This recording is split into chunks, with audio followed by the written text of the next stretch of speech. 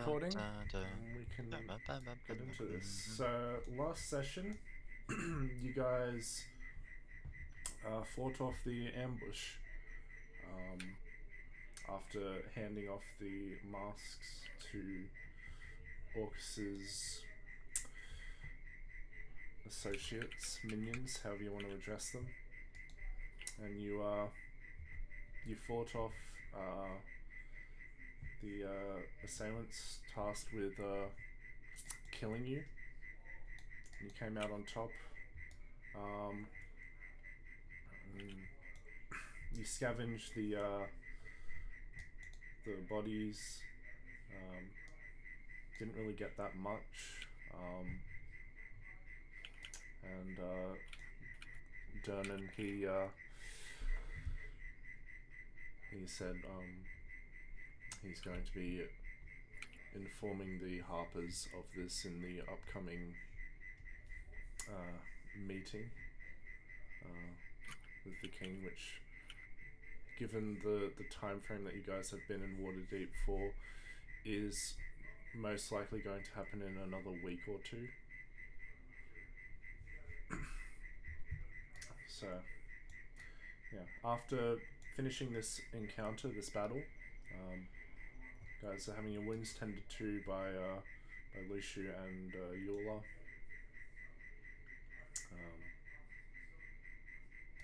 What do you all decide to do?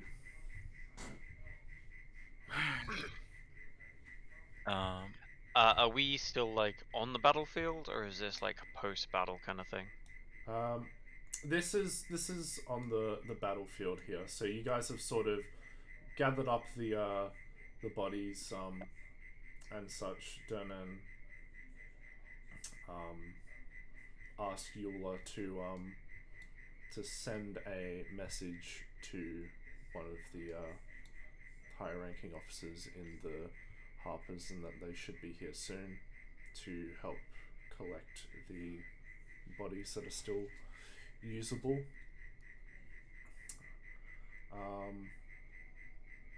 So yeah, the bodies have sort of been scavenged up, sort of into the alley here, just for the moment.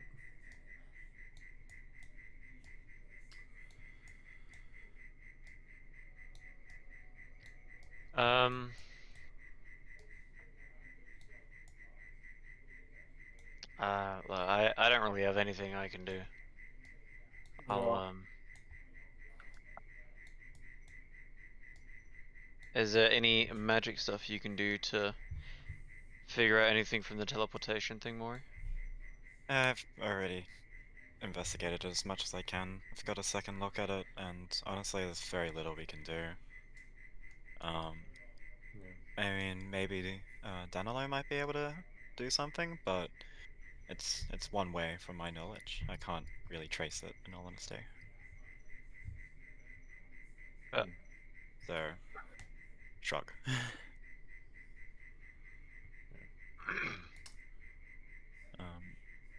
So, Dernan says to you, you'll stay close until the Harpers get here, and then we'll head back to the tavern. There could be more out there, but for the I'm just moment, gonna just stay close. I'm just gonna take a seat against this area here, lean against the wall. Yeah. You do see off in the distance, Eula is surveying the area, flying around, and then after a short while, she comes flying down and says, "The surrounding area looks clear to me, but I couldn't see them upon us arriving here, so keep that in mind." Yola, did you notice that it's oddly empty around here lately? Yes. Ever since we got that message? Yes, it was odd. When I was flying around, I don't know, I didn't see many people out on the the streets, but I could. I flew up to a few homes' windows, and I could see people inside, and they were going about their business as usual. I'm not sure what to make of this. Maybe these fiends, these devils, they cleared the streets of the civilians so that there would be no witnesses. No, I'm starting to hate fiends more than undead at this point. We do end up dealing with a lot of them. Uh-huh. Becoming more trouble than it is.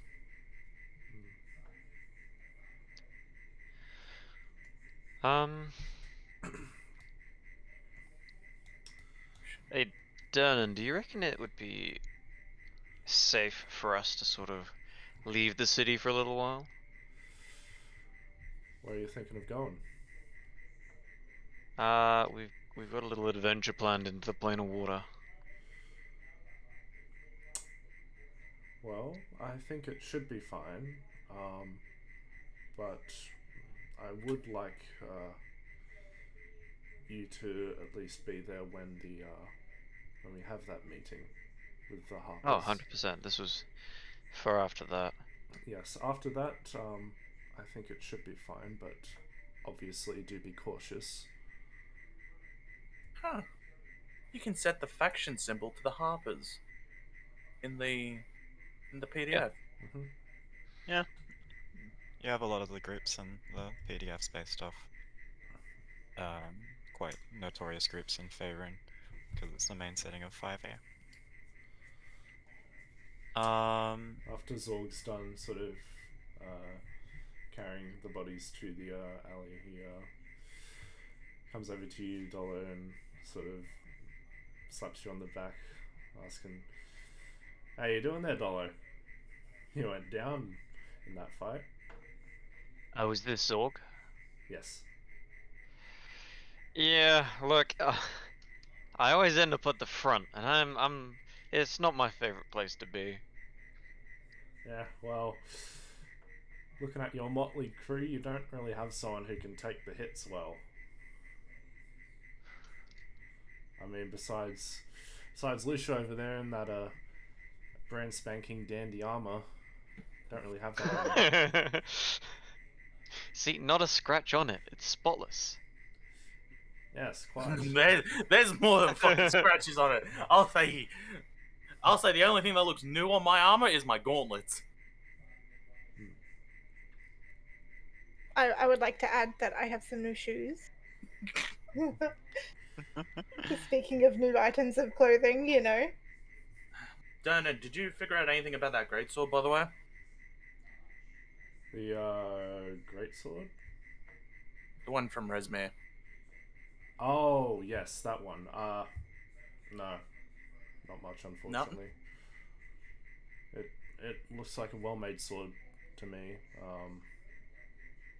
Danilo had a quick look at it and seemed to be the same as well.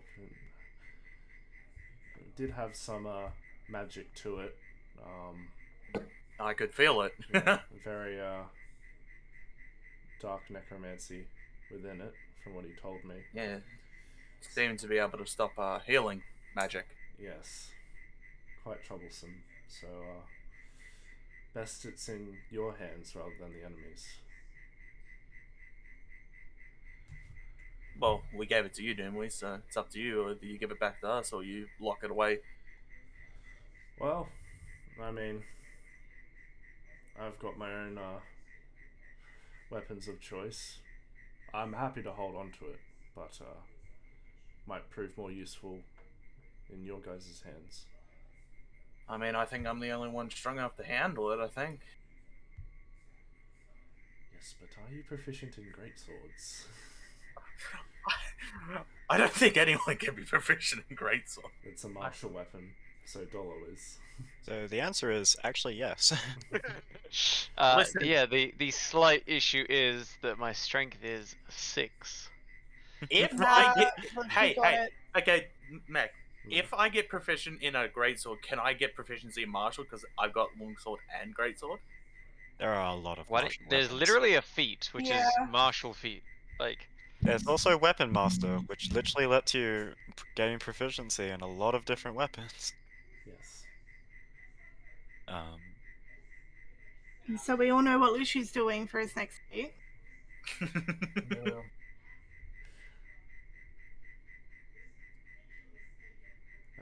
A few minutes go by, and oh, actually, hey Matt, could I do something in the meantime once I'm sitting down, basically? yes, what would you like to do? Once everything's calmed down, I'd like to gather my cards and then start casting Ritually Divination. Sure. And the question I'll pose is, well, bye, Casper. Pink dot. I would like to know the current and future location of the black and white Dragon Mask of Tiamat. Please. God knows we. The current or future? Current and future. Okay. I'm going to roll 8 dice for this. Oh god. No. Don't do that. He did it. oh no, he didn't. Yes, he did. It's pretty average on the dice.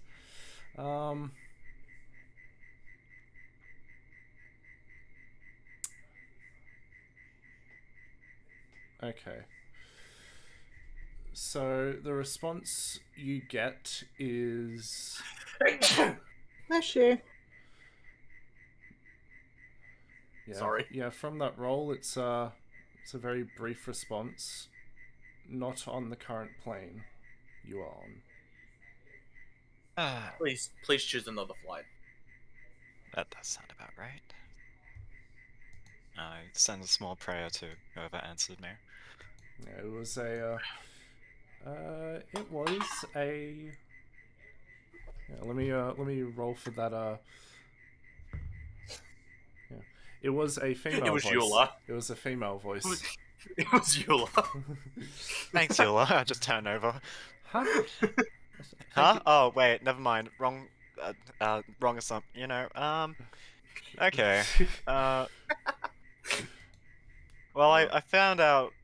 Well, rather not found out. I kind of confirmed some suspicions. The Marsa. Yeah, they're not anywhere we can reach them easily.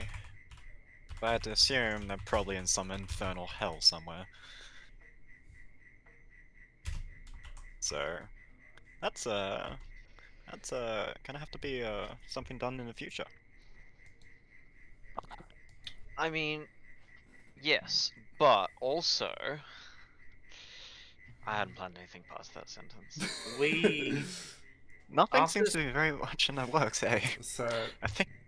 so as you guys are talking, a hooded figure, Oh no! Shoot them. resembling a marking of the harpers on the hood, comes up, and Dolo greets him. Dolo. I mean Dernan. I was reading something else. Yeah, Dernan greets him, and they shake hands, and you hear him talking about bodies over there, and he's asking, I think you can send a few men around to the homes around here as well, check on the civilians. They haven't come out. I just want to make sure they're okay. And he nods, and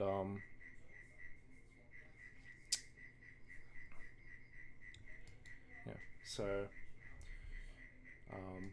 you watch as he steps up to the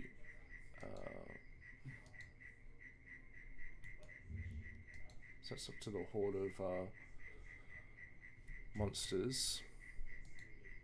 And there was a spell for this that I have lost that he was going to use for this. Yes, there. While you're doing that, I wanna look to the group and I'll be like, after this plane of water, we don't know how close we are to what happened in that premonition. Do you think we should start preparing for that soon? Well, we're kind of just generally preparing for it as we go, aren't we? I mean, the only real thing we can do is get stronger. Didn't that guy have a mask though? Or was I? Am I misthinking it? No, you're thinking of Gareth's son. He did not have a dragon mask in the vision, did he, Mac? He did not. Oh, he had a dragon. That's right. Yes, he had a dragon, not a dragon mask. Yes. So going back to that vision, there was a green dragon. There was a wizard sorcerer of sorts in that cavern behind the waterfall. You recall there being talks of the mask, but you never actually saw him possessing one at that time. And then you'll getting stabbed. yes, quite. And yes, this was the spell.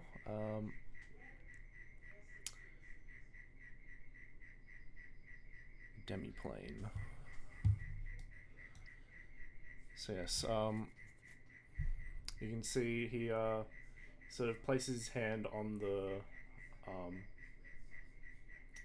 ground about here-ish, and a couple of the bodies sort of slide in, and then drags the remaining bodies and corpses into the demiplane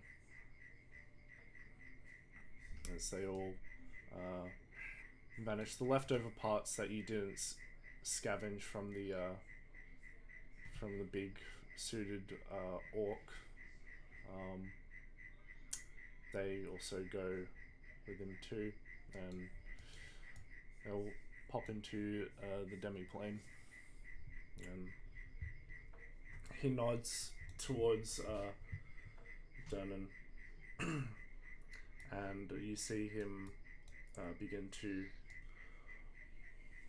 walk off down the road here.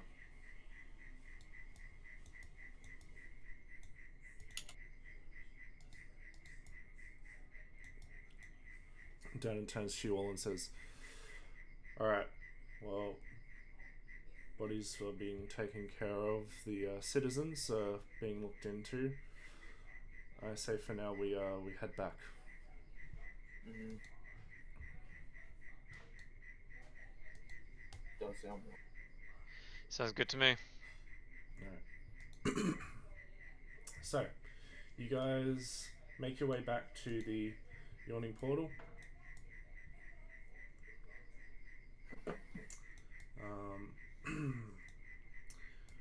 Moonlight, Nimic and James are still here, and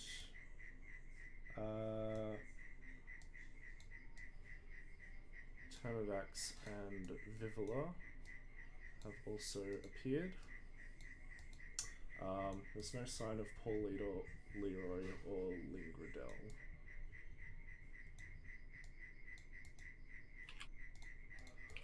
So, you guys arrive back, and Nimic comes over to you all, and he says, "You guys, what happened? You alright? You still got a bit of blood and still some bruises from the fight. Majority of it's been healed up by mainly Eula, but yeah, it's still visible for the most part." Yeah, they Orcus is a dick, you know? I thought we already established that. Well, he was being extra dickish. Right. Well, it's good to see you're all here. Zorg coming really did do us a big help. Ah, you're making me blush here. I didn't do much. No, it was a good workout. I really sucked it to him, you know. I turned to Dernan. So where's that greatsword? I'll take it off your hands for now. Yeah, sure thing. Let me just go grab it in the back.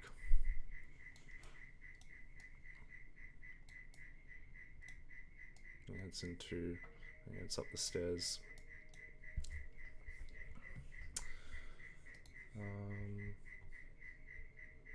Just quickly need to grab something.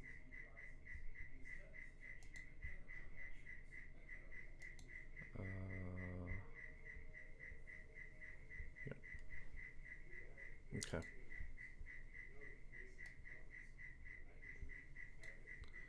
So, yeah, he heads up the stairs.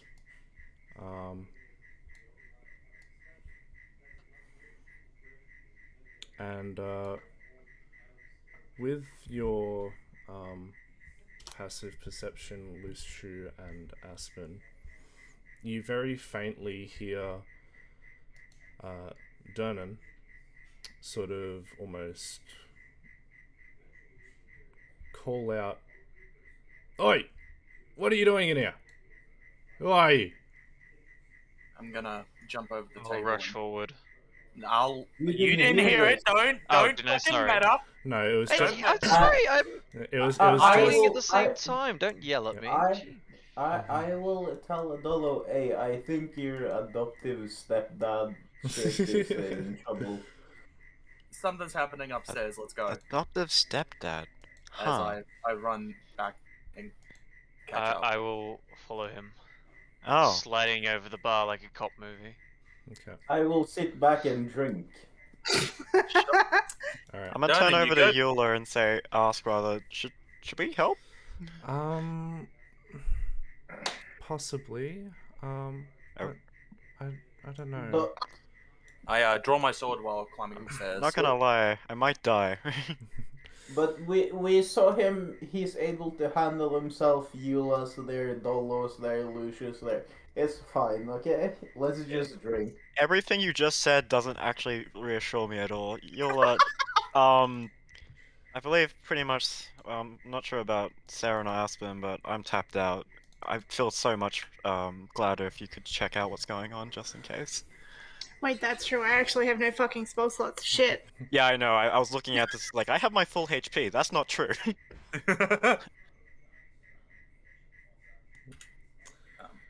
Okay, so heading up the stairs, you see well, you don't. First, you hear don't continue on saying.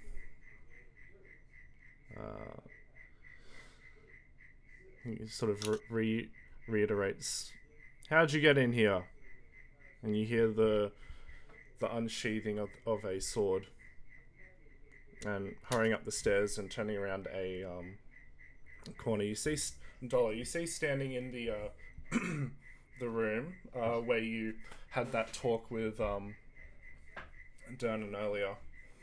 Is this about 5'6" tall masked figure? Seems like a feminine figure based on the stature and sort of body shape. Sort of a hooded cowl. And Why is there a cow? Oh, cow. Oh, cowl. fuck. No, it's a hooded cow. I didn't hear the L, not my fault. No, but it's a cow. It's canon now. It's not. It's canon in my head. And what is the figure doing? And this figure Eating grass. This figure is sort of stood over the coffee table with the many pictures of Dernan and his life of sorts, and Dernan's sort of about He's within reach of the figure. He's sort of got his sword drawn. The figure doesn't have any weapons drawn, but does have weapons on themselves. A very I guess you could say exotic dagger, sort of by their side. Mm-hmm. Equipped along with a short sword on the back. And the figure turns to Dernan as Whilst this is happening, am I able to cast Detect Magic? Sure. I'll say as you turn the corner, you can do that. Yep. There is no magic aura from this person. Okay. Can And none from their items either. Nope. Okay. And what were you gonna say, Lucian? Oh, I was just gonna cast Guardian of Faith behind her. Okay. So a Spectre is about 15 feet behind her. If she moves within 5 feet, 10 feet of it, she takes 20 damage on a deck save. Okay. And I scream, "Don't move, or else." The figure turns towards Dernan and picks up this photo that is on the table. I'll pop it in general.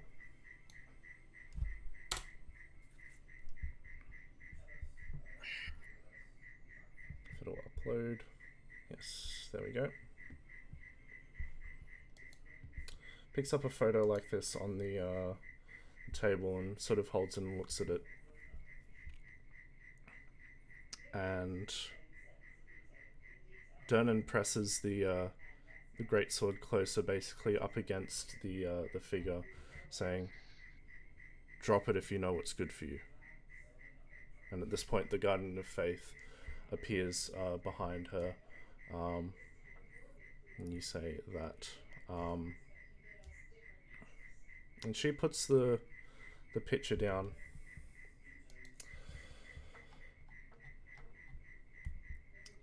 And she looks towards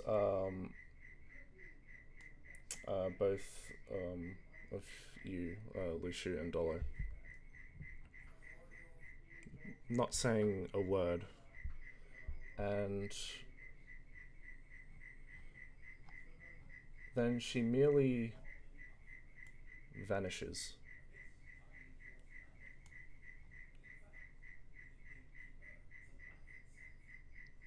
Did she get anything? Did she take anything?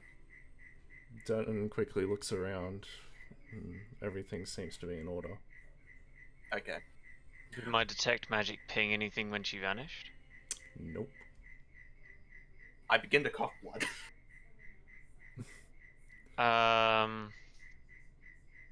Can I block? Oh. Can I Oh, block I the fucked doorway? up. Mac, you have to roll me my damage. I was getting to that. I forgot I used. Yeah, I was. I don't have 4th levels. Yep. Fuck.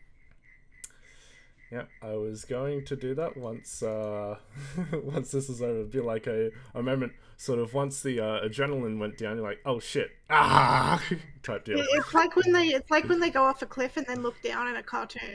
Yeah, basically that. But yeah.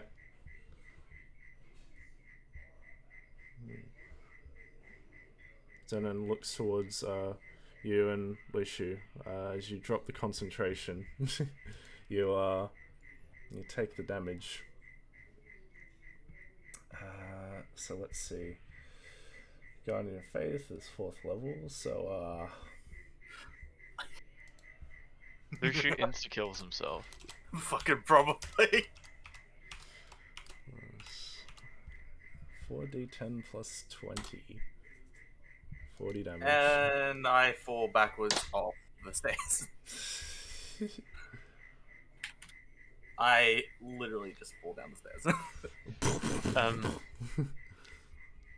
As he falls, Meg, can I block the doorway and tell Dernan check the room in case she's invisible? Yeah. He'll sort of. Actually, does he? I swear he had something for invisible people. Let me check. I'm gonna audibly scream, "Fuck! I'm stupid." We know. Yola comes running, hearing this. She sort of, Lishu, you alright? And then she slowly notices the corruption spreading up your arm, and wears a very angry and disappointed look on her face as she looks down at you. I got a bit carried away. A I was bit? worried. Yes.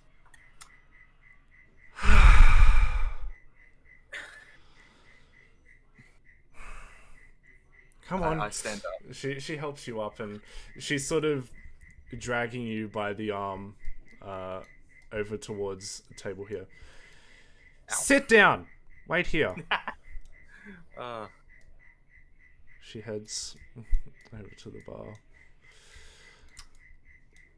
I've been really dependent on this magic. It's really hard to stop using it. I'm gonna beat your pussy. No. I've renamed my cleric spell list to Fucky Wucky spells. Very nice. No, he does not have anything for invisible people. I thought he did. But yeah, he begins sort of rummaging around the room, sort of holding his great sword out, slashing at the air in places. Go ahead, make a perception check at disadvantage for me. Dollar, if you're looking around for this figure. I want to block the doorway so that until Dernan's finished checking. Okay. I mean, I'll make a perception check if that'll help, but Yeah. I'm not leaving the doorway until he's done his check. Okay. Just go ahead and do that for me. If that in that case, just A 19. You have to roll with disadvantage. Disadvantage because invisible. Ah. Yeah. Natural 20. 21. Alright, so 19. Alright, so there's no trace at all of this figure, but you do see, sort of coming from Dernan's room, you do see the curtains off by a window are blowing in the breeze. I think you need a better lock for your window. Huh? He heads over. Huh. Well, they're probably long gone by now. He shuts the window.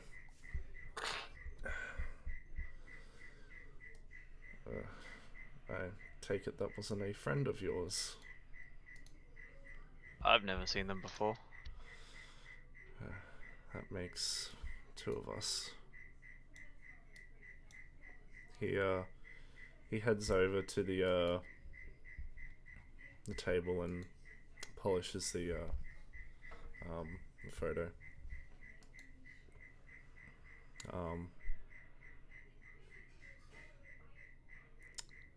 And he looks around again. And then for a moment he Dolly, you notice a very panicked look on his face as he's looking around the table, and one picture is actually missing. Can I tell which one it is?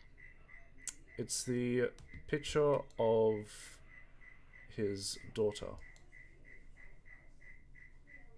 where she was the one that he showed you. I unfortunately don't have a picture of that exact picture, but it's basically just a picture of her. If I can get it. With 100% confidence, I can tell you it was the local priest who did it. And this is Picture. almost, yes. So there's a picture like that, Okay. and he says, "What? Where is it? Why would they take that?" He sort of looks over and through some drawers just to be sure. It's gone. Why would they take it? Why would someone want to take a picture of your daughter? I don't know. I mean, this is... What even was that? Have you seen anything like the figure before? No, you have not.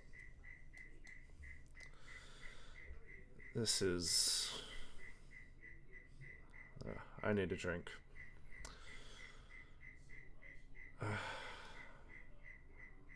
Man, this city is crazy. Thanks for your help. I wish I could have done more. We didn't get him. When Dernan enters back out to the bar, I chuck him a gold or two and be like, "Sorry for scuffing your table," because I did like skate over this, so I assume I did scuff it. I think what's more important is that you've just scuffed your perfect armor. That's a travesty. My butt. I scuffed my butt. So Dernan grabs the great sword and heads down. And heads over to you, Luciu, catching the gold piece. Yeah, be more careful next time. Yeah, I was a bit worried. I got a bit ahead of myself. And listen to this woman here. I know. Well, you clearly don't. When he looks at the scarring. I thought you were gesturing at Saren when you said that. I was like, listen to Saren, what is this? No, no one listens to me. Here's the great sword. Thanks. Take good care of it. And Dernan What's it called? starts pouring himself a drink. Let me get a name you can call it. It had a... I know it has a name as well. Yeah. I just forget as well. It was something with S. Where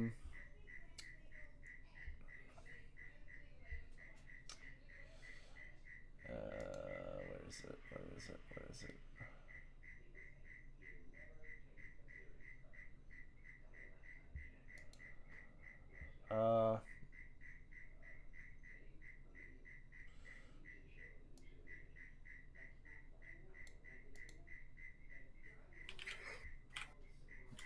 Just call it a, it's not a sort of wounding, but just call it a sort of wounding, until I find the name.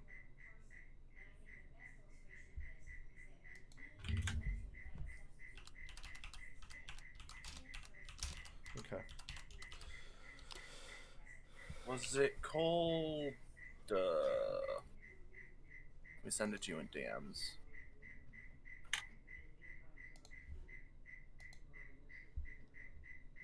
Luciu sliding into DMs? I'm pretty sure that was the name of the sword. Yeah.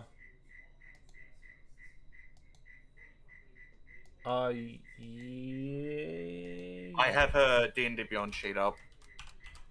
Yes, it's that's it. Yeah. Cool.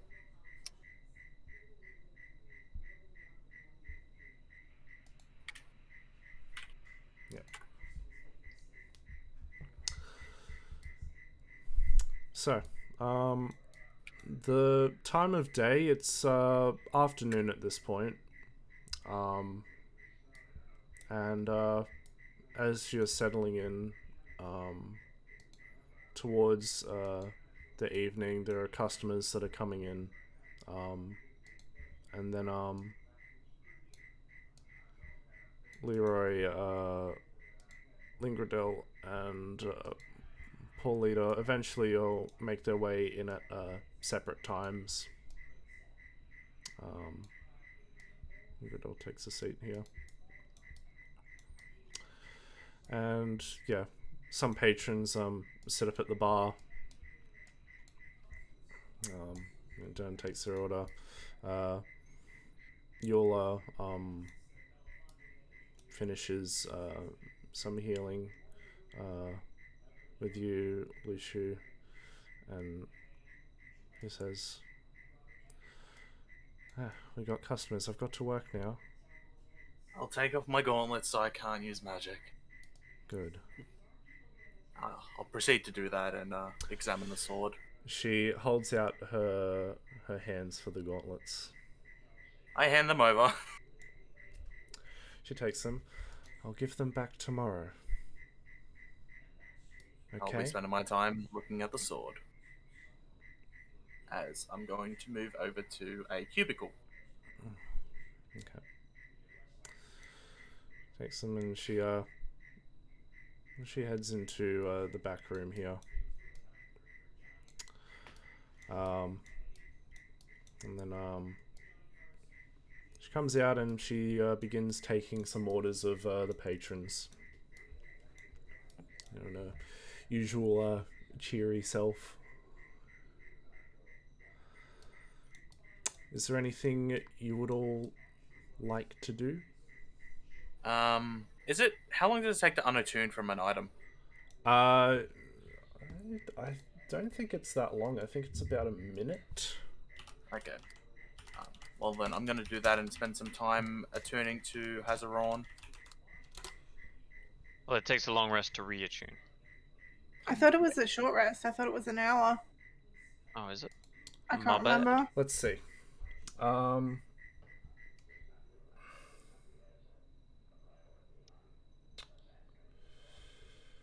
So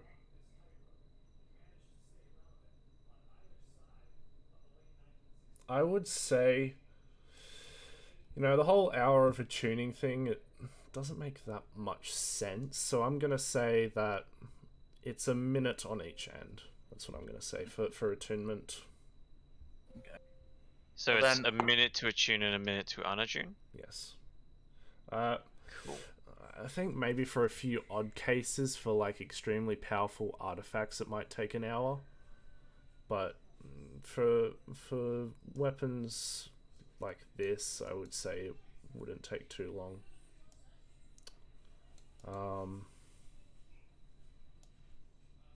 So yeah.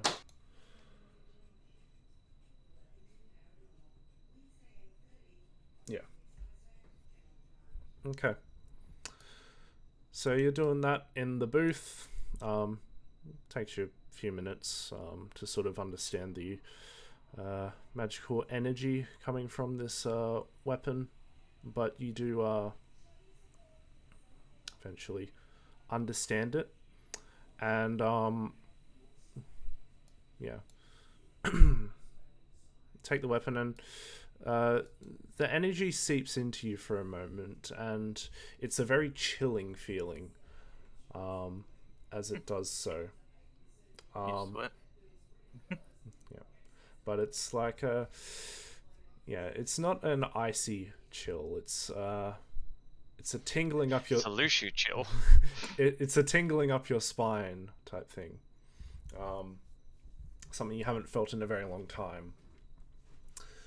And it settles in, and Yeah, the sword, you're attuned to it, and you pick up on the sense that the sword is hungry. Just a gut feeling you have. Well, I ain't getting no fucking food. Not yet, at least. Okay. So, you guys all sit around. Moonlight, sort of. I'm gonna make a check for Moonlight. Oh. What tomfuckery is she up to? Moonlight is drunk, and she's going to be performing. Ah, excellent. So, Moonlight gets pretty drunk, and she's sort of haphazardly sort of She sings Buffalo Soldier. wandering about, and she sort of comes over. Hey, Theron. How are I you? look concerned in the direction of the cat. Oh, don't be like that. Here, have some. She's holding up a half-drunken glass of ale. Have some of this. I gesture to what I would assume would be my own cup and say, I'm fine. Oh, here. She pours in some of the ale. I'm going to get some more. Darren! She wanders over. Saren looks displeased at the cat spit in her drink. That's Mac? pretty rude, Saren. You Yeah. should appreciate a free drink. Oh, is that so, Dolo? I offer it to him. I'm gonna move. Meg, about... what is the consistency of what is the consistency of this drink? Chunky. Like what appears to be in this cup? No, it seems to be standard ale. Half drunken. Oh, okay. Nothing out of the ordinary. And what was Saren drinking, Sherry? Saren likes wine more than ale, right? Yeah. Yeah, so So that it so could- that it could be Wine a- mixed with ale. It could be a Yes. white sparkling wine that would make it easier, or it could even be mead, because, you know, How much you paying? I put a gold on the table. Mm. Does Bello even know what money is worth? Excuse me. He- He's not retarded. He's had paychecks in the past. Can I use one of the sword's abilities? I wanna cast Detect Thoughts on Turnidax. Sure. I just want to see what he's thinking. So are you doing surface level, or are you going to probe deeper? I just want the surface level thought. He's very quiet lately. Okay. Alright, so a surface level thought as he's sort of sitting by Vivola. They're talking. You're not quite sure what they're talking about, but as you sort of probe, well, don't probe, you just sort of pick up on Turnax's thoughts. You can gauge that they're talking about the future together. Turnax, he seems to be thinking up ideas of where to potentially move and live in the coming years. He's thinking, he thinks the idea of maybe somewhere in Baldur's Gate, and then you faintly pick up him saying it towards Vivola, and she's pondering by the looks of it, and then you hear her talk. And Turnax says, "Yeah, she has a point," and that just sort of continues on for a bit. So there's a few things with this sword, guys. One, it's hungry. Two, I can read people's thoughts. You can read people's thoughts with the sword, or Yes. just you can read people's thoughts. This sword's giving me the ability to read thoughts. This is not a good thing to keep around. I'm just saying. Maury, do you know anything about thought reading? As in thought reading, or just thought reading swords? I'll take either if I'm honest. Well, alright then. That's something to go off as a question. Well, thought reading, of course, is the art of reading thoughts. I'd hope you know that. It's not a common ability, but it is something that you can do with spells. I mean, I could do it if I wish to at some point. I want to pipe up and say, and there's people that can do it too. They're funny looking things. They aren't elves, but they kind of look like elves. Yeah, I think it leaves my head. I can't quite recall what their species is, but they do exist. They are naturally a psionic race. But it is something that's quite common around these parts. Just less is seen.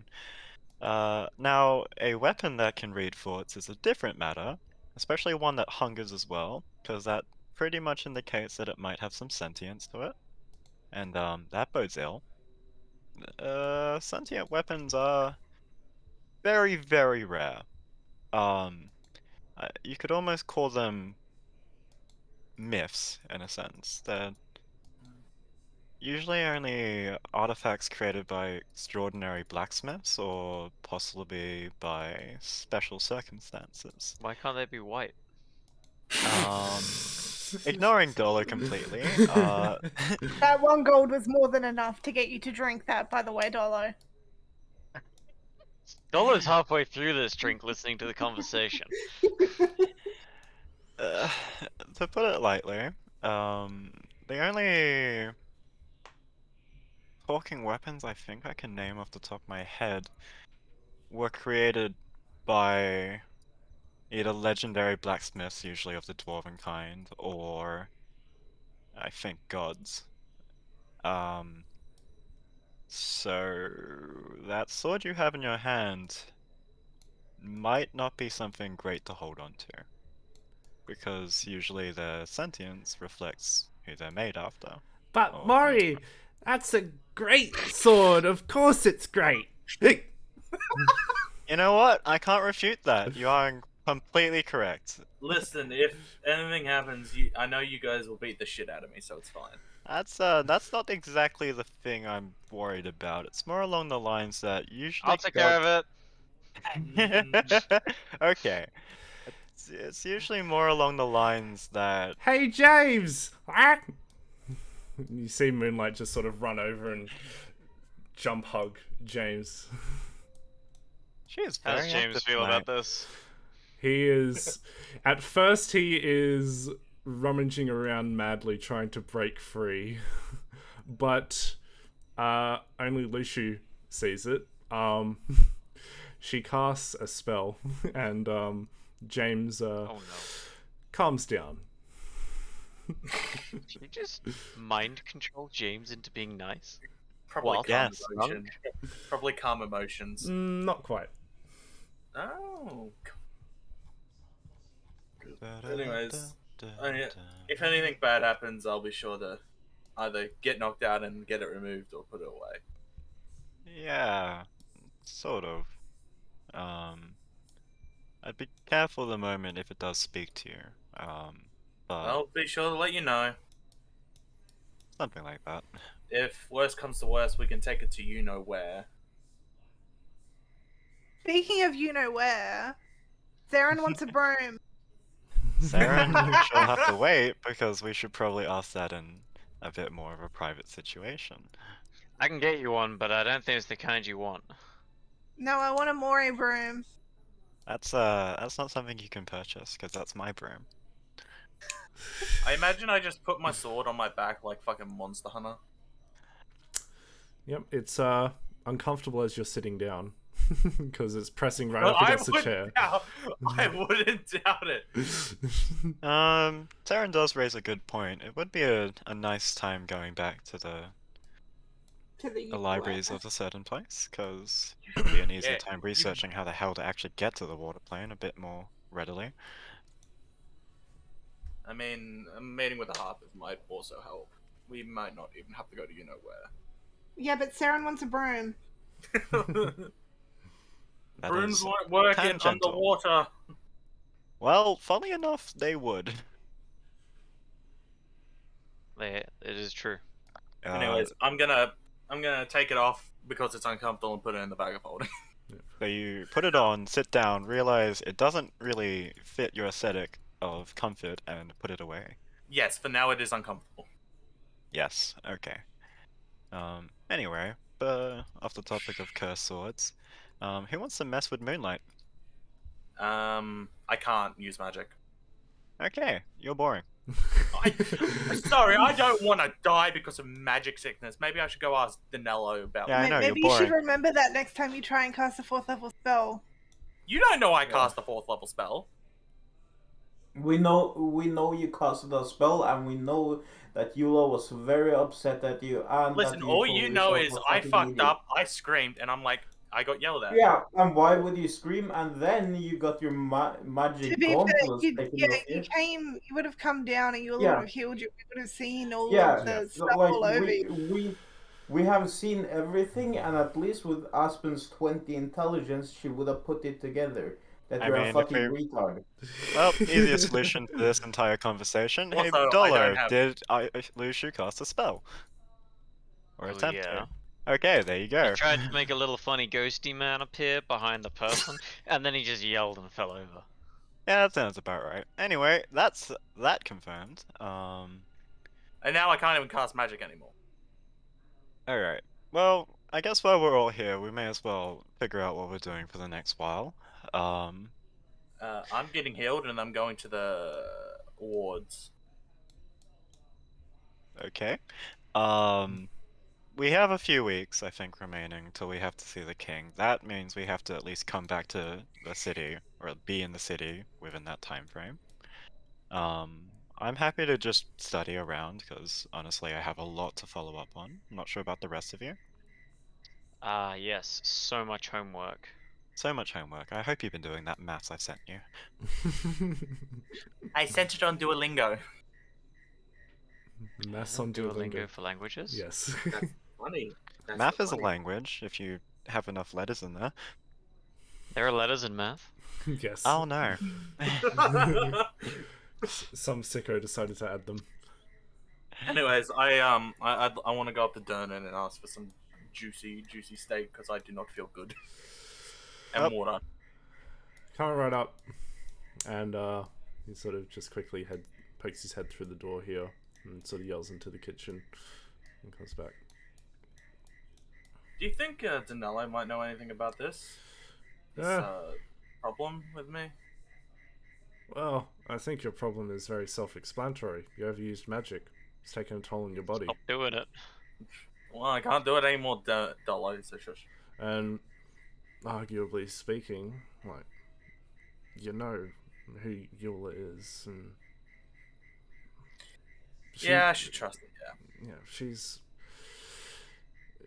she's very good at healing, and even this is proven difficult for her. So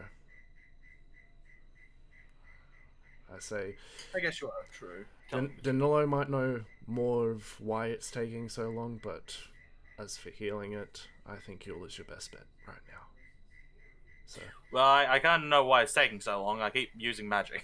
well, beside that, I give it a little chuckle and start going into my food. which hasn't arrived yet. Listen, I pull out some jerky as an Start appetizer. snacking on jerky. You want some jerky, Dernan? Maybe later. It's some premium shit from where was it from? Yeah, go on. Try to remember. Let me pull up the OneNote. I haven't. That's not loaded in. Starts with a P. Lucius' brain is buffering. Don't rush him. Listen, my 8 intelligence is not the best. Starts with a P. And you guys call me dumb. Starts with a P, ends with an R nest. Oh. Yes, Pardes.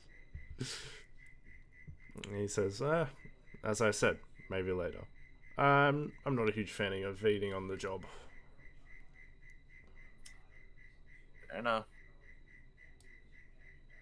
You should get in contact with my father one day. He up there might need a bit of help if this stuff were to go any further west or north. Yeah, I'll keep that in mind. But yeah, I should be hearing back tomorrow when the meeting is to happen. Should have a more accurate time and date. So yeah, for the moment, just take the night off, relax, recover from what we faced this afternoon. After this meat and water, I'll be in the bed. Well, your room is still ready. So I hand him another 5 gold and say thank you for dealing with us. Aspen, you've been very quiet. Are you okay? Need to keep your establishment afloat now, Dernan, so why not take my generosity? As I give him a chuckle. Is Yeah, Aspen right. dead? Aspen has died. Dun, dun, Yeah, dun. He- Dun, dun, dun. Aspenas just like, he takes dude, the someone gold. vented and backstabbed me. You know, it's the ghost. He takes the food and hands it to you. Eat up. I begin to chew on it. Nom nom nom.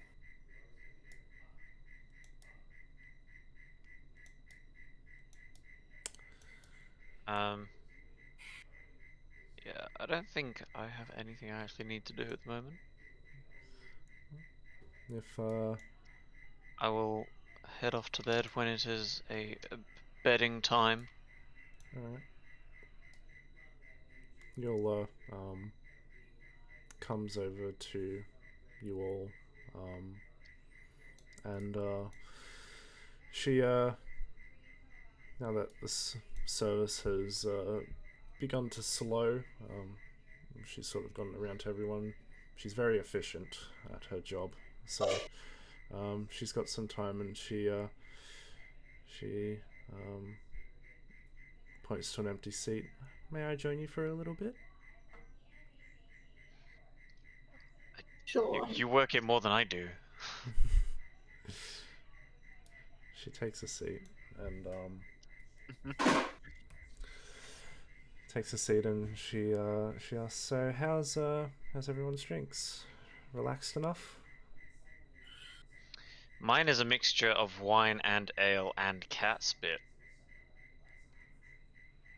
That is not unlike anything we're serving. It's a Dolo specialty. I wish. It's a... I've just forgotten her name. Moonlight comes over. I made It's it. it's a moonlight specialty. She comes over and says, "I made it. I made it." So Dolly, how is it? Wait, Saren, I gave it to you. And she comes over and wraps her arms around you. How could you say? Saren. This is giving me flashbacks to New Year's. Yeah, but Dolo just wanted it so badly. I am happy to roll deception here. Sure, go ahead. Shouldn't she have advantage because she's No, absolutely hammered? Moonlight has disadvantage on insight. Yeah, natural 1. So, yeah, no. It's almost like she's drunk. Almost. She's like, fine. I'll make another one for you. No, it's alright. I've had my fill for the night. Alright. Saren's a lightweight. Her ears sort of droop down, and she says, "I'll make one for you next time." Saren, look what you've done. She sort Oh of no. droops off. That's Now sad. you're gonna have to apologize to her. And she, as soon as she sits down, she says, "Hey, Leroy, do you want to try a drink I made?" And Leroy's like, you work here? You make drinks here?" She says, "No, but I came up with something based on the drinks here." And he says, "Sure, why not? Let's give it a try." And she says, "Oh, awesome!" She's sort of jumping for joy, very skittish and giddy. She says, "Yola, I need more drinks here." Yola says, "Alright, Moonlight, go ahead, sit down." She sort of jumps for joy, her tail wagging. And Yola heads over behind the counter with Dernan, grabs up the drinks, Jesus. and she heads over, says, "Here you are, Moonlight. Will that be all for tonight?"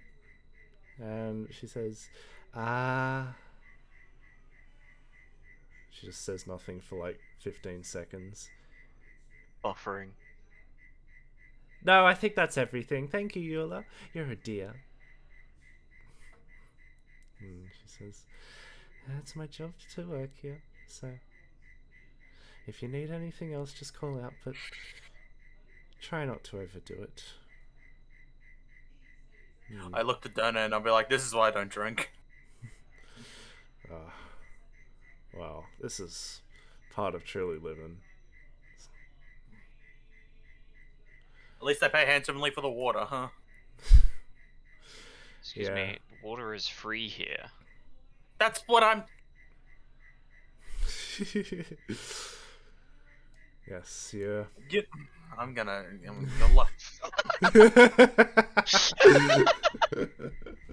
That is an appropriate reaction. Visible irritation. Oh, God. And you watch as Moonlight sort of drinks half a glass once again. And Leroy says, "I thought you said you were making a drink." And she's like, "Oh, I am." And she continues drinking, and Leroy's face looks a bit concerned. Spits it back into the cup. He takes a sip of his drink, just watching this, just waiting to see what happens. And basically, as soon as he sets it down, Moonlight snatches it from across the desk. She sort of reaches her whole body over and grabs it, drags it across, and goes, "Hey!" And she takes the mug that she drank from, pours it into his, and she says, "Here you go." And Hero looks at it, he's like,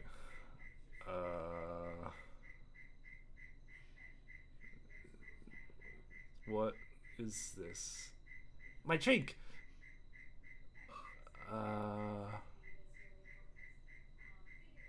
You know, I think I've had a bit too much for tonight. And, whew, yeah. Big day tomorrow. And Moonlight says, "You're not planning on leaving me now, are you?" And Don't be a lightweight, Leroy. "Why don't you come over here and drink it?" I've already got one. Make a persuasion check.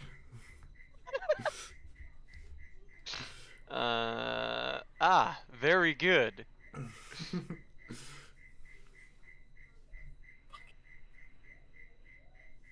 27. I don't think he can beat that. Natural 20. No, even with a natural 20, he can't. His insight modifier is not high enough, so he looks at you for a moment, Dolly, just glancing across the room, gives you the stink eye, takes it, downs it. And as he sort of puts That little shiver thing. I'm going to roll one more dice just for something interesting. Oh, we got 7. So he drinks it and he slams it on the table, and Moonlight. You don't see her face, but you can tell just based on her body posture and her body language, that she's very excited that Leroy did this, very happy. And as Leroy's digesting the drink, he sort of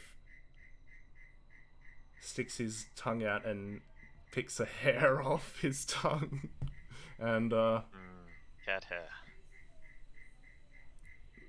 just starts. That was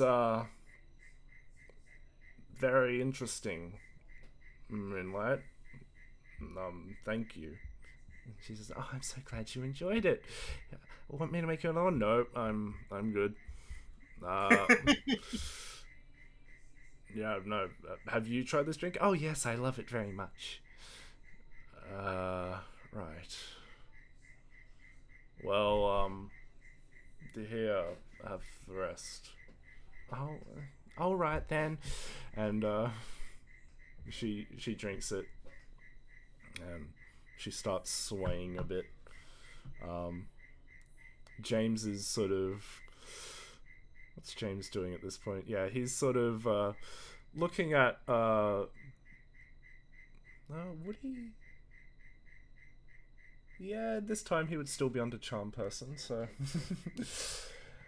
How to make friends? Magic. So yeah, he would be looking towards Moonlight. And you just hear him sort of call out,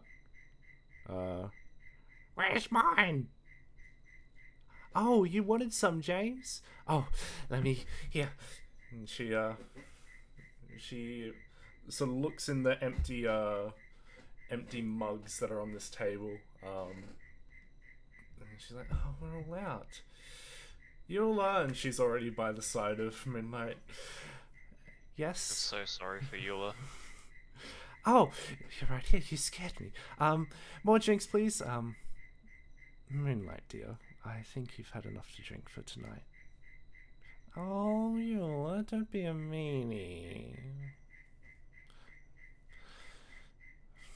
You see, you'll put her hand on. Past sleep. Well, yeah. She puts her hand on Moonlight's shoulder, and she says, I want to counterspell this. I'm messing around, aren't I? Or am I? 1 second. Let me flip a coin. Okay, I won't do that. Gosh, why not? Come on. I landed on tails. For the meme. Well, so Eula puts her hand on Moonlight's shoulder and says, "You've had enough. I think it's time you head up to your room and head to sleep." And you watch as Moonlight's like, "I'm not tired at all. I can go for way longer. I've still got to perform." And it's like midnight by this point. I'll head off to bed at that time. Yeah. And Yola says, "No. James." She looks and turns to James, and James looks at Yola and is silent, cocks his head to one side. "Could you take Moonlight upstairs for me, please?" And James just sort of turns towards Moonlight, back towards Yola, and nods his head, and then takes Moonlight's arm and drags her off to her room. What a little legend. And you hear Leroy say, Eula, how in the hell did you get James to... How did you convince James to do that? He doesn't listen to anyone. And she says, it's a woman's charm. Uh-huh. Leroy says, yeah, but...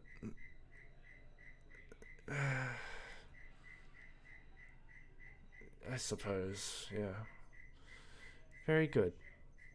Now, will you be wanting any more drinks tonight? And he says, no, I'm good, thank you.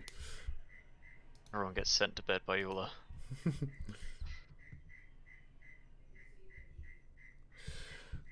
So, Leroy, he sits around for a bit. He actually sort of heads over to, this table here. Tomax and Vivula, they're chatting, they're still chatting a little bit. Zorg and Nimic are sitting about. You hear Zorg sort of talking to Nimic about, you know, grand ventures, and he's obviously coming up with bullshit stories of quests he's been on. I once... Nimic was there, by the way. Yeah. Yeah. Zorg, he's, you know, he was talking about the encounter earlier today, but then he sort of goes on to say, "Oh, well, those chumps were no match for me. Well, you see, when I was training up in the mountains and studying the ways of the dragons, I sat out in the cold for many days, with very little to keep me nourished. And I came out on top. Yes, I conquered the wilderness." And Nimic's just sort of looking at Zorg, just like, but no, you would have needed to eaten, or you would have died. No, I assure you, for my training I did many great things. Some you could not even comprehend. Zorg, I know that's not true. What? Are you doubting me? Oh. Is Zorg one of those guys that's always done something cooler than what you have? Probably. Or at least claim to have. And yeah, Zorg says, "Oh, nonsense, you have a fool's mind." And Nimic just looks at him. Yeah, every second I doubt you further. Zorg says, I don't know how we're still friends if you are not able to comprehend my greatness. But fear not, for one day you shall be enlightened. Right. Well, good night, Zorg. Do tell of more great stories next time. Of course, I will. Now run along. Nimic heads upstairs. And Zorg comes over here. So, Seren, I have some tales to tell. Mm-hmm. Sorry, I'm just eating at the moment. Oh yes, how's the food? I tried some here earlier. It's quite good. It's better than getting cat hair in your mouth. I can't say I've had that pleasure. Maybe there are things out there I haven't done. The underground go scene try of it eating cat immediately. hair is pretty dangerous, man. Don't want to try it. Anyway, on I to mean, my... if you want to try it, you could always try and lick Moonlight. I'm sure she'll love it. What? Lick Moonlight? Are you... What are you saying? To like Moonlight. Are you people in your right mind? No. And Well. Mori is like in the corner reading and very irritated. Oh, I'm fine. I'm just chilling. I'm somewhere with a book. I don't care. Well, at least you have honesty in your group. Now, on to my tales. Polita, you know of that time that I went out into the mountains for my training? And she says, yes, Zorg, I know. Yes, wasn't it a great, grand time? I survived off nothing but the wilderness for many days. She says, yes, Zorg, I know. Well, I know you know, but what about these people here? Saren, Mori. Surely you must be curious to how I did it. I look at Maury and say, you got an explanation? Magic. Yeah. No, it was not magic. Oh no. No, try again. I'm gonna start teaching Aspen how to play Knuckles. I'm gone. Aspen's Oh, you've gone, left? Aspen's gone upstairs. Oh, Aspen left. Bello is drinking too much. I haven't the faintest clue, my good sir. I'll respond to his question. Well, there were many wild animals, and by not harvesting their meat and eating it, by merely having their life force around me, I was able to feast off of that. Yes. God, Leroy sounds like Gilderoy Lockhart. this is all. This is Zorg. Zorg. Zorg sounds like fucking Gilderoy Lockhart. Yes, by harnessing the key within me and the dragon spirit that burns bright, I was able to feast off the life force of those creatures. Huh. That's pretty rough. That is... Monks are a very different bunch. Whoa, yes! We are trying to be the perfect versions of ourselves. By weighing... Yeah, I met a... By Oh, sorry. by following the traditions that we choose to undertake, we can accomplish many great things. Is that so? Because the only...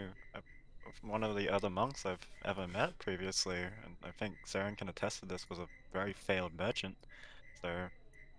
not really sure about all that. Oh, He couldn't read. I'm sure that was a cover-up.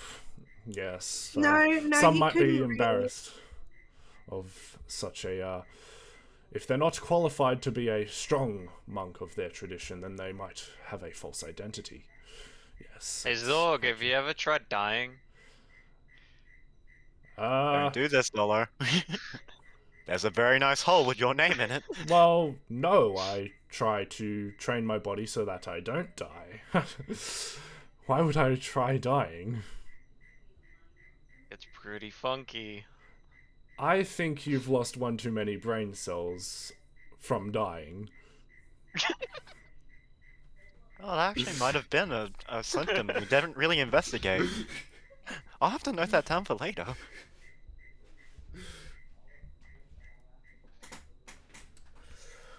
Well, I can clearly see that my my stories are too great for you to fully comprehend. So I think there will be some time in the future where you can truly relate, and then we can discuss further. And with that, I shall bid you all a good night as he sort of walks off. And as he was talking to you, you could see his face was flushed, like he was drunk. You know, I thought I read somewhere that monks were immune to the temptations, or at least the symptoms of alcohol, but I think that's wrong now. Zorg's not quite there. He's level 9. I know. Don't need a metagame for that one. So is there any other role play? I think I'm going to head to bed. Alright. So you Don't all lose any more brain cells. so you all tuck in for the night, and yeah. Need to check something. Okay. So what was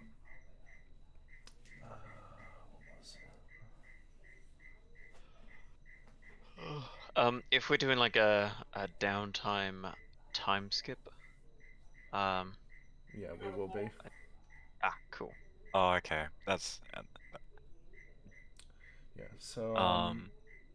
So you guys all tuck in for the night, and yeah. So two things happen in the night. So I'm back. Mori, back. Mori and Lushu, roll a d6 to see who goes first. okie dokie. Highest number goes first. What's this for?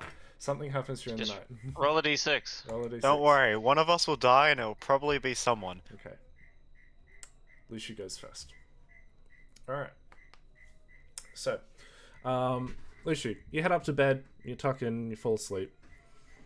And well, you don't actually fall asleep at first. You have trouble getting to sleep as you just constantly hear every so often an ominous voice of hunger.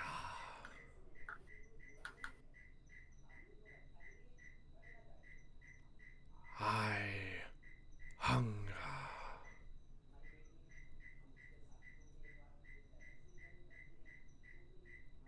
Do you do anything? No, I try and ignore it. Okay, well it keeps on persisting to the. Don't ignore me.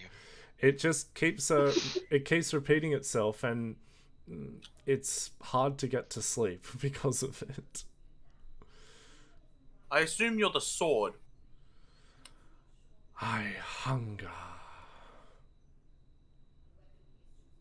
If you can speak, I know you have some intelligence, and I know that's not you all you can say. That's a Groot moment. Feed me. Don't make me choke on watermelon.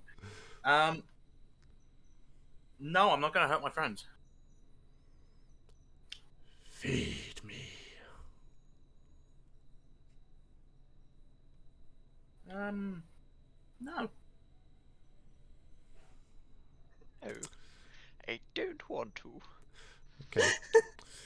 All right. Go ahead. Make a wisdom check to see if you can ignore it and fall asleep. Just the check. Got it. Yes, wisdom check. Bitch, I'm sleeping. Yep. You're sort of oddly enough, even though the voice is in your mind, you plug your ears up and somehow it seems to drown out the voice and you fall asleep. Listen, I'm used to blocking my ears with Dolo snoring. Yes, the classic way to block out psychic whispers. La la la la. La la la la la. La la la, not listening. Too busy about to kill you. Okay, so yeah, that happens and you fall asleep. Mori. Hi. So during the night, you tuck in for the night. You unpack your stuff and just sort of set your books down. Go over a quick bit of study. Through your spell book, going over spells and such. Have a brief chat to Belle, about possibilities for future magic capabilities and such, and then you tuck in for the night.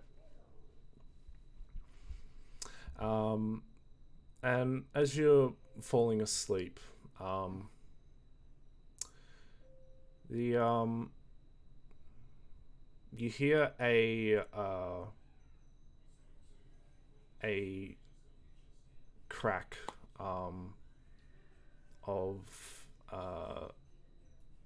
an amulet on on your bedside table.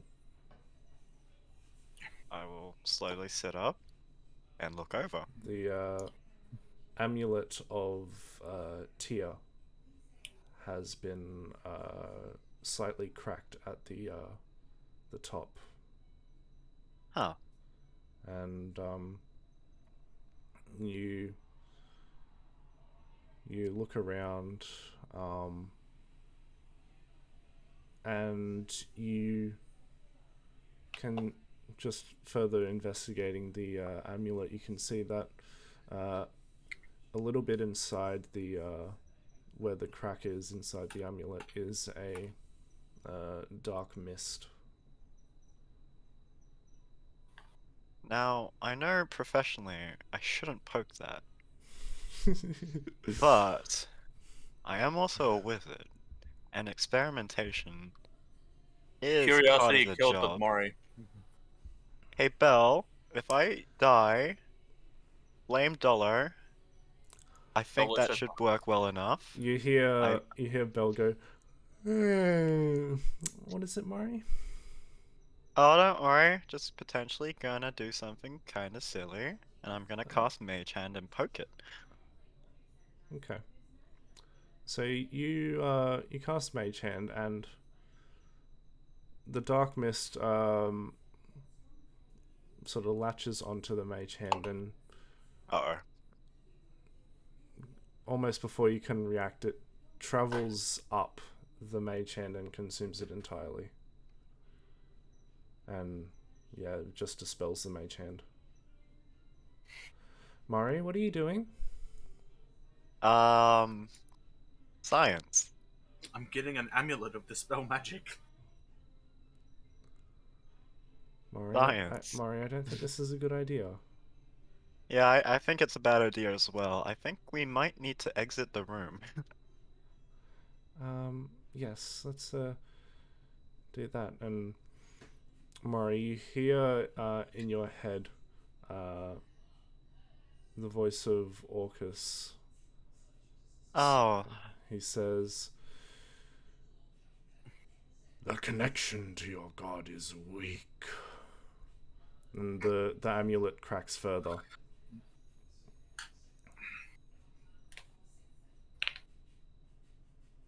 So you were there. I always knew you were there. Just didn't know how to deal with you. Kinda of a dick move. I'm always watching. I have I know. eyes in many places. Oh, that's creepy. Quick question. Hmm. My talking to the sword, was that me telepathically saying it, or was I saying it out loud? Well, it was speaking to you in your mind. You could have spoken it in your mind, or You know what? For fun, I'm gonna say it out loud. And is this happening at the same time as Mori's or different times? This would be at different times. Damn. Yeah. I was hoping he'd hear me yell at the sword. Shut up, Well, sword. Well, Old man actually, shouts at cloud.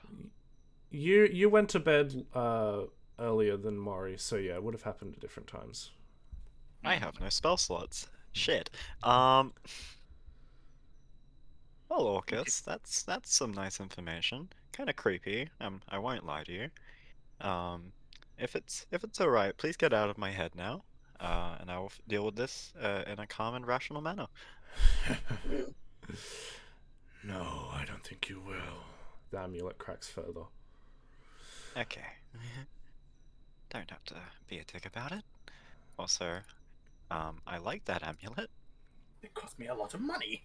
Well, actually, I kind of got it for free, but Well, frankly speaking, your god poses no threat to me. And the amulet cracks again, and at this point, you can tell that it's basically like parts of it have sort of fallen off. It's still together as a whole, but like probably one or two more cracks, like major cracks, and it's going to split apart and just fall into bits and pieces. oh, okay. That was very important. Shit.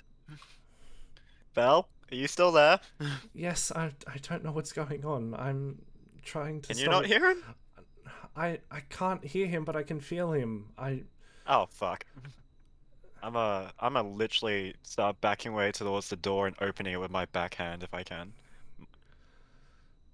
So you try and get up, but your arm, the one where the magic sort of latched onto at that time when Motherfucker. Got to tell you, Orcus is a sleep paralysis demon. Ah, yes. It makes all sense. You feel your arm burn with incredible pain to the point where you're sort of weak at your legs. You can't. The only thing you're focused on is this pain, and you're sort of tossing and turning in your bed at this. I thought he was out of bed and at the door. No, this was as he was getting up from the bed. Oh. Yeah. And Orcus says, no one's helping this. And the amulet cracks one more time. Ow. Surely we can talk about this, right? There's alternatives, and surely a rational way of getting through this without, you know, possibly screwing up my connection with my god. Amuse me. Well, I can tell you about that time Dollar, How about you take Dolo? actually, along that line, hey, you remember that whole thing with Dollar? Well, you kind of have me in a bind, I won't lie.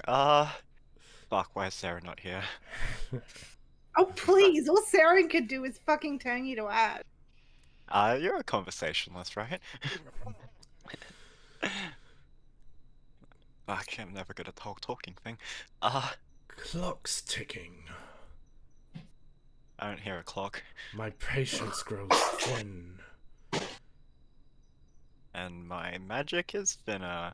That's why Jesus Christ is not here. Shit. Thinking. The amulet shatters in your hands, and Orcus says to you, "You can thank me for getting rid of your connection.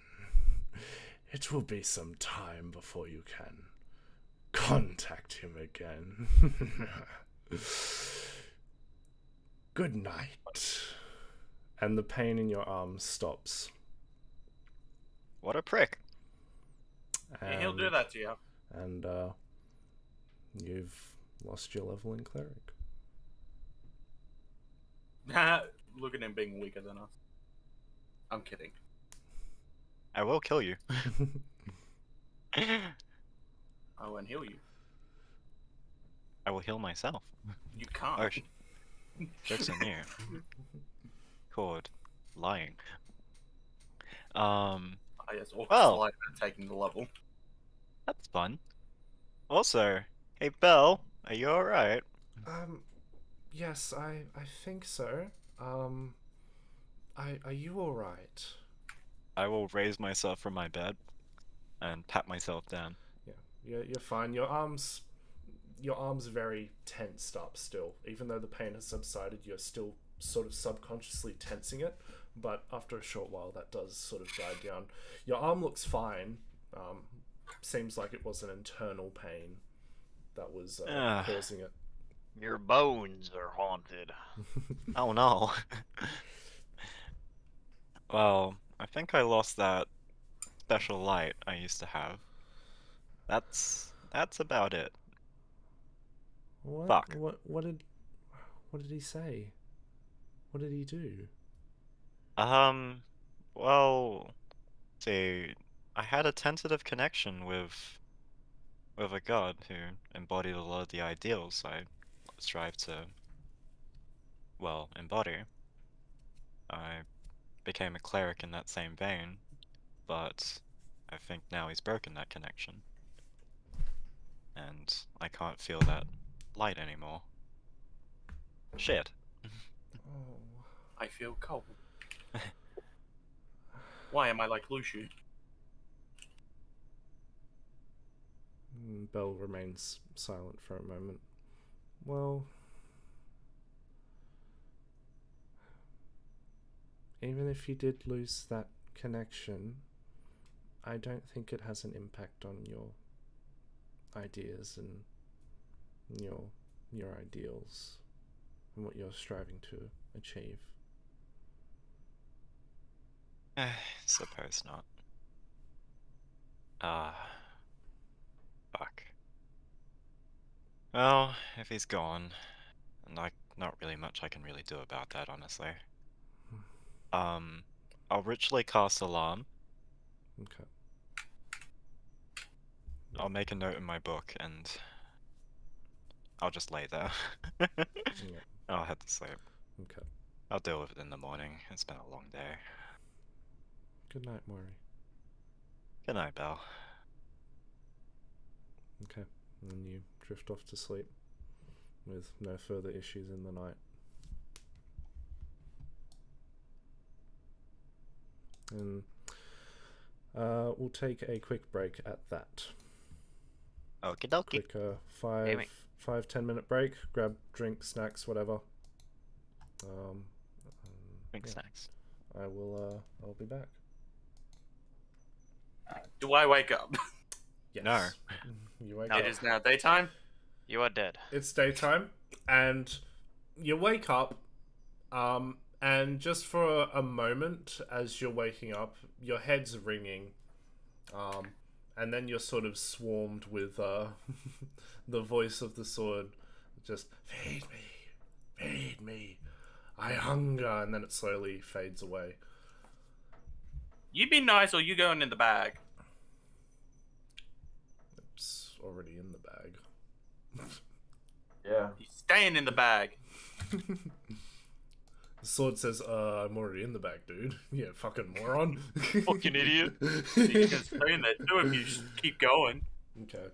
Sword has a higher intelligence score than Lucia. More than likely. Probably, yeah. I'm gonna pull the sword out. I'm gonna attune it. I'm not gonna deal with this Kinda shit. sure? It's homebrew stuff for the most part, and somebody else Ah. speculating how much blood you would need. Like someone who did you need X amount of enemies to do a sword and made of their blood. Yeah. Right, yeah. Yeah. 1 hour bath, 40 gallons. Nice. Yeah, I'm gonna unattune from the sword. I'm not gonna deal with your bullshit. Okay. As you're unattuning from it, the voices are as loud as they have ever been. I need you to make a wisdom saving throw for me. I'm terrible at those. You're a Knowing cleric. my luck. Knowing my luck, I'm going to be terrible at it. I'm gonna lucky that. I'll take it. A 15 is the DC. Aha, meets it, beats it.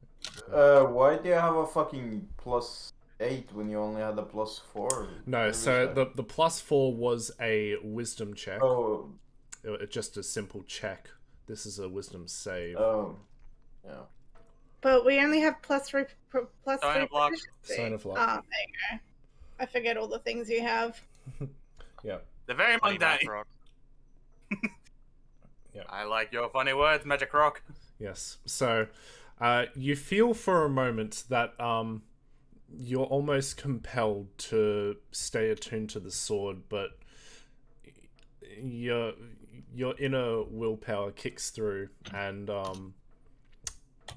busts through the sword's wishes, and you unattune from it. As you sort of unattune, it says, "I will be fed." Bye-bye, going forever box. I put him in the bag.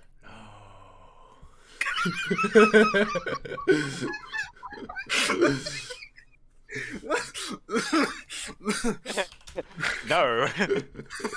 The sword casts Mage Hand and picks itself up. I found that way funny than I should have.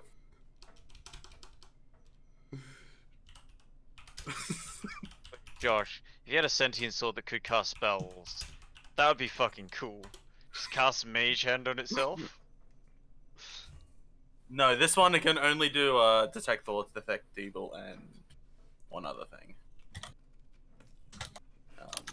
Detect magic, detect evil, and good. Detect thoughts. Okay.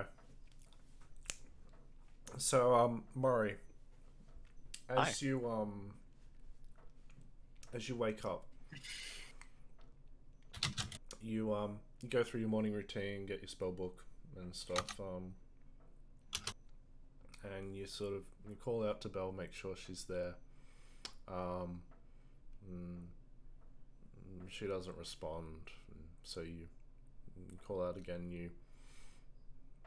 She doesn't respond, so you summon her to your side, and the spirit that she's manifested as is sleeping. And Elle sleeps. this morning, when you sort of woke up, you felt like you had acquired a bit more knowledge than you had prior, and as you were going through your deck of cards and going through the spells, preparing for the day and such, you noticed there was a couple additional spells in there, and you've gained a bit more knowledge. You've gained a level in Wizard, so you're now back at level 8. Huh. Just turn over the bell. Must have done me a solid there. Okay. I'll let her rest then.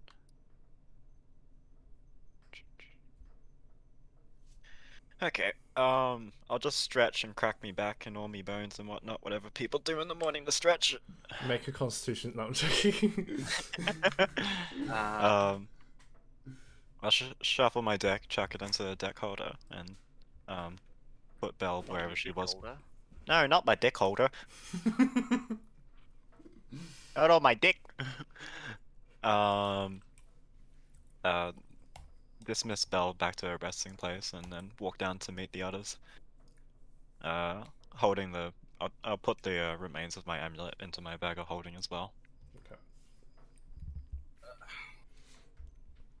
Okay. I'm following behind where I'm like, hey, how'd you sleep? Oh, you know. You know? Terribly. Same! Oh, Why'd you... Sword. What? Yeah, okay. it's hungry. I unattuned. It I- didn't want me to. I did tell you it was probably not a great idea. Yeah, but at least I was able to get away from it. Yeah, cut your losses early. That was smart. Yeah. What about you? You seem a bit off. You remember a really long time ago where we tried to help out Della with the Orcus thing, right? Yeah. Had a visitation. Was very, very unfun. Oh, you had a thing with him. God, he's like a patron. An annoying one. I wish he'd go away. I would care to disagree, because fuck that guy. But I'd yeah, rather deal with a kindred than him. very much so. But, Yeah, You I no. don't... really like me.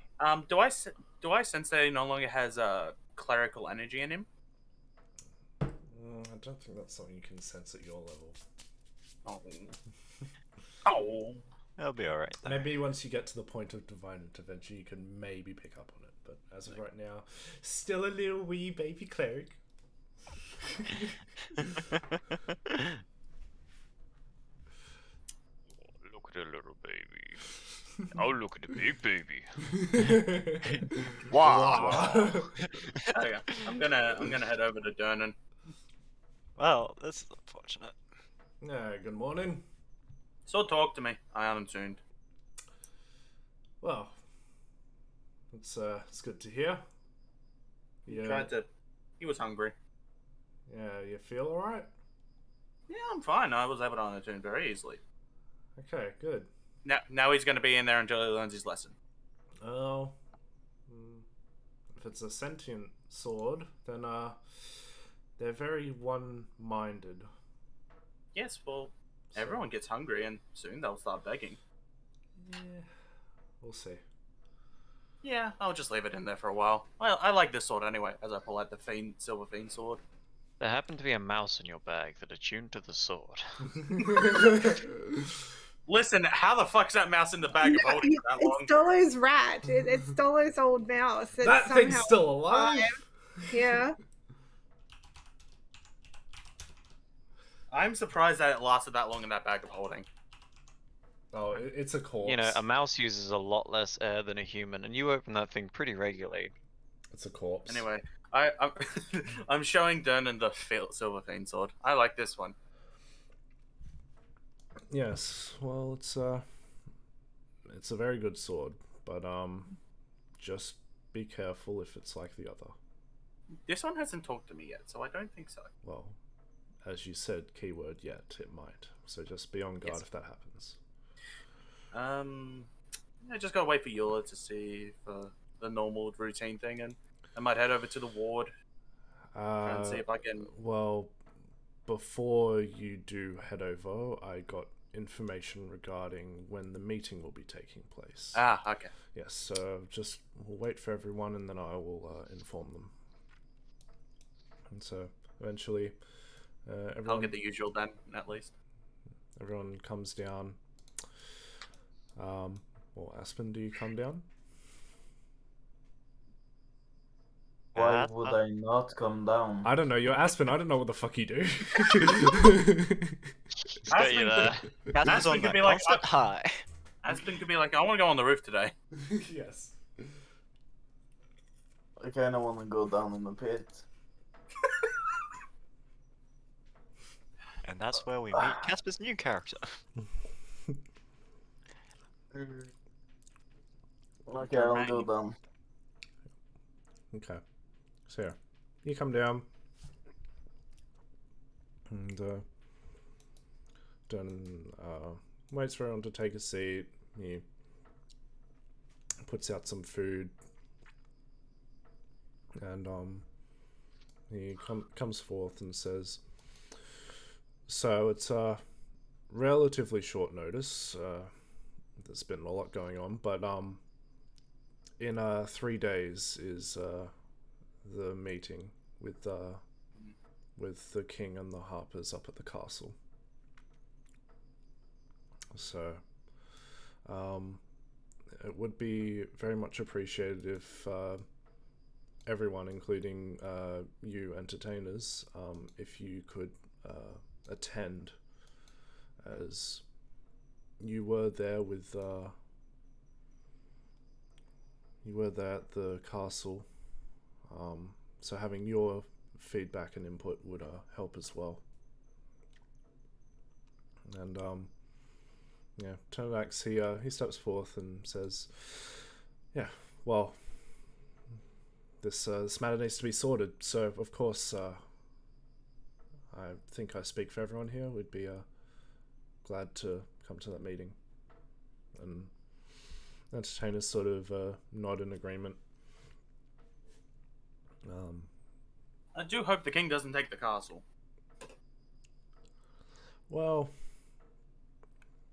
we'll have to wait and see. As if it's if that thing is kitted out, it could prove quite useful. If we do need to go to war. He looks towards you as you say that, Aspen. Yeah, it could be very useful for us. Yes, it could be very Would we useful. get compensation? I say. Would we get the castle? You guys are getting compensation. I don't know what exactly, but I think it can be The negotiated. king's gonna be rewarding us. Yes. Not Aspen. Aspen joined it. Yes. So. Mech, do cannons exist in this world? Yeah, there are ships with cannons. Okay. Yeah, so they're generally just pirate ships and such. Yeah. Um, So this is sort of like Renaissance with magic. yeah. Cool. Yeah. There are, your standard cannons with gunpowder and such, but there's also magical cannons that instead hurl magic instead of cannonballs and stuff like that. Mainly artificers that make them. So, yeah, there are those. Yeah, Dernan says, yes, so in about 3 to 4 days, there will be a meeting at the castle. I'll gather you all up when it's time. So, just for now, relax in the city. Feel free to do what you wish. Keep an eye out and stay safe, as there may be more of those fiends, those devils, prowling about the city. So, yes, if you do see one causing trouble, harming innocents, step in, but use caution, as they are very deadly.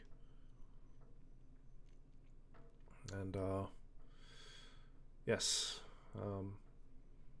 feel free to stay here for as long as you need. I will start charging you all eventually for food and drinks, but as for right now, think of it as a payment for the service you did at the castle. Awesome. So, yes, that's all I wanted to say. So, and the Undermountain is open if you would like to head down there. Though the caverns can get pretty crowded, so I have had to restrict it down to about 10 people going in at a time. And currently at the moment there are 6 people down there. They went in early this morning. So, yes, if 4 of you would like to venture down, you pay the fee, I can lower you down. Otherwise, might have to wait another day. All good. I don't think we'll be tackling that today. Bad luck at Aspen, right?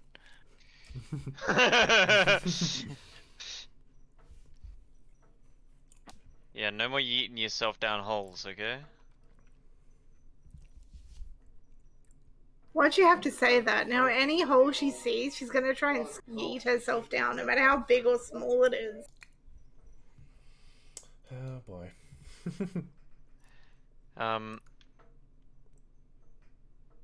Is this sort of our chance for downtime activities, Mick? Yes. Cool. About 3 days worth. Alright. So it could just be the stuff that you were doing the downtime before. So, Aspen, you could go back to the castle, blacksmith, and study there, teach them things and such, if you would like.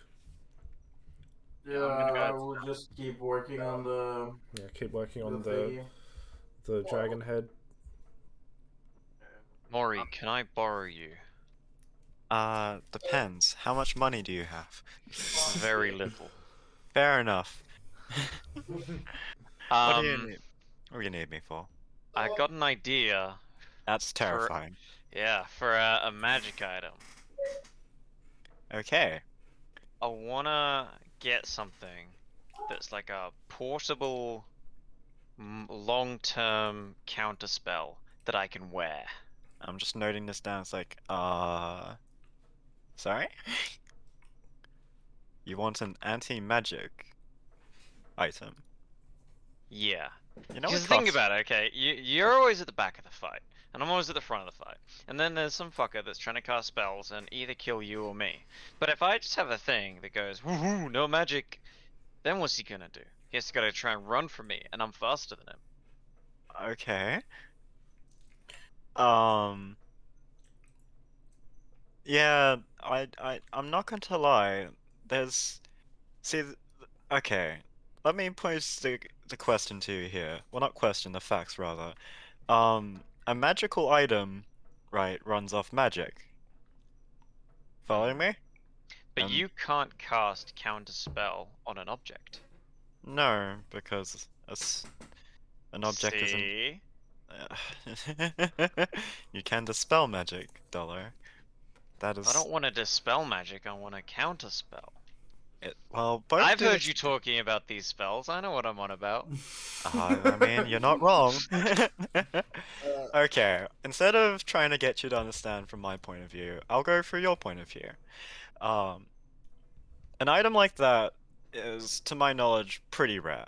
I don't know where exactly I could get my hands on, but I could find some information on where we might be able to get our hands on one. Going off that, the only thing I can think of that might be similar to this sort of thing is, do you know what beholders are? Mech, have I heard of beholders? I did grow up underground.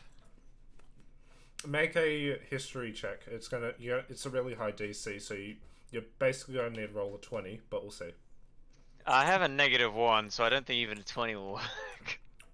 What's the roll? Because I'm pretty sure I'm listening in. History. 14. This is for Dolo if he knows what a beholder is, so if you want to know as well, then go with that.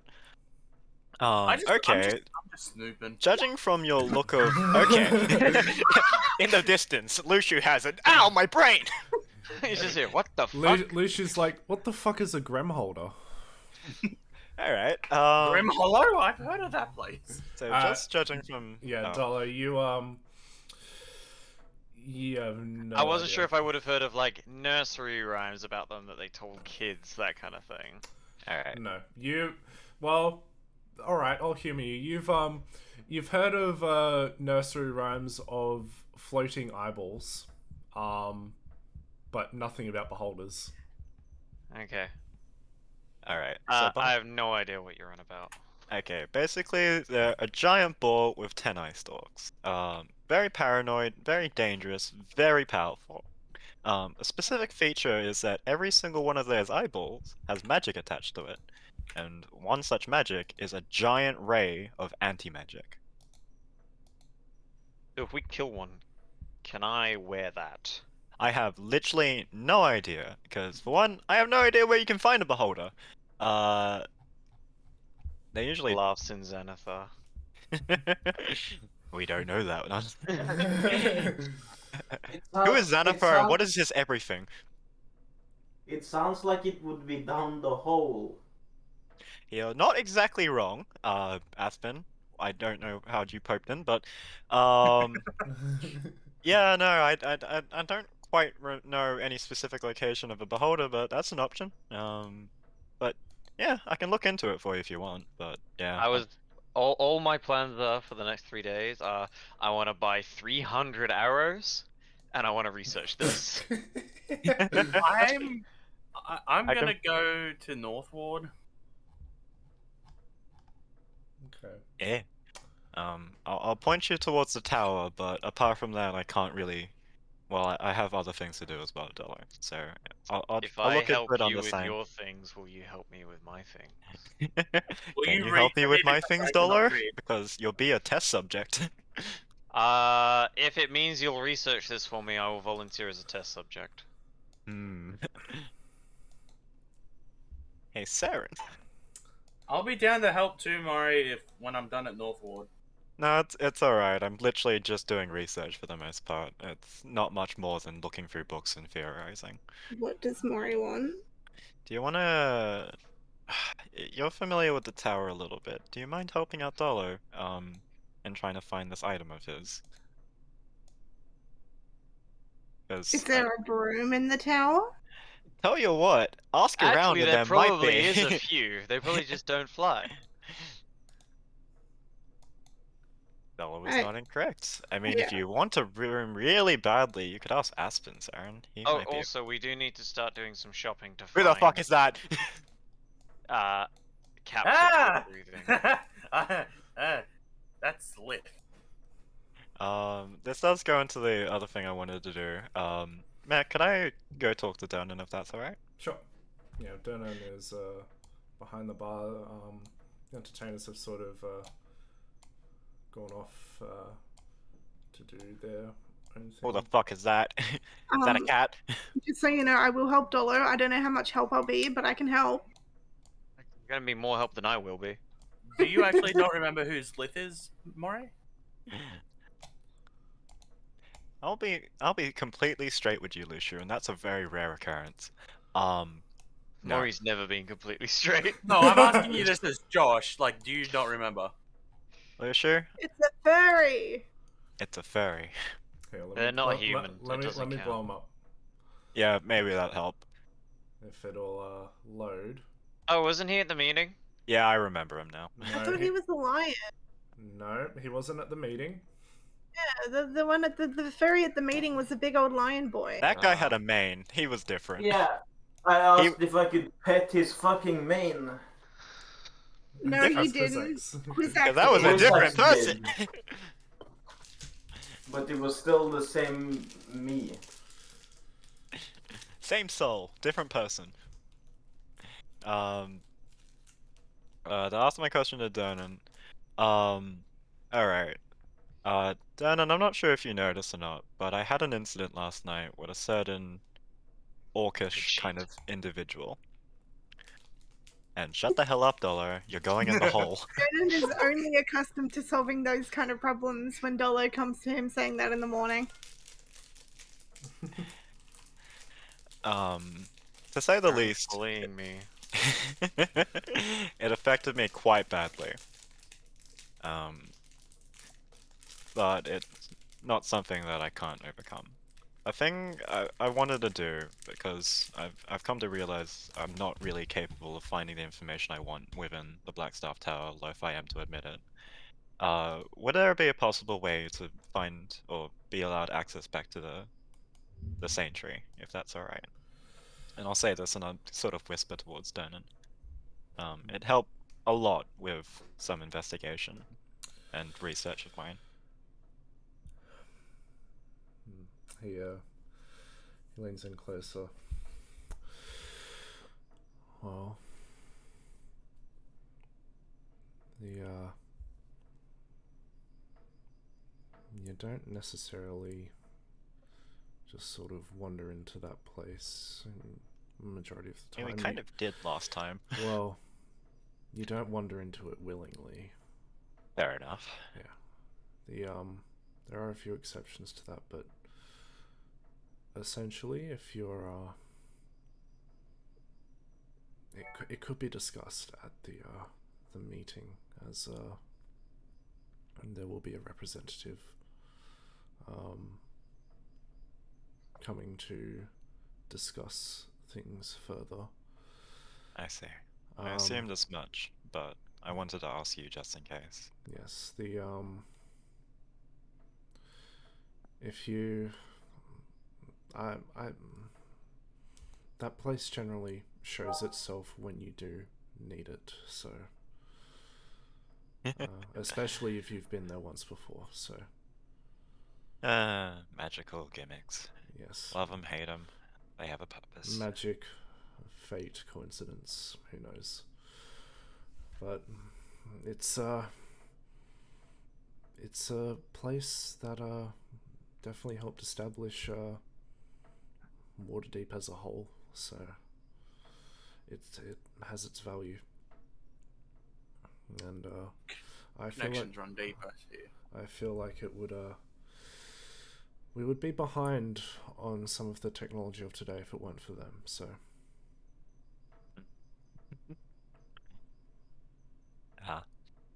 Oh well. so I can't offer much except for potentially giving you the chance to discuss it with the representative that will be attending. I don't know who it is yet, as they don't like to disclose that information until the last minute. Yeah, that sounds like elves if I've ever heard them. Racist? Solo, do you want to go in the hole? But I find this hole to be a great solution to my problems. You realize I grew up underground. And you realize I can throw you about 500 feet into the ground. Didn't you get thrown out of the underground for being bad with rocks? No. I left because they don't want people who aren't just dumb, thick, muscle brain. Hey, that's why I left. Donan does say, Oh.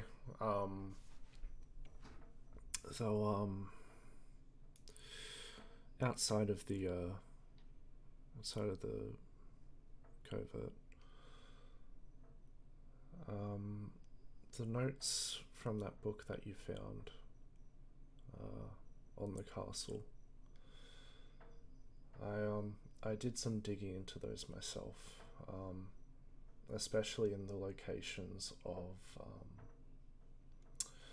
the castle just north of Waterdeep, that old ruined place, along with Castle Hartwick. The castle just north of Waterdeep, Castle Neyratar. The Harpers can't get a beat on that place, so. Did we tell them about the castle that I had the premonition about? No. Yes. We told Dernan the entire story when we were in the castle. Oh yeah. So you would have told him about that.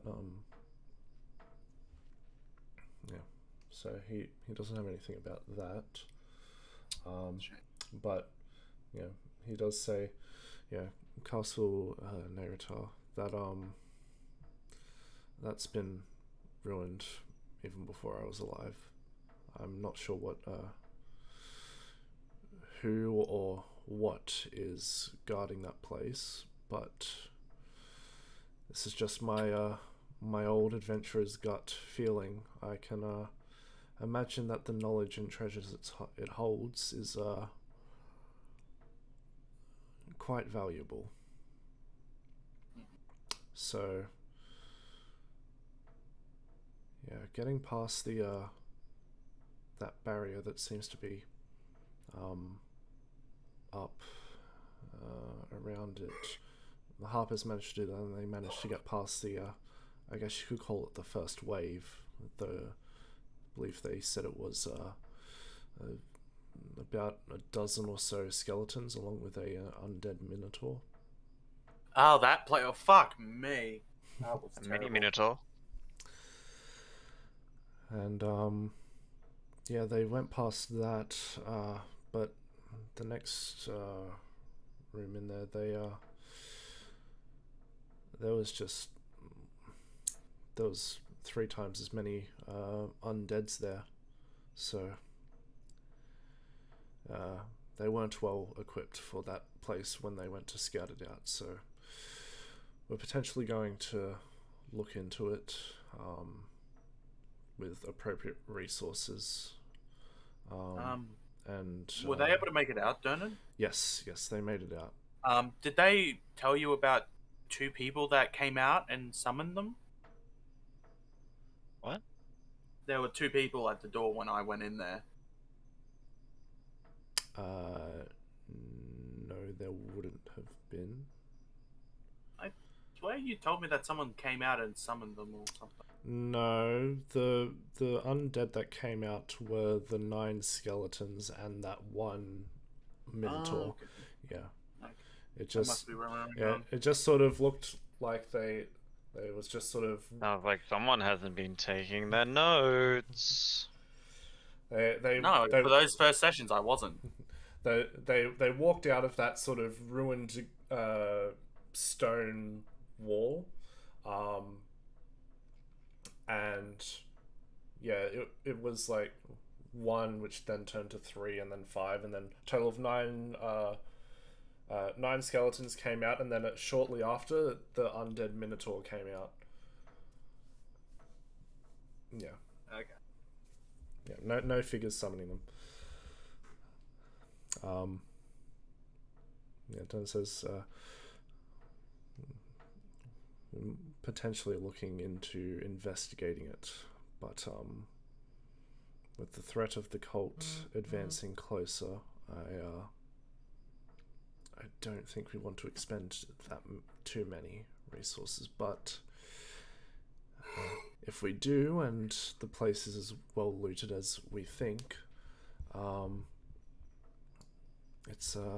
it could be very beneficial to us for the upcoming fight. I am now quite good at killing undead. Hmm. You're also still not as wise as when we were there before. Says the guy who went in alone. Hey, I at least passed the check. Wisdom schmizdom. I'll give you the help that you need to get through at least. Oh, and Maury, one more thing. Yeah? Danilo has something to tell you about Cars. The Oh shit. the place in that Cars. high forest. Yes, Cass. Do you know what that is, Dollar? Yeah, there's those things that go brum brum and drive around. Dollar is cheating. Be struck down by God for your metagame. Pass. As in C-A-S. Well, that's certainly news. K-A-R-S-E. Wacko, So- Wacko. They don't go broom broom for you. They go badunk dunk dunk because you turn them over. Someone's gonna do it. Goddamn retard. I imagine a car for dollar would just be a Flintstones car. It makes the noise too. So, Okay. Well, So Yola comes up. Can I get an ale? Just a standard one, Denon. It's just a short thing. Pours it, hands it to Yola. And says, thank you, and she heads over and takes it to this gentleman here, and heads into the kitchen, and then out again, placing an order of food. She sort of stands by here, looking around, just seeing if anyone needs anything. But as of right now, everyone in the tavern, there's a few stray customers, but it's mostly your group. Yeah, just sort of standing by, fiddling around with the cloth in her hands. Yul, I'm gonna head to the north ward. I'll come back and we can start with the healing again. Okay, no spells. Nah, you can't do them. I don't have my gauntlets. Good. Lucio meets one demon. I have my sword. Lucio meets 3 more demons. Be safe. Lucio, do you need a hand with whatever you're doing? It's medicinal stuff. I'm going to the north ward to practice non-magical medicine-based stuff. That sounds really boring. Have fun. Sure. I'm fed up with this shit. I leave. Okay. Alright, so you head out and you go and practice the medicine kit shenanigans.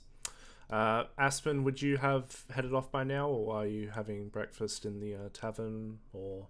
I would have headed off. Okay, so you would be out at the castle, tending to your dragon head, and Yeah. Giving your dragon head. teaching Horman a few things. Offer Aspen a minute. blowjob. Horman about giving dragon head.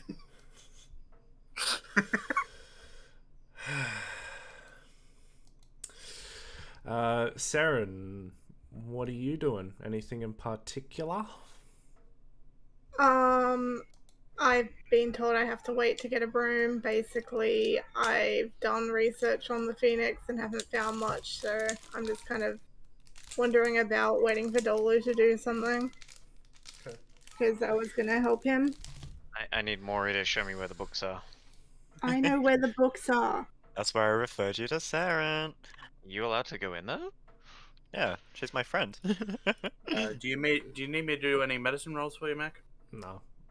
I'll just say it's static stuff, static training. Spending time on this, you'll eventually get the hang of it. Yeah. Mac, Sarah, and I will head to the library. What a foreign word. And There- on the way, we'll stop by a Fletcher, and I want to buy like 300 arrows. All Why right. stop at 300? I want to leave some room in my bag of holding. As I said, why stop at 300? Okay, so you head off with Seren in tow. You head into Blackstaff Tower Library or just any library? The one Mori wanted me to go to. The black stuff. Blackstaff Tower. Okay. So on the way there, you come by a Fletcher. He's got his wares out front. He's currently reading a book, sort of sat on a rocking chair. Because everyone's reading these days. Yes, you should try it. He's about to. Oh, hello, you old chaps. What can I do for you? I need like 300. 300? Wow. If you don't have that many, I'll buy less. Oh, I knew I should have made some more yesterday. Fuck. Excuse my language. I'll be with you one moment. He heads into the back, putting down his book. You hear a lot of rattling through the back door. Just fuck.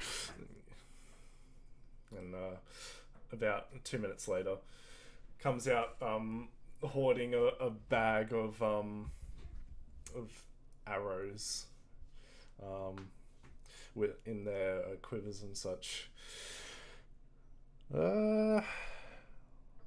Well, just going off my rough counting, that's about 200. 200 arrows. Awesome.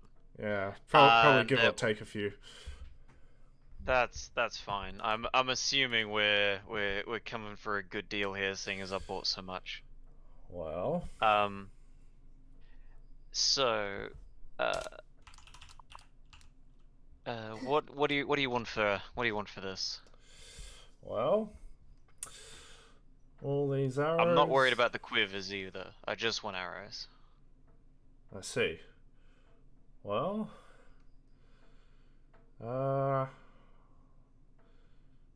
considering it's a bulk purchase, I'll give you a little bit of a discount. Normally,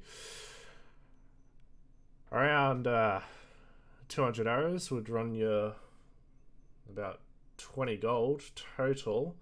I'll say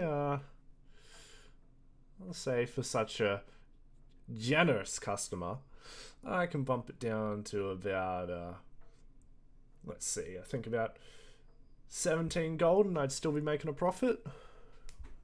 Awesome. And by chance, do you have any magical quivers? Unfortunately, no. I sold my last one just the other day. Should be getting some more in stock pretty soon. Is there a specific enchantment you're looking for? I could maybe order it in. What are the usual options? Do you have quivers that can hold 200 arrows? Yeah, I need to check. Magic quiver. Bag of quiver. Let's see. Just quiver of holding. Well, yes. There's a quiver that basically can hold an endless supply of non-magical ammunition, just standard arrows like you are purchasing. And they do leap to your hand when you need to fire one. So you're always So, ready wait, on the go. Does the quiver produce its own arrows, or do I still have to fill it? No, you have to fill this quiver. Okay, how much would one of them cost me? Let me see. Taxes and... And is it attunement? No, it's not attunement. Amazing.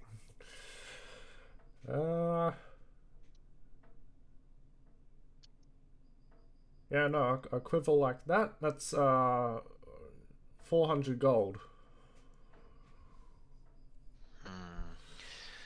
And there is a discount which currently isn't in business if you purchase all my arrows, but you do get 40 arrows with purchase at a discounted price of that quiver. Okay. Can you put an order in of one of those for me? Of course. I won't be able to pay for it right now, but I will be getting money in 2 days. Wait, or is it tonight? 3 When's days. the meeting? 3 days. 3 days. Yeah. You could get a loan from Lushu. He has money. I don't know you have money. I'm pretty sure I told everyone that I sold the stuff from my bag. Yeah. Yeah, put an order in for me. Sure thing. What's the name under? Dolomite. Dolomite. Put it on Durnan. Put it on the Durnan's tab. Put it on Durnan's tab. And I will take the arrows. Pleasure doing business with you. I'll see you in a couple of days. Thank you. And yeah, we'll head to the library. Okay. So you The head to Ferrari. Anything in particular looking for? Yeah, if there's a librarian, I will ask. I want to ask about and research items that create anti-magic fields. Okay. So the librarian takes you over to the magic section of the library, and she filters down to the magic items, sort of a record of magic items throughout history. And she says, what you're looking for could be in here, though your request is it's definitely not one we haven't heard before, but it's an uncommon one, so keep in mind it might not be here. But if you have any further questions, you know where to find me. Fair enough. Thank you. She nods and heads back to her stand. And you guys take a couple of books, unless Saren, you're not helping. I mean, I would help him read. Okay. He's a bit slow on it, yeah. So, yeah, you take a few books, you find a table, you sit down, open up, start reading, and Saren, you're reading in the book, and you can feel Torchic shifting in your hand. You get a faint glimpse of Torchic sort of leaning over your sort of leaning out and looking at the book as you're reading it. And at one point leans out a bit too far and falls off your head and just onto the book. The book immediately catches fire. The book, Yeah, is the book on fire? The book does not catch on fire. Thank God. It looks like it was about to, because Torchic sort of flames on its wings and head sort of sputtered and grew a bit bigger for a moment as it sort of impacted on the book, but the book's fine. There's just a bit of collected dust that Torchic has had on her now on the book. I put the bird back. It sort of flaps its wings up to your hair, and Would it help if I took care of Torchic and you did the reading? I mean, we can try, if you like. I take the bird back out and offer it to Dolo. Me when if I try and hold it back. So Torchic looks at you, sort of moving its head erratically, sort of looking at you from all different angles, cocking its head side to side, and then hop onto your hand. ToTYP is very warm. It's Uncomfortably warm? No, it's not uncomfortably warm. It's quite a soothing, comfortable, like, and begins hopping up your arm and remains perched on your shoulder. Aaron, what does it eat? Dolomites. Starts Quite tugging at okay. your hair, Dolo. Mine's not on fire, little thing. Pulls harder. Ow. He starts ratatouilleing all around the library. Mac, I'm gonna pull out some of Lushu's like 6-month-old jerky. Okay. See if it wants to eat that. Okay. My jerky is not old. It's just not good. It's No, not it's premium. You bought that before we went to the castle. Make an animal handling check with advantage because it's a semi-friendly ally towards you.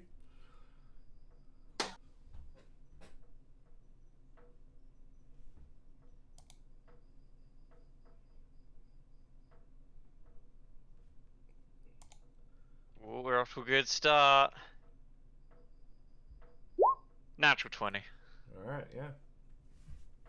So, ToTYP looks at the jerky, still sort of holding on to your hair, and releases and sort of hops down your arm sort of onto your bicep, and then jumps from your bicep and snatches the jerky from your grasp and lands in your lap, munching on the jerky. You give him the old switcheroo. Oh fuck. When I used to have ferrets, so ferrets, when they bite you, they lock their jaw. So what you do is if they bite you, you find a tap and you just hold it under the water until it lets go. Well, it's like when dogs do the same. Like when they go to hold each other, you can just stick a hose in its mouth. Yeah. Similar thing. Works with ferrets. You stick them under the cold tap. Okay. I stick ToTYP under the tap. Fireball. No, I will do my best to entertain the small sparrow, so that Seren can research effectively.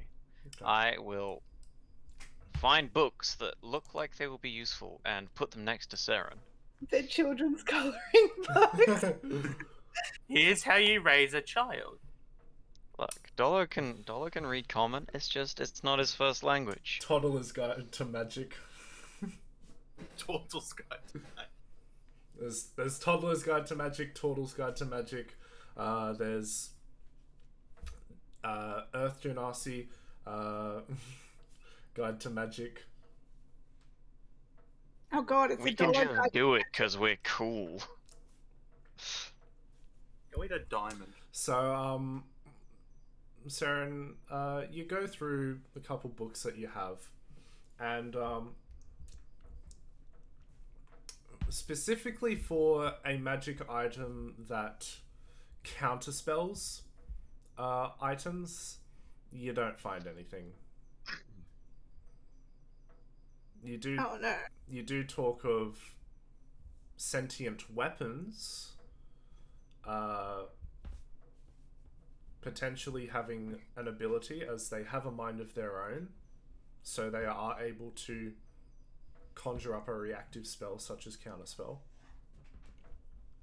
But Double owner. But as for a set standard magic item with no sentience, there's nothing about that. You delve a bit deeper, and you do know that there are very powerful magic items that can create anti-magic fields, though the user inside them can't use magic, but no magic can get to them. The magic items inside that area do not work. So One of those could still be useful. yes, magic items inside it do not work except for that magic item which produces the effect. Cool. So they're very powerful, very rare, but they have been discovered before. And I alert to all of this. are any of them sort of known magic items? Yes, in fact, the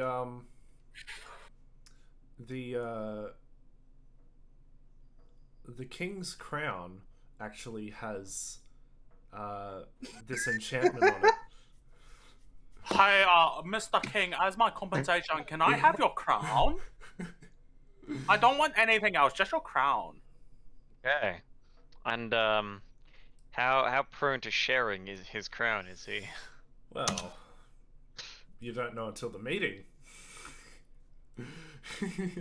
But We're literally about to be the Minions movie. But due to your expert knowledge of royalty, you are 100% confident that the king would be so willing to give you his crown. Awesome. That's good to know. Saren, do you choose to tell him about the king's crown? I feel like I would, not expecting him to think, yeah, I'm gonna get that crown. Nah, I'm just gonna ask him who enchanted it for him.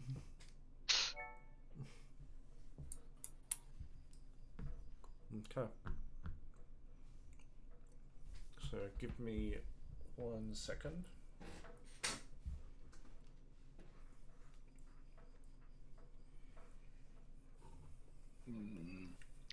Back in a sec.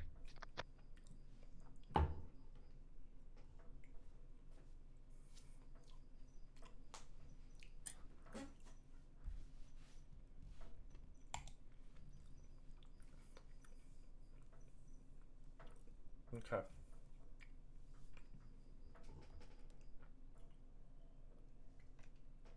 Samurai, are you doing anything particular at the tavern?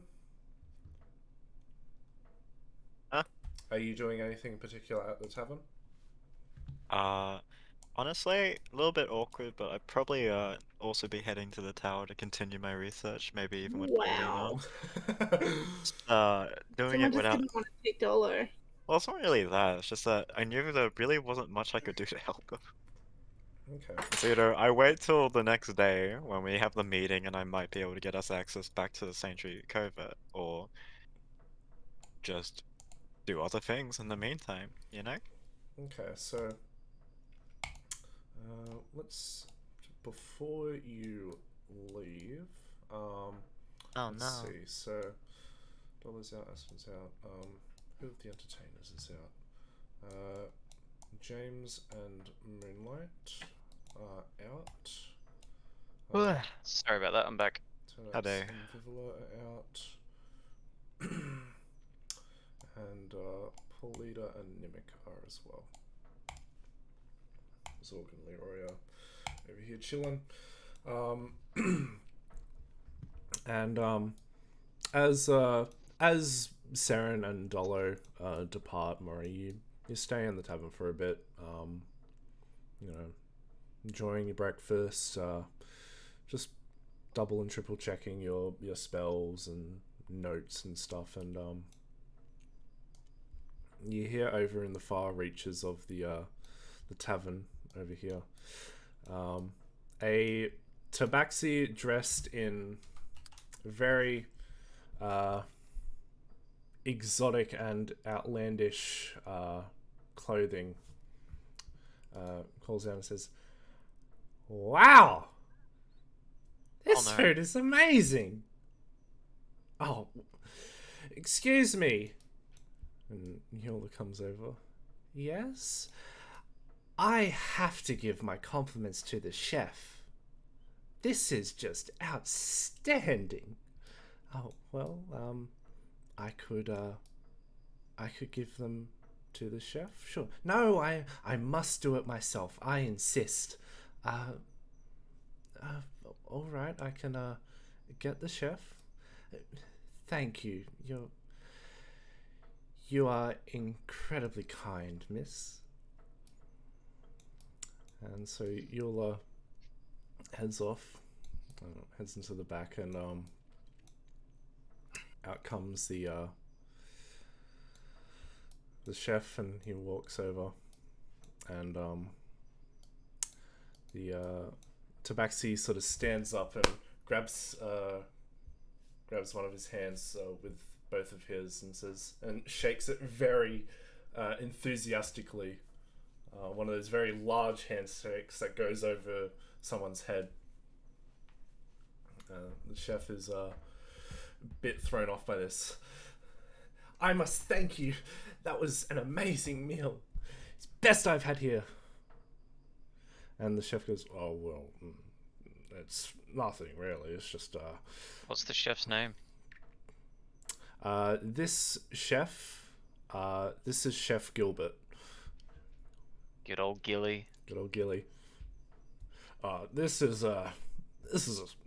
nothing special. It's, just a meal I made up one day. No, I must insist. This is extraordinary. You have to give me this recipe. I insist.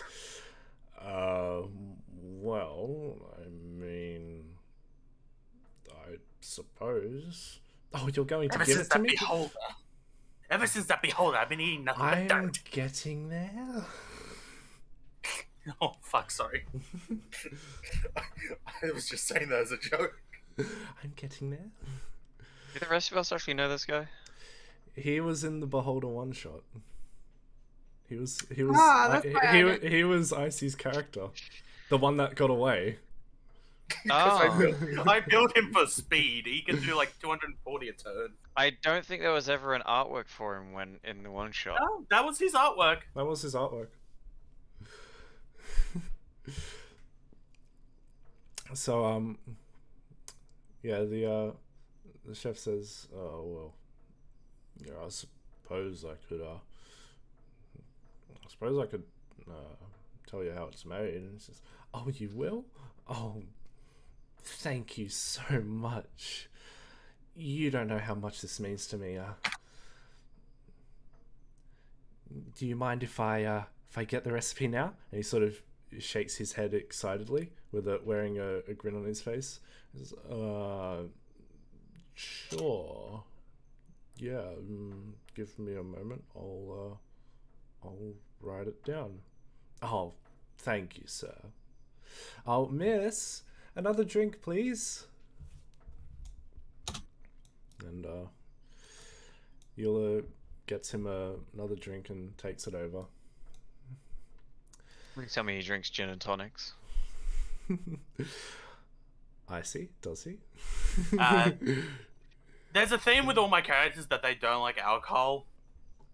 Do you want this guy to be the exception? Maybe after the beholder, he like fucking got so scared and worried that he just took it up. Okay, sure. Alright, so yeah. Yola takes it over and he says, thank you, miss. Might I ask, what is your name? And she says, I am Eula. Oh, well, I am Zlith. I am a adventurer, a very proud one at that, yes, quite. Might I ask, are you free this afternoon? Eula says, well, merely depends free what for. Well, you see, I happen to have just acquired a fresh recipe. Damn, Saren's not here. You want a fireball, Emily? She says, oh, well, that does sound enticing. However, I will be working tonight. He says, well, do you suppose that I could get a rain check on that? And she says, I'm not sure, Zlith. We'll have to see. Spend more money here and you might. And Savage. he says, Ah, a cunning saleswoman, I see. Very well, we'll see how this pans out between us. And the cook comes out, the written piece of paper. Says, here you go. Oh, thank you, sir. What's your name? It's Gilbert. Nice to meet you, Gilbert. I'm Zlith. I will be sure to make this dish in great honor of you. Gilbert says, oh, well, you don't have to go that far. I'm just a cook. I just work here. No, Gilbert. You are much more. Oh, well, thanks, I guess. Not a problem. And with that, he sort of stands up in a very exaggerated manner, sort of pushing the chair back as he does. And with that, I shall depart. Thank you for your time. I shall be back. And he walks out after paying for his meal.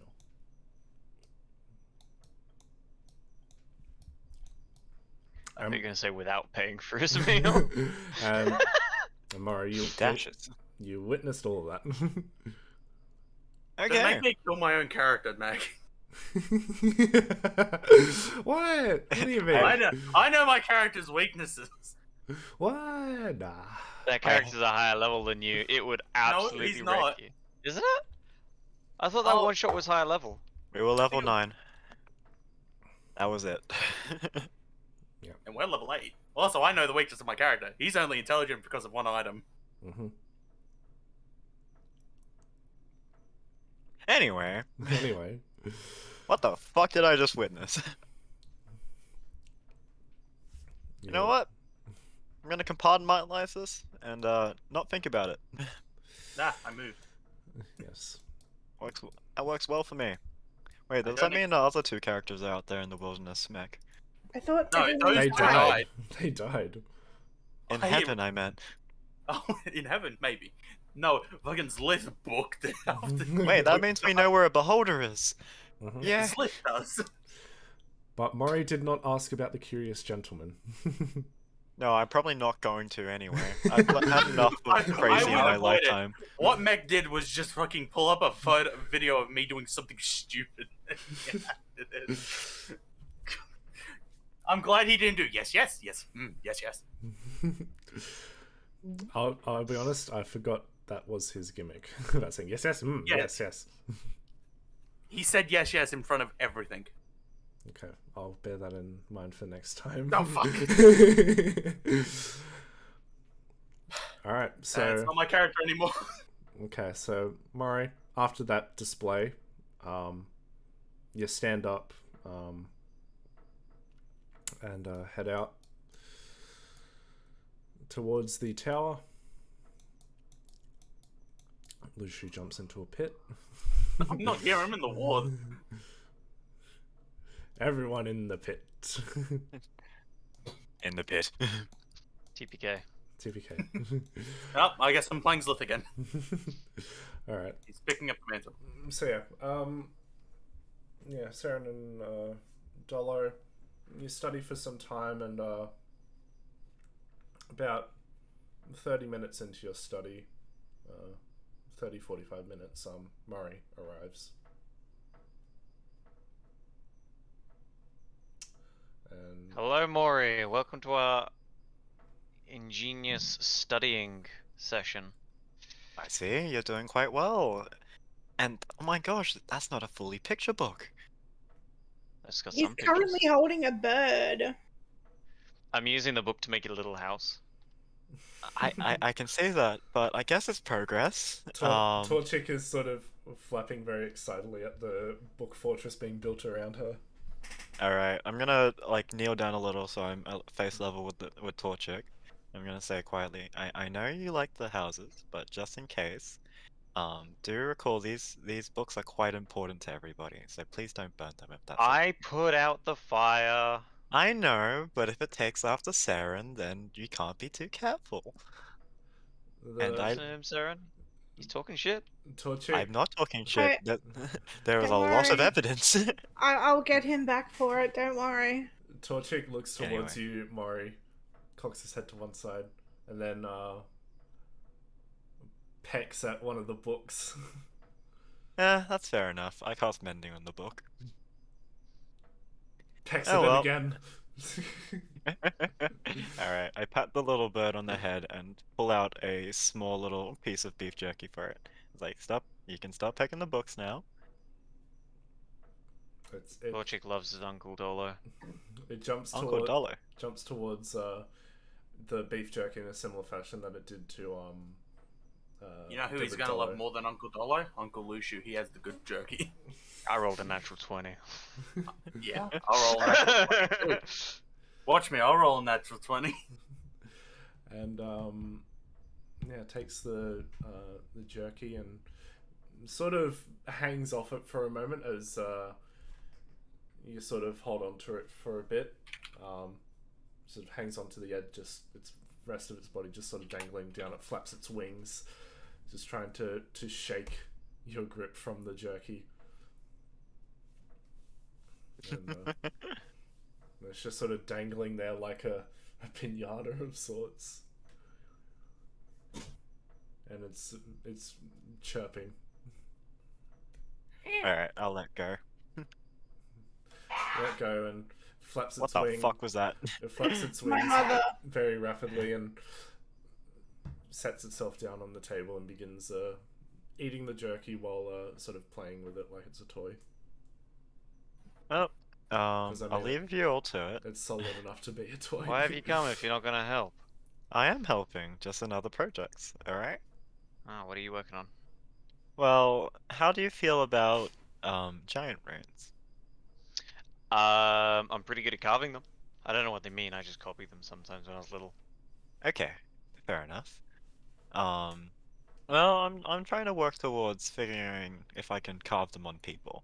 And the answer so far is probably not without killing the person or crippling them. But you know what? Uh, uh, Innovation requires... Is this why you're asking about me testing them? No, I'm not rolling deception. You can't make me. Insight. How long would it have been after I left that they're doing this? Fuck. Probably like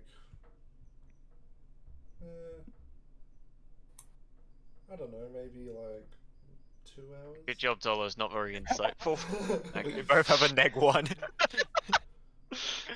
I say I'll be at the ward for another hour or two. Yep. Learning. Well, if you need someone to carve them for you, let me know. Okay. Aspen, Of course. you're up at the you're up at the blacksmith up at the castle. Yeah. Horman greets you as you come in and says, "Good morning, Aspen. How are you today?" Morning, howdy boy. Howdy. What did I do? Well, your dragon heads where you left it, at the back of this shop. Have you been working on anything new? I'm working on something at the moment, though it's not ready yet. Do you need any help with that? Maybe. Or guidance? Yeah, your help might be just what I need. Okay. Aw, Aspen's making friends. So No, I might chuck you down the hole if you don't shut the fuck up. Okay, so he takes you to his workbench of sorts. There are a few odd items here. So one of the items, at first it looks like a regular candle,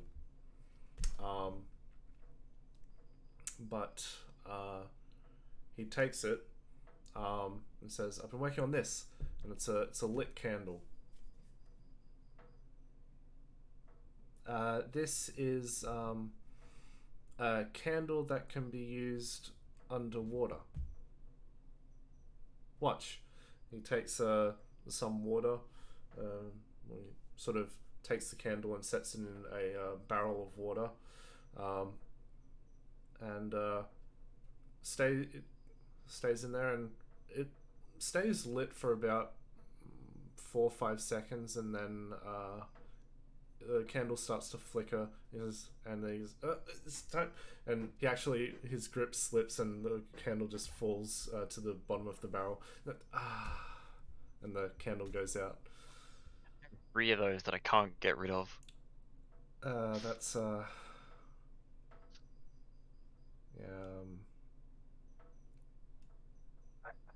have one question. Why are you making this? well, just for I'm trying to get the magic concept down, because what if we need light underwater, but people aren't in the position to use the magic that allows the flame that burns underwater? Well, you would need some kind of water repellent and something that doesn't cause you to let loose of the candle. So what A lanyard. what do you suggest? Can I actually do something with my water genasi traits here? Possibly. What are you trying to do? Let's say fuck it, let's just make a kind of shove all the water kind of feature outside of the candle, so the candle always stays dry. Let's try that. Okay. So no. Go ahead, make an intelligence check for me. Oh, With advantage. with advantage. Yeah. Oh fuck the.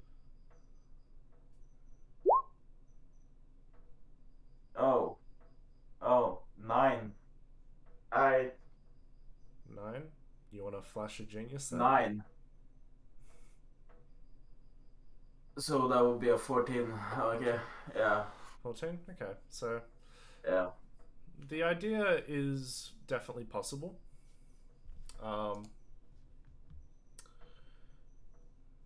So you sort of take the candle and you look at it, and Horman says, "I've got a spare here," and he takes out one from a drawer. Same enchantment as the last one. I'm not quite sure how to refine it further. You take it. What enchantment is on it? I'm not quite sure, but Eternal flame, wouldn't it be? well, this is something different.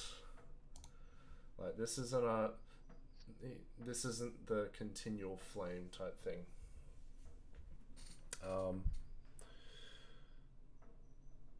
So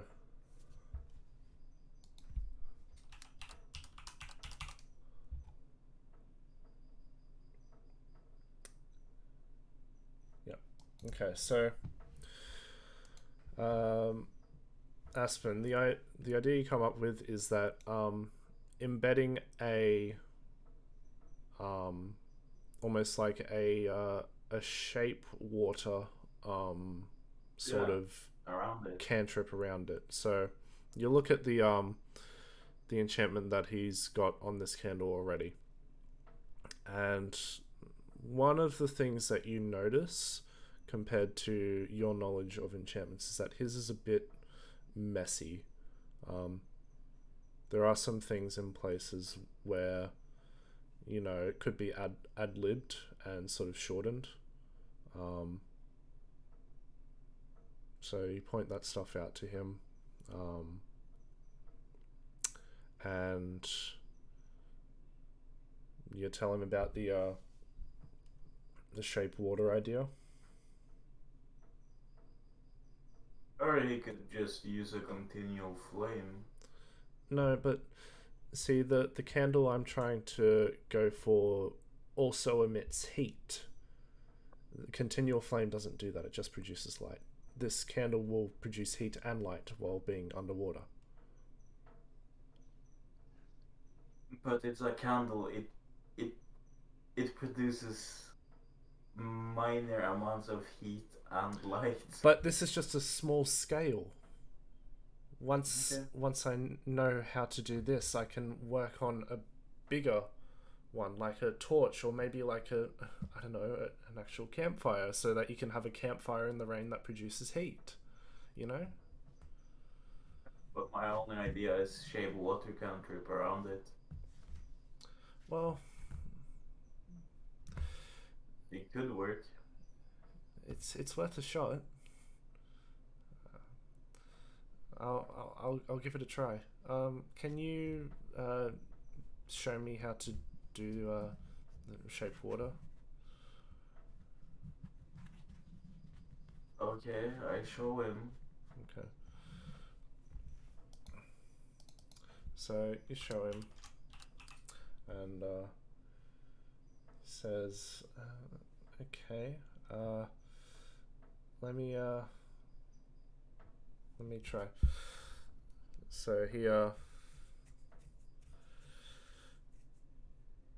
he sort of reaches out, tries to copy the motions that you did and the enchantment, the spell, and you can see he starts sort of straining himself.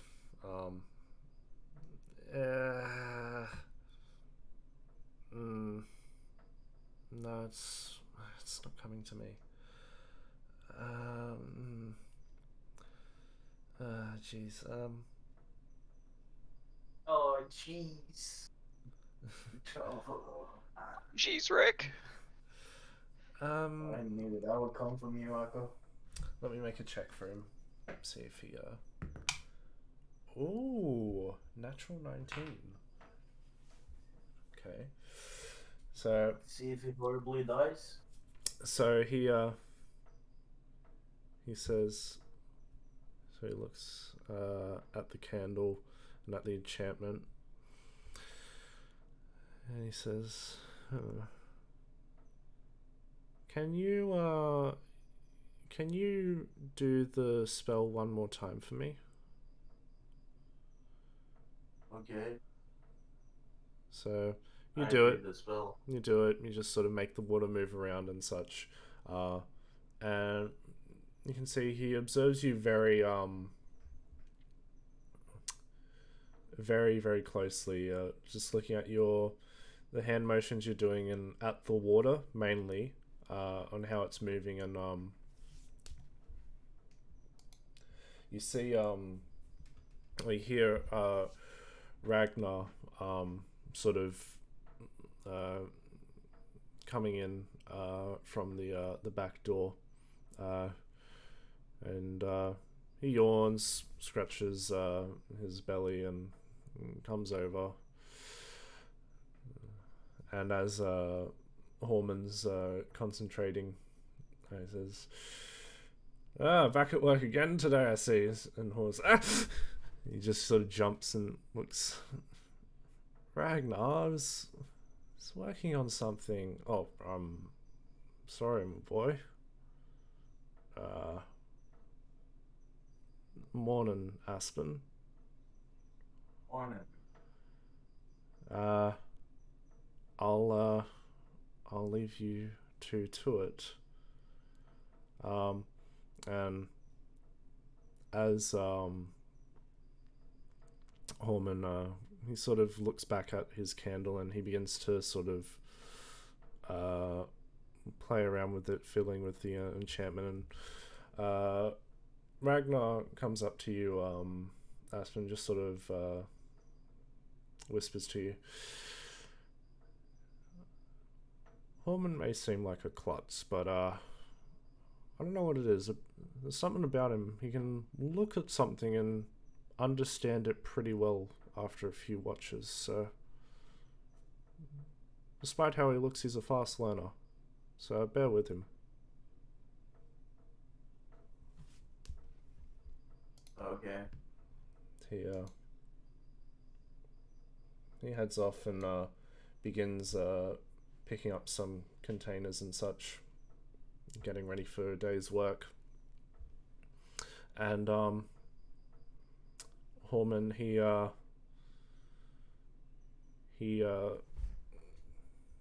is looking at the candle. He finishes sort of channeling arcane energy into the candle, and he stops and says, I think I have it. Then try putting it in water. Yeah. Okay. So he takes the candle and dips it into the barrel, and it stays lit for the first 5 seconds. And it's now getting to that crucial point where it sort of flickered and went out last time, but it doesn't flicker. It doesn't go out. And you see Horman's face sort of begin to beam. He says, Aspen, put your hand in. It's warm in here. Feel it. I put my hand in. You put your hand in, and the water is warm all around the candle. The candle is producing light, and it's... Oh, do I just fucking freeze the water now? if you want.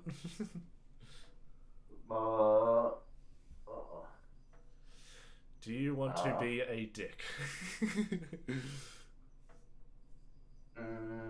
I don't want to be that big of a dick. Makes a change. Walker, shut the fuck up. I'll chuck you in the hole.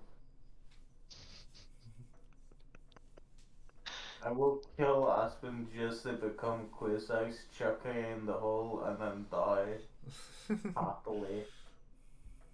So just be quiet. How deep was the hole again, Mac? Would it actually kill if we chucked Tolo down there? The hole was, I think it was like... I think it was like 100 and something feet. yeah, I think Isn't it like a 2d6 per 10 foot? It's 1d6 per 10 foot. I just realized something. Dolo thinks he's immortal until that encounter, so surely Dolo wouldn't think that jumping down that hole would kill him, right? No, Yeah, that's so not how it works. Dolo, Yeah. it doesn't think that anything that he would normally do will kill him. Committing suicide isn't something he would do. Are you sure about that? At least I wasn't the one to say it. Let's see. 140 foot drop. Yep, so 140 feet down. That would be 14d6 damage. It's likely that he would survive. Yeah, actually, what Maybe- the fuck? maybe have a He's on broken- the average of... Maybe have a broken leg or something? He wouldn't be feeling good. No, but it would only be an average of like 45 Test damage. roll, 50 damage. Hell, Yeah. Saren would survive that. Your Yeah, max I can- constitution. But you may I have have a broken leg once you fall down. Honestly, that was a really good roll for shit. Damn it. So yeah, Full damage is scuffed in this game. What the fuck? yeah. How do you mean? You should definitely die. We are not normal humans. Yeah, you live in But Except for that still, fighter that everyone starts off making. yeah. No, Who no, is but I not mean, special like, human. even a level 1 adventurer is significantly stronger than a regular person. Yes. yeah, but A you level still 1 should- adventurer could survive at least 30 feet. Yes. Yeah. The way it's sort of written is that yeah, adventures aren't normal, aren't like standard commoners. Whether it be through the intervention of gods or serious training, they can become skilled adventurers, and generally, majority of people, majority of adventurers don't get up to don't get past level 5 typically. Yeah, but I'm just saying that full damage should be more than Yeah, a 1d6 every 10 feet. Yeah, If you're above like a certain threshold. I think that it should maybe change to D10 dice. Do it, and then let's throw dollar down. Honestly, Yeah. like a way I just thought of is from 10 to 50 feet, it's 1d10. From 50 to 100, it's 2d10, and onward by 50. I should be a lot more than that. Yeah. So, like, from 10 to 50, it's 5d10, and then it goes to 15d10, and then upward and upward. Oh, okay. I mean, it doesn't go infinitely. Terminal velocity exists. Yeah, like it stops at, what, 300 feet? It caps out at 200 feet. Yeah, so go on to then. That's, what, 4d10 per 10 foot after that? Yeah. I don't know.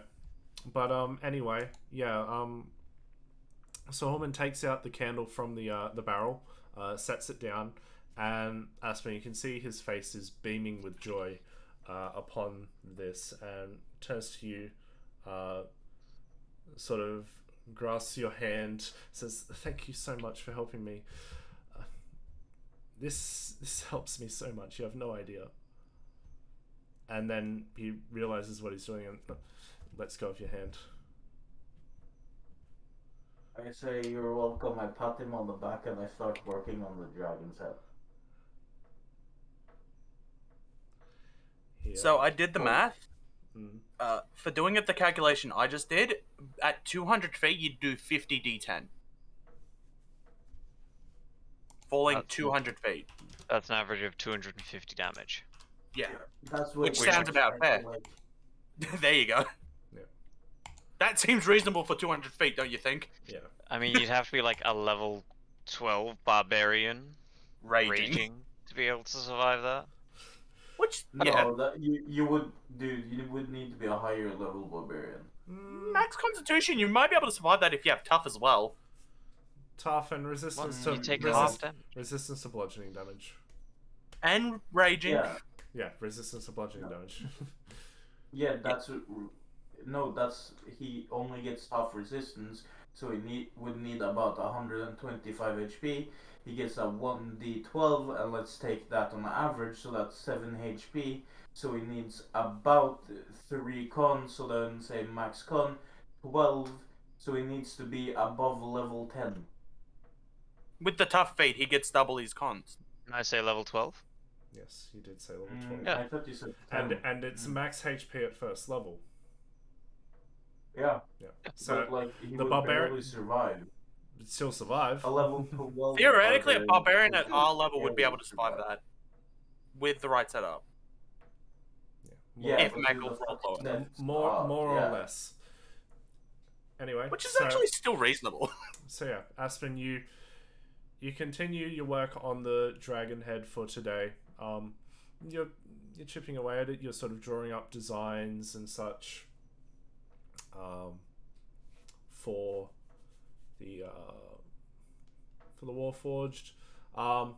You're getting to the point where you're thinking you might need to come up with an enchantment to sort of embed into the dragon head to make it smaller to fit the Warforged, unless you are going for a dragon-sized Warforged. Dude. Yeah, fuck it. Let's go for a dragon mech. Okay, that's gonna be a lot of resources. But hey, I don't have anything. but hey, past level 20. Alright. Yeah, Mech's okay. It just means he doesn't have to deal with this Warforged for more levels. Hey, Mech, on my way home from the water, are there any stray cats? Make a perception check. Don't fuck the cats, Lucy. No. No, but Mac, Mhm. Mac, Yeah. did I get the? Because I asked Dolo if he would help me carry the fucking armor Wait, you asked for help? from the orc. Yeah, I asked for help. When did you ask me for help? It was- Previous session. Yeah, it was At last the end session. of it. Yeah. Yeah. So did I get the armor, the body of armor? What's the body of armor? What is that? No, yeah, because we yoinked off the head, and then I was like, this is a big set of armor. Maybe Oh, we of can the dead yeah. guy. Yeah, the big guy. Yeah. Yeah. Did I get the suit of armor? I believe you put some of that equipment in the bags of holding. Someone's bag of holding. Not mine. In mine, because I now have it Ah. active. I did get the lances and chain. What do you need me to do? Yeah. No, but I'm just purely wondering, Mac, do I have the suit of armor? Yeah, you have the parts.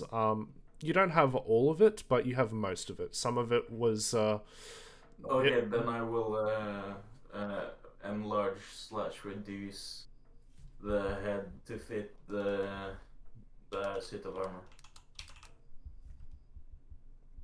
Okay. No, I can make several Warforged. I can make a dragon size and a fucking humongous orc size, you know?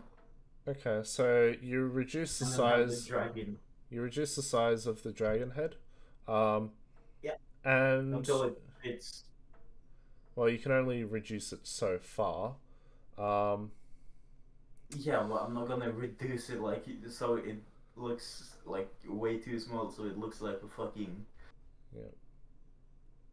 child's head. You know? Okay, so you manage to. So you reduce it, and you can tell that it will just fit, maybe with a bit of digging away at the armor or the head. You can make it fit better. But after a minute, the head pops back to normal size. Yeah. Can't I just do that for a permanent if I enchant it? Yeah, if you enchant it, but an enchantment like this will take some time to do, but it's possible. Yeah, dude, I will fucking enchant it. That's my next goal. Yeah. So, give me a concept on how you would like to go about enchanting it. What sort of method type thing? What knowledge? Don't fucking... Look. Dude, I will use the great knowledge of the gods. You know, I don't fucking know. I will set up candles and fucking jump around. I don't know, dude. This isn't how artificers are supposed to work. Well, Casper, you know you could go to the library and research how to do it. Nah, his ego would get the better of him. No, I will try to do it myself. Just. You know, I know how enlarge/reduce works. Yes. Eventually, it will work itself out. Okay. The DM is That's all- displeased with this answer. Make an intelligence check. I'll see if I can give you a hint. With advantage. No. You're gonna need to read 4 iron blocks and a pumpkin. No. Intelligence check. What the fuck? Okay, I'm using in the fucking. What is it? Hey Casper, how about a free tip? Apply a continual flame, like style with it. You know, try Yeah, the two. yeah. But like, No. dude, I hate my rolls. I hate my dude. No tips for you Even with the today.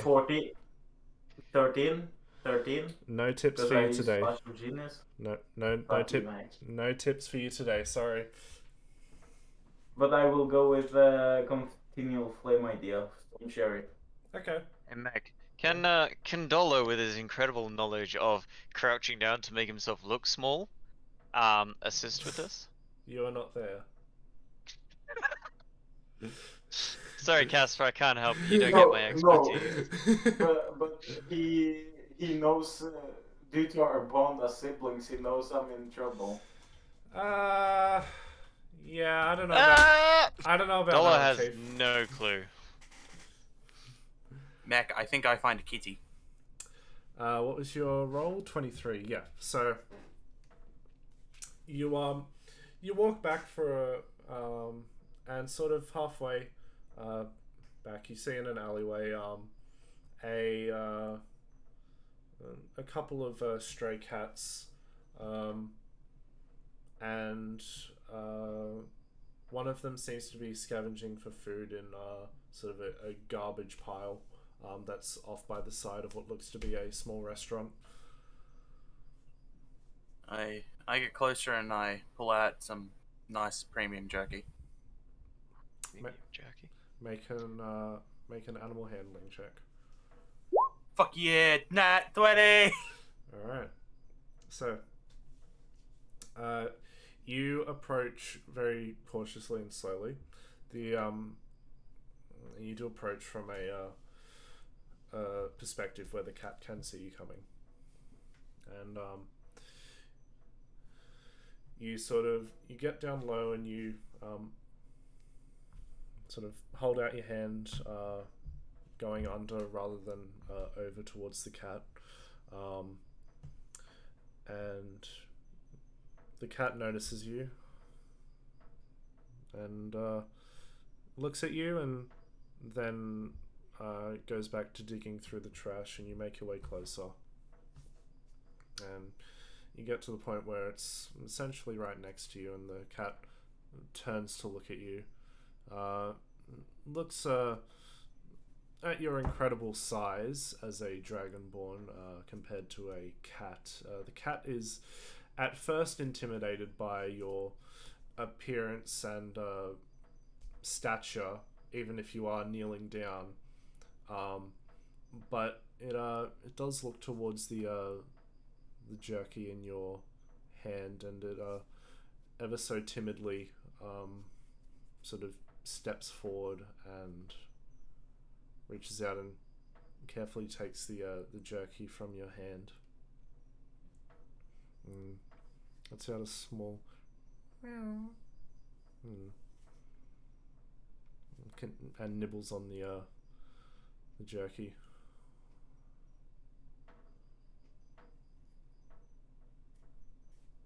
I pull out another one.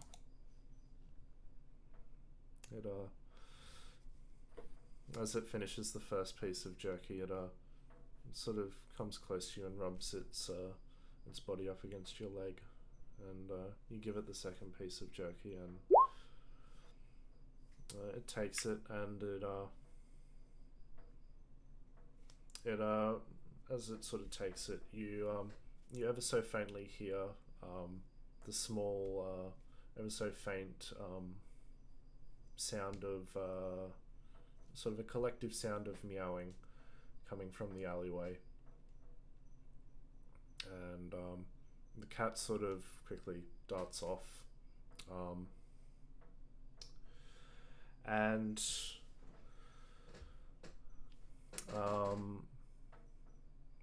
yeah, it darts off down the alley. Do you follow it? So this is the alley of a restaurant, right? Yeah, alley of a restaurant. You can see it sort of goes down, and yeah, the cat sort of darts around the corner of the alley where the collective high-pitched meowing seems to be coming from. Is there a door, like a back entrance, to the restaurant? Yeah, there's a side door, but the cat ran past that. Yeah, no, I want to bang on the door softly, well, loud enough. Yep. You knock on it, and a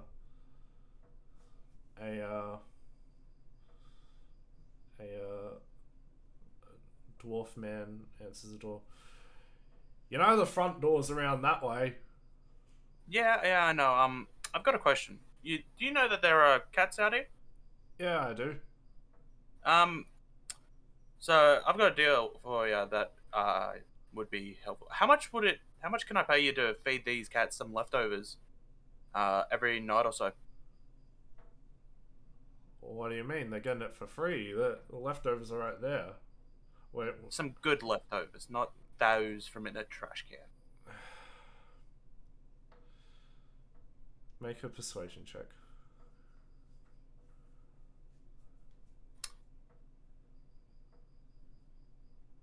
I'm lucky.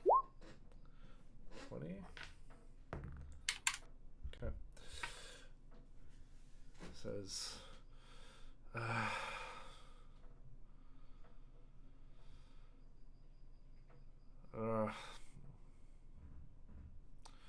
right. Yeah. No, don't worry about paying me. Look, No. To keep your business afloat, here's 50 gold. Uh, It'll cover for all the meat that you'd be wasting.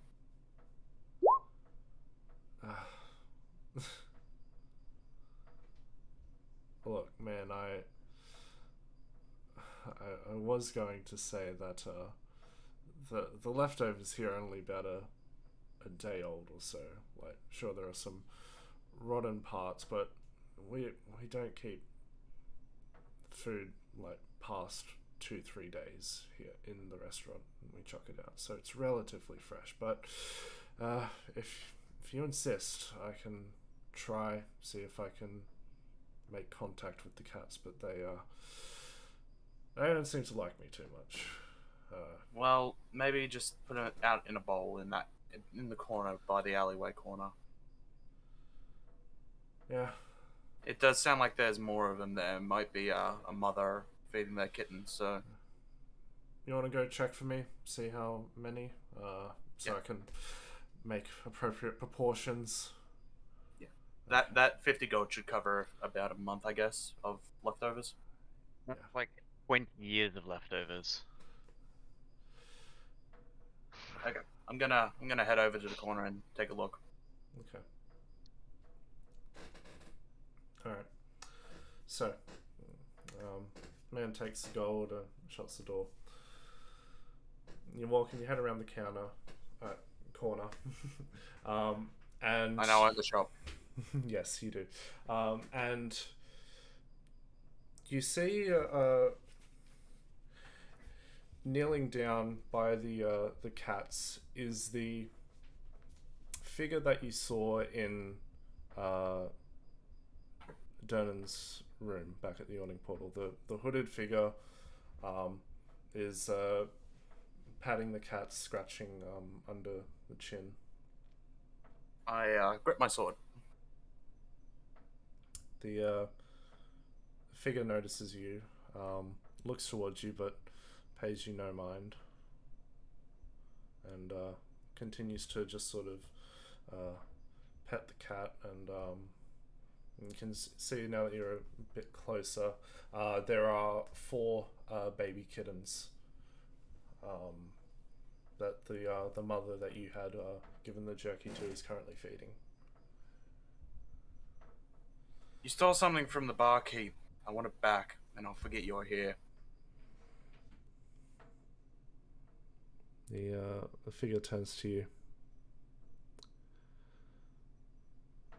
Doesn't say a word. and turns around and begins to walk off.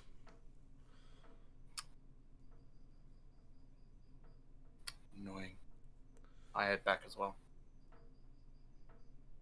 Okay, and as you're heading back, you can see that the figure had left looks to be some just judging from the looks of it, it seems to be a sort of a very nicely prepared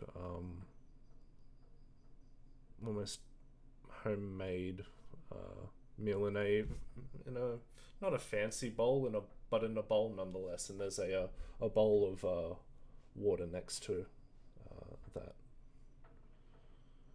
Okay, I knock on the door again. So, yeah, a couple seconds pass and says, yeah, what else is it? Nah, it's there's 4 of them, and for preparations, just put a bowl at the corner of the wall and let them grab it themselves.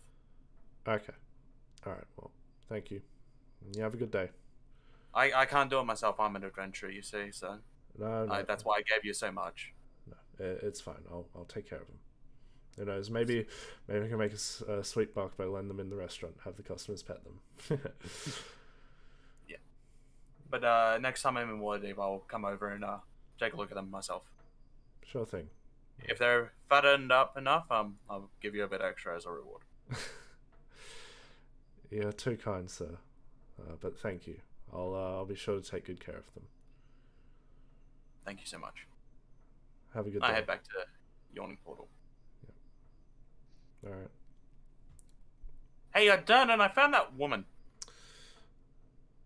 What? The woman in the robe. Oh. Where were they? She was behind a restaurant where I found some stray cats. What was she She didn't doing? speak. She was feeding them. I see.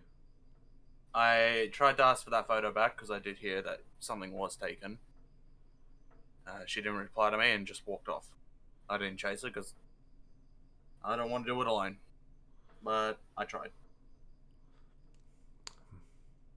Well, thank you for that.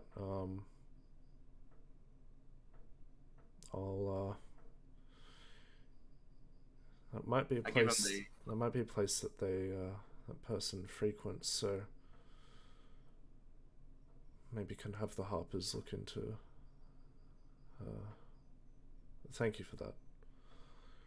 Yeah, I saw a stray cat that is feeding kittens, so I paid the restaurant owner probably a bit too much to look after them. I let her chuckle. Yeah. Well.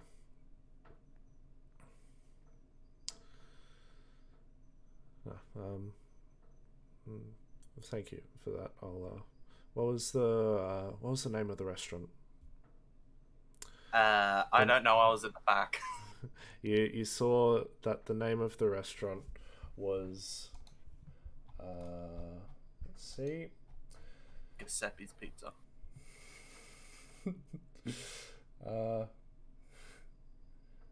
Gosh, Sure. would Giuseppe canonically start a pizza restaurant? Sure. Giuseppe's Bar and Giuseppe? Grill. Giuseppe is capable of many things. It's Giuseppe's Bar and Grill. It was North Wardish. Probably Oh, that place. Yeah, I've been there a few times. border of North and West Eastward. Goddamn competitors stole my recipe. Food's quite good. Yeah. I gave him 50 gold to make sure those kittens are fed. That is an exorbitant amount, but I wanted to make sure it was the best. They may get scraps for free, but I want to make sure that he delivers it to them. I yeah. don't want them scrounging and hurting themselves. I'm too kind for my own good, I know. That you are, yes. Vernon looks outside the window at the 800 stray cats. Listen, those cats probably won't like me as much as that mother did. Plus, I don't have that much jerky. Alright. I imagine just right here is just like 30 cats in a barrel. You've heard of monkeys in a barrel. Now get ready for. Okay. Realistically, the best thing you could do for that cat population is kill those kittens. Who knows? Maybe when I come back to Waterdeep, it will become my familiar. Pet, more like. Listen, it'll be my eyes. I'll form a bond with it. Okay. So, is there anything else anyone wants to do? I'll just be researching until it's time to meet the king. Okay. Name's is. I'm getting healed by you. Mm-hmm.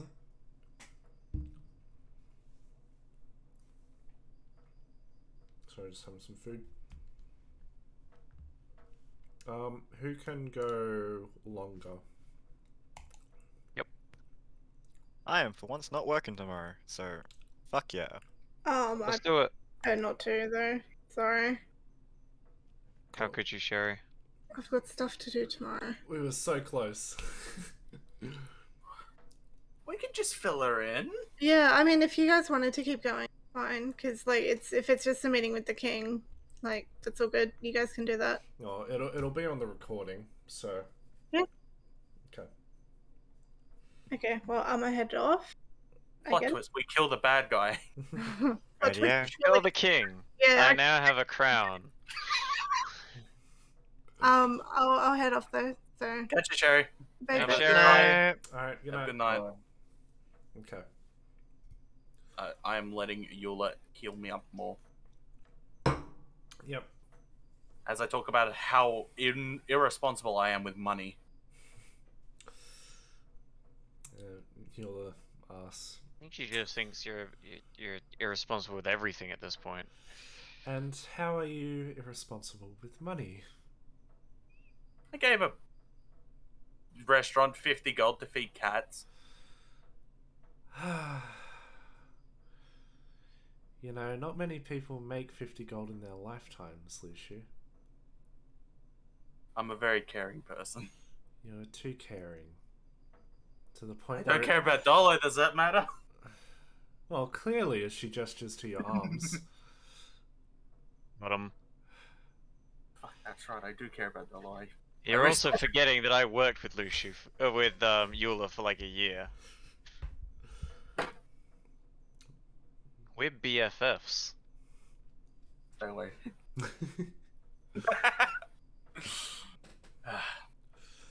But I learned a lot at the ward. Oh, that's good to hear. Do you think you've got it down packed yet, or? Probably another day or two. Hopefully in a day, because I want to head to Neverwinter. I need to get Oh, I can't because I can't use my magic yet. I'm thinking maybe another week because you used that magic yesterday. It's yeah. It was going to be a few days, but now it's a week, possibly more. I deserve it. I'll just go at the end of that when I'm able to go. I do want to get some tattoos back on my arm for emergency situations like Dolo again. How manly of you. She smirks. It gave me a sense of security having those just there. No. To each their own. But Plus, yes, they look cool. I'm sure they do, Lucia. They're an affront to God. Don't worry, I put one in Dolo. On. Yeah. In your skin. Yeah. It's inside you. Oh God. Alright, so you guys will reconvene back at the tavern.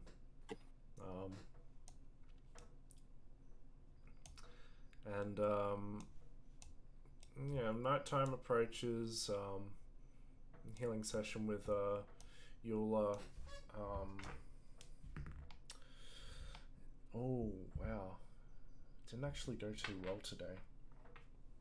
Yeah. You know what? I deserve it. She only it sort of spread back down to sort of halfway down your forearm, and it only sort of cleansed up to probably about you only got rid of about 5% of the total that was there. So where you usually get about 10%. So. How Wow. canonically Luciu has no concept of the value of money. As you. I probably just made that fucking restaurant owner's day. Maybe even There is month. no way those cats are seeing anything extra. He's just bought himself a holiday house and moved out.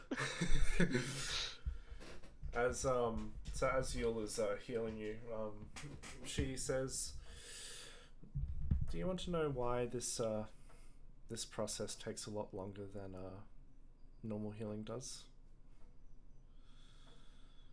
I presume it has something to do with the capability of actually using magic. Well, I have to regenerate that. Somewhat. You see, everyone's souls, I guess you could say, is enchained to the weave. That's how essentially everyone has a unique feel of magic, and there are only a select few in the world that can harness that, such as your wizards and sorcerers and others like that. Dollars. I imagine if I fuck up enough, I just get wild magic. And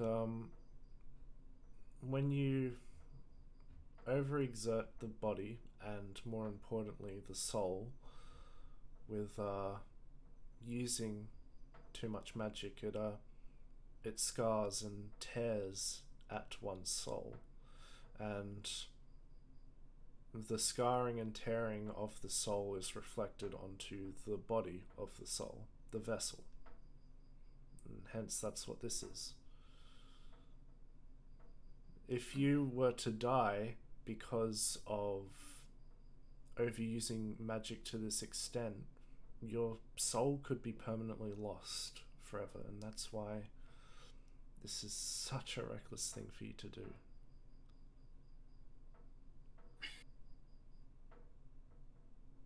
What I did for Dernan wasn't what I was supposed to do. I got worried and resorted to what would work in that situation. I shouldn't have. But what happened in the castle, I could not have avoided. Well, now you know. So just be more careful in the future, and look. That's why I'm learning how to do non-magical healing. Yes, that's good, but I just want you to know that sometimes you can't save everyone. Everyone has to die at some point. As upsetting as that is, whether it's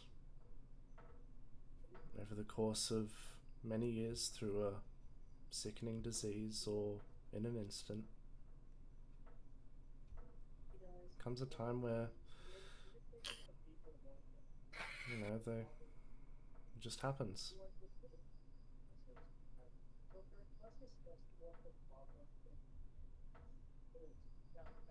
I guess I've got a long way to go still. Yeah, hypocritical coming from the angel, isn't it? Yeah, you haven't asked too much about that. I don't pry into other people's business, especially an angel. I don't want her to go like, "Hey, this dude prying, cut him off." Got to be a bit more bold, Luciu. Oh God, no. He's only bold to Dolly because he can could talk back to him. So Lucia is bad with women. Got it. Women and money. All right. Women, money, and Orcus. It's a good list. The three things a man needs in life: women, money, and Orcus. Okay, so Yola finishes the healing for the day, and she says, "Gotta get back to work now." Yeah. I understand. I'll be here. Would you like anything to eat? Nah, I got fed at the ward. Just the water. A bit parched. Sure thing. She grabs you some water and comes over to you, and it's as she was walking over, you could see the glass of the you can see the glass glow slightly as she set it down, and the water is very chilled. Thank you. She nods, and she turns around and puts on her cheery, smiley face and begins serving customers that are coming in. So is it just like a glass, or is it like a pitcher? What was that? A pitcher. You know. No. It's just a regular glass. Okay. Just a glass of water. Yeah. Okay. And yeah, so you guys spend the night in the tavern. Everyone from the entertainers come in except for Turnax and Vivola. And yeah, as everyone sort of comes in, Zorg and Leroy are having an arm wrestling match, and you can see Leroy's winning most of the matches, but Zorg, he as the third match begins, he you faintly notice a bit of electricity spark in his hand, and you see Leroy wince from the electricity sort of surging through his hand, and Zorg crashes down to the table. Says, "Ha ha!" And Leroy goes, "Zorg." Let me have a go, Leroy. Let me have a go. Are you going against Zorg or Leroy? Yeah. I said move aside, Leroy. Sorry. Let me have a go. Alright. Zorg, he cracks his fingers. Up for the challenge, eh? Alright. Yeah. Bring it on. Extends his arm. Blood strength. Yes, this would be a strength check. I'm gonna reroll that. Fuck, reroll. Fuck. Wow! I'm losing this one. I need to check his strength modifier. Bear with You know me. what? Go for gold. I'm using my inspiration. Yes! So what were all those rerolls? The Lucky. the 10 was the regular roll, then a lucky, then My final lucky. One lucky per roll. yeah, one lucky per roll. Ah, I thought you could. Yeah, okay. No, so 7. My bad. Okay, I'll take this out. Where is it? Campaigns, Yawning Portal, NPCs. That is a shame, but that is okay. There's still, I know that his strength isn't that high, so there's a chance he could still fail, but we will see. Yeah, his strength is just a flat roll. So, let's see. Nat 20 on the first one. So, you step up and you're thinking, oh, he's a pretty scrawny guy. I'm pretty confident in my strength. And as soon as Leroy says go, Zorg's hand just smacks yours down onto the table. And I had just finished getting healing. Run it back. That actually really hurts your hand as it slammed down. I was getting. I just finished up healing. Oh yeah, I just finished up a healing session. All right, come on, round 2. Go ahead. 14. Ooh. Okay, so you guys are at a standstill. Roll again. Oh, there we go. 21. That was a flat D20. Okay, so you would have just +3 onto that 15. Ah, okay. Can I use my lucky to make it the 21? Sure, you're final lucky. He goes, and you're slowly edging Zorg down onto the table. One more roll.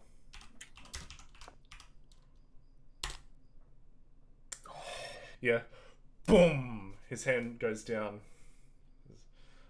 Told you. All I needed was a warm-up, Zorg. My arm's dead from versing Leroy. Oh, one more round. Yeah, Go ahead, roll. there we go. And I just need to check something of his.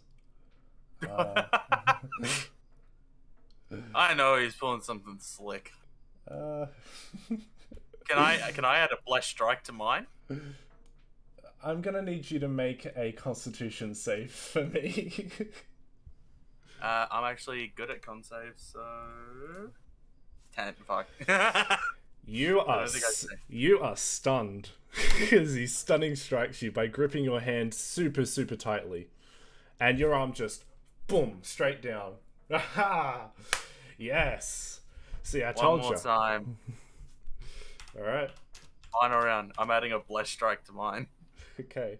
He is going to be channeling flames in his hand. So I had a D8. You had whatever you need to. Yep. Oh. 28.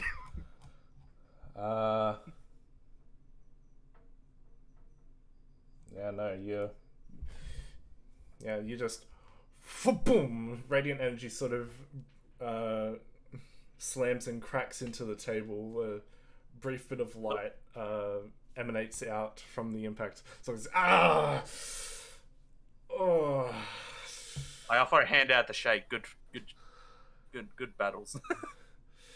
He shakes your hand. Make another con save for me.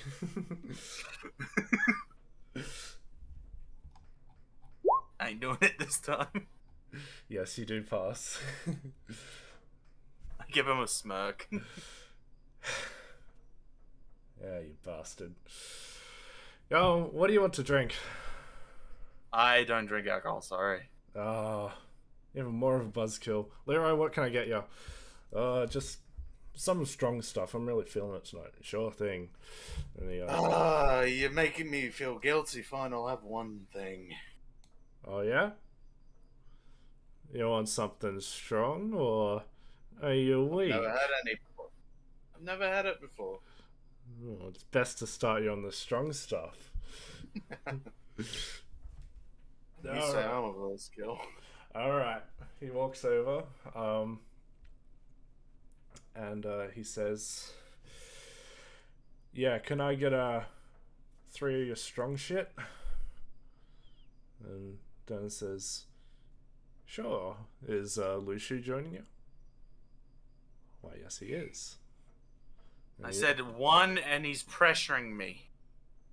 As I say, shaking my head. You're all the way over here. You're not. Yeah, I'm screaming it. I'm yelling it. Okay.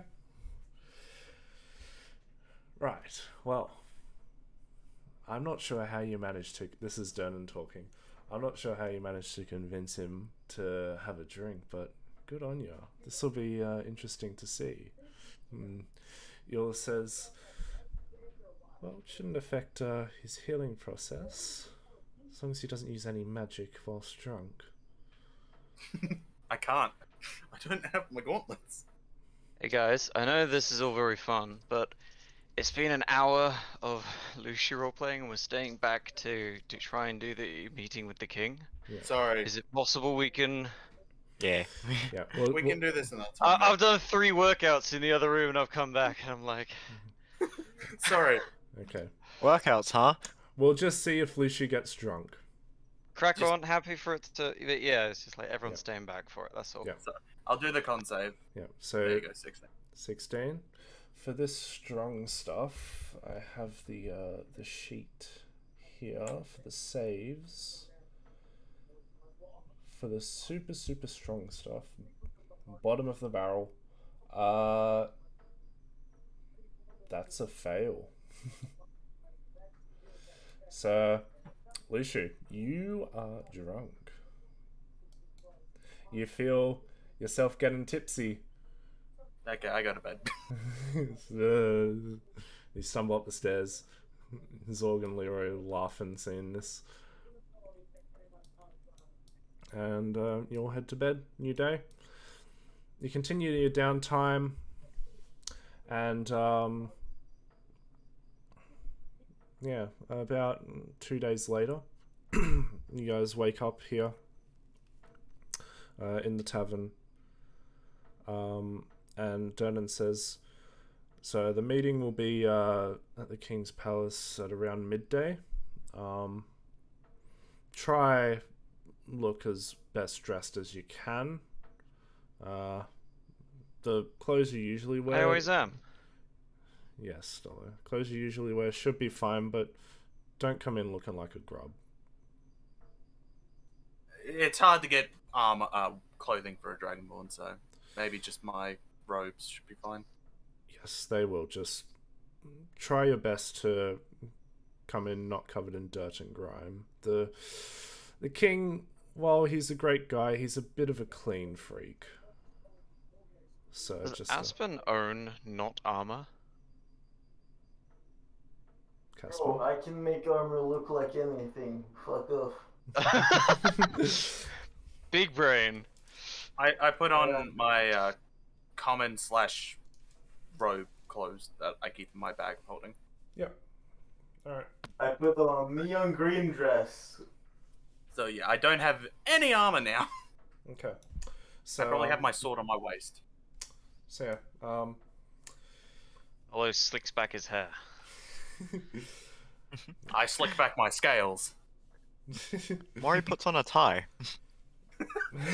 He's not got a collar, it's just a tie with like a crew neck t-shirt.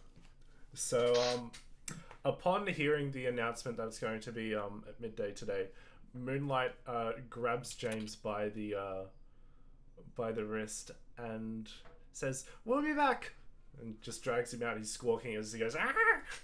As just wanders out into the depths of the shops. And coming to the time of the meeting at around midday, you are all at the front gates of the castle. There you go, Josh. There's your bow tie. Mm-hmm. Actually, Is Dernan with us, or is it just us? no, Dernan's with you. All the entertainers are there as well. How do you address his kingliness? Lord King. Oh no. It's best to just say Your Highness. And if he does introduce himself by name, you're free to say his name. He, where did I put his name? It's here somewhere. Eric. Not quite. Bob. Bob. Yes. It's Bob. If you simply His name is Degalt Neverember. He if you introduce himself by name, you're free to call him King Neverember. Okay. And you guys make your way to the gates. And Dernan, you've sort of got a whole entourage here with the entertainers, with Yola. Danilo is also here with two of his wizard apprentices standing by, and a few of the Maury, how come you don't hang out with Danilo like those guys? Because I'm hanging out with you guys constantly. Don't forget to put your hair back. Yeah, I'll watch it. He just he sort of licks his hand and just combs it through his hair. Nice. And yeah, a few harpers do join your motley crew as you sort of advance through the castle. Mirror here? Yes, he is there. He's alongside. He arrives a little late. He's a Wow. time wizard. Yes. Wow, it's like a fly. That You never suspect he is a time wizard. Yes, that's my one characteristic of him when I played him. He was a time wizard, yet he was always going to be late for important things. So, yeah. And early for mundane things like going shopping. Yes. Extremely early. Or getting his prostate checked. Why? Because he's so uptight. Important things, sir. He so yeah, he sort of he's not with you, it's just sort of making your way through the castle, but you hear jogging coming from the hallway behind. Made it. And Dennis is late as usual, Mira. How very unexpected of you. Yeah, zip it. I had things to do. Is Moonlight here? Yes, every one of the entertainers is here. And James is wearing a tux. Please tell me he has a little cowboy hat. James is wearing a tuxedo. Amazing. I lean over to James. How's your feathers? His feathers are combed back. They are slicked back. They are not messy as they usually are. You can actually see that he's got some gel in his feathers. I imagine it's like that gel that like gets really stiff after it dried, so he's just like walking like he's in a suit of armor. Like He looks like a seagull that fell into an oil. Yes. Pretty much. He is very shiny. And as James gives you the stink eye, Adolo, as you sort of take in his new appearance. I literally said nothing. But you gave him a look. I know you did. They say Damn fine.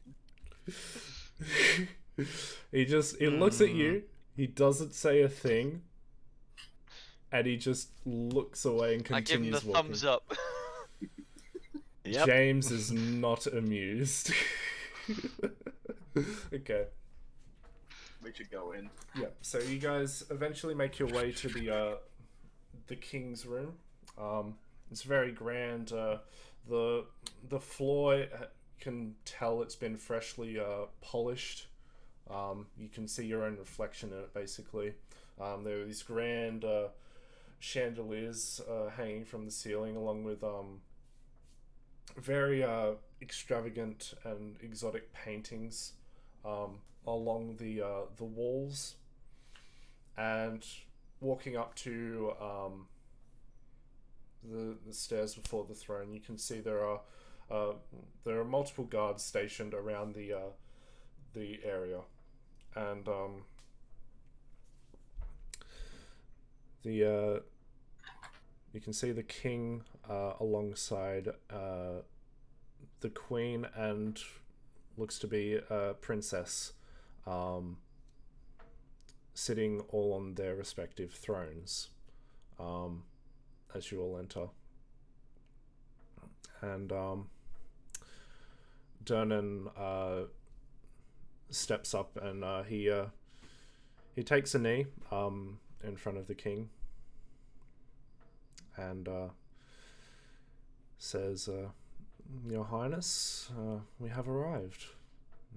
And the king says, Dernan, please. There's no need for formalities here. We're old friends. Come on, raise your head. And the king stands up and sort of heads down the stairs, and Dernan stands up and they shake hands and sort of hug each other, pat on the back, and then let go. And the king turns to look at you all. So, correct me if I'm wrong, but these are the adventurers you told me so much about. And he says, yes, I think they should introduce themselves to you. And the king turns to you all.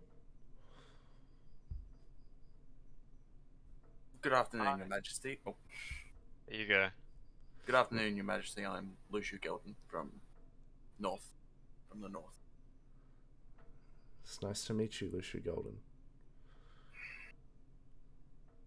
I'm Dolomite. I'm Dernan's apprentice. Ah, you are the Dolomite I've heard so much about. Oh no. I hope it's all good things. Oh, well. Sure, it's mostly good things. And Dernan just... He face palms a bit. I elbow Dernan in the ribs.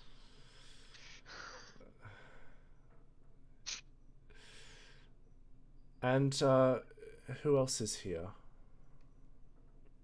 It's Saren. I shoved Saren forward. She's not here to defend herself now. I know. Wow, she's On fire. I have seen Fire Genasi before, but her hair is much more vibrant than others. Very interesting. By the way, Mac, I would tell them that I'm from Stevalon. Yeah, and I should describe the king a bit. He's a human. He's about 5'10". He's got a sort of he's wearing a very, very expensive looking crown. And Dolo is only eyeing the crown. and yeah, he's got blue eyes. He's got sort of a chiseled face with a few scars sort of on his chin. He's got elaborate sort of robes fit for a king. The queen looks to be an elf, essentially a similar to a high elf, and the princess appears to resemble a half elf of sorts. Both of them have long blonde hair, and the queen stands about, you could see based on her size, probably stands about the same height as the king, and the princess stands at probably about 6 foot. She seems a little bit taller than her mother. And well, nice to meet you, Saren. And the other Fire Genasi. I give them a soft wave. Hello. I'm Mori of the Blackstaff Tower, an apprentice of Danilos. Mori, why does that name sound familiar? Danilo mentioned a Maurice. That would be my full name. Oh, an excellent student. My. Well, it is very nice to meet you. I assume you prefer Mori. So he prefers Maurice. Very well, Oh. Maurice. Oh well, so be it. And Your day. you, Water Genasi? I give him a thumbs up. Hey, I'm Aspen. I'm Dolo's brother. No, my sister. Brother. Who He's am my I? brother, you know. Who are you? Well, adoptive, I assume. Of course. Yes, I was. Just hit him with the how dare you. Well, and Just because Dolo's black. Oh my. and I am white and green. and You the are Earth Genasi. I call you Rocky Boy. and the Shut up. and the entertainers introduce themselves.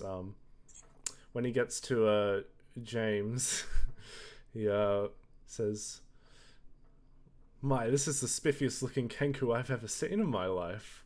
And James squawks at him, and Moonlight chimes up and says, "This is James. I bought this tux for him. I would really like to know what you think." And King says, "I think this is marvelous."